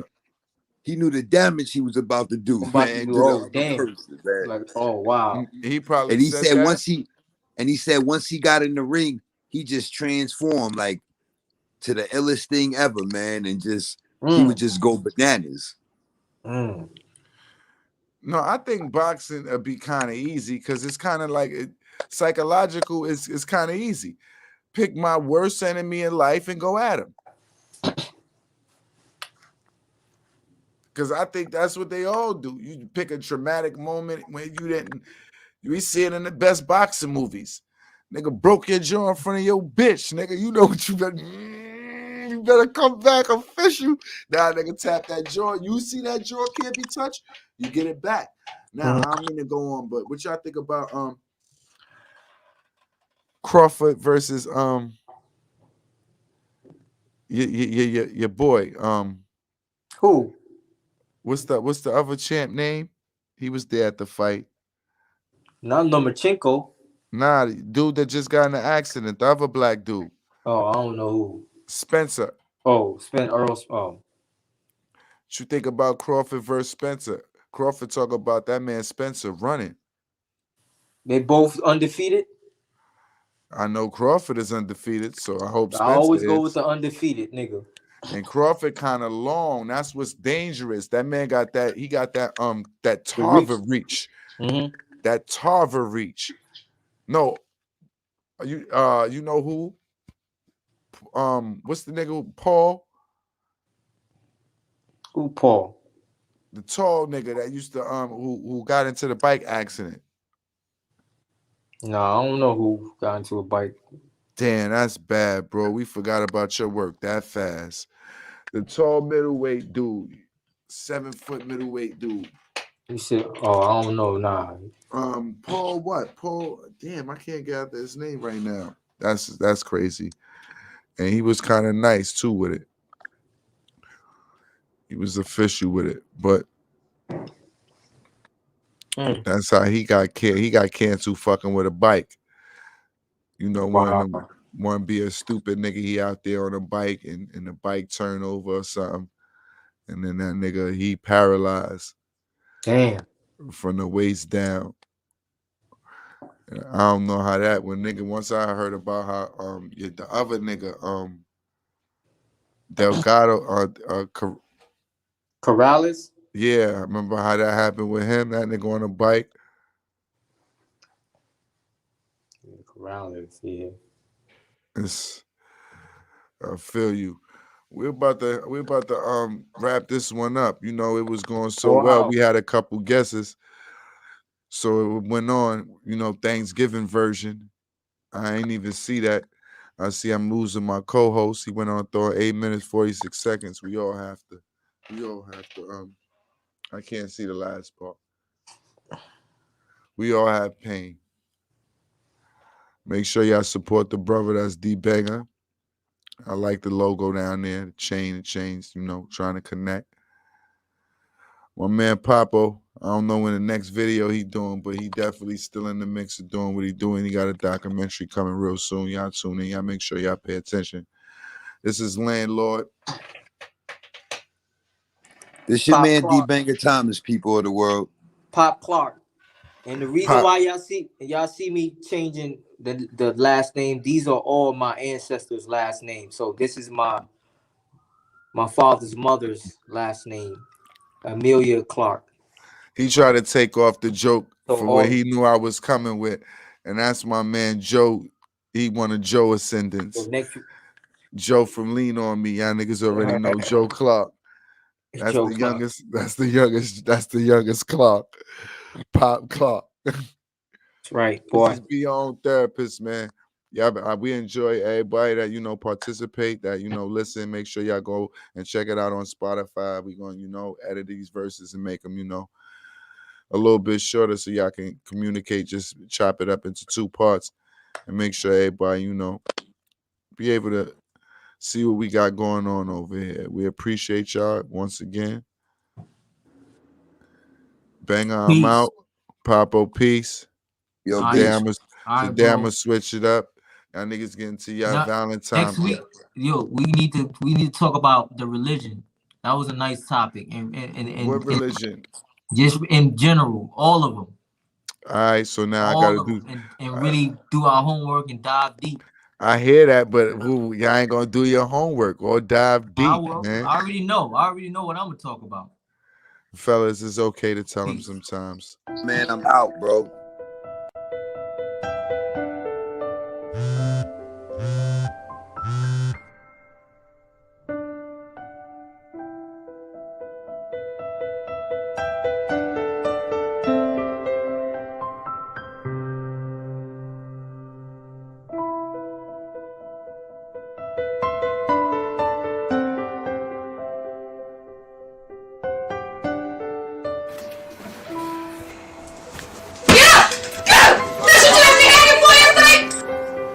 What the fuck is your problem? Listen. Listen to what? Come here. I'm done. That's it. Stop. Relax. Oh man. You got me feeling a certain type of way tonight. Matter of fact, you got me feeling a certain type of way for a while. For real. I don't know where I messed up. Girl, you got control of me. Hey y'all, I can't lose it. But what's the use of frontin'? All she said was 2 words that brought me back to nothing. Goodbye. That was enough just to have me smothered. Like damn, now I'm feeling alone. Was all for it until I was left there alone and it all sunk in. That shit is really over this time, that small fuck it. But it's still burning inside of the boy's stomach. I can't stomach all the shit that she said. This girl bugging. Let's turn Chuck it, now I'm switching the page. I can't, I let this bitch just get in my brain a bam. Just try to toss it, but the faucet just ain't jammed. The shit broke, this ain't land. Now it's hurting in my heart, mommy, this ain't fair. I sound box for a second, but this ain't square. See, mommy, I'm old, it's over, now I wanna take it. And you know you're dead wrong when I come in and get naked. I can't go on to the next one, cause she was the best one. Every move was like step 1, I don't know where I messed up. Girl, you got control of me. I can't go on to the next one, cause she was the best one. Every move was like step 1, I don't know where I messed up. Girl, but now it's over, see.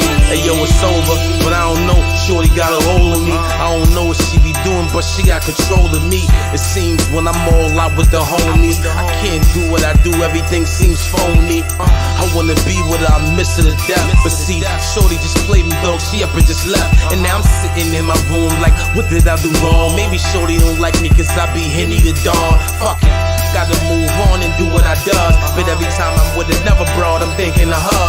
Trying to skip on to the next one, it seems she was the best one. I guess, hun, left a mark on a nigga like sweat, son. I gotta be stiff on my toes with the next one, so she don't get to tripping on the nigga when them checks come.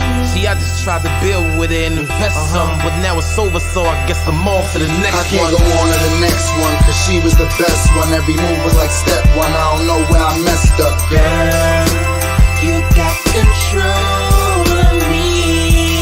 I can't go on to the next one, cause she was the best one. Every move was like step one, I don't know where I messed up. Girl, but now it's over, see.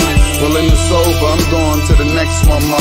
Cause I really don't know where I messed up, ma. I was confusing in the days, so when the next one come, I'ma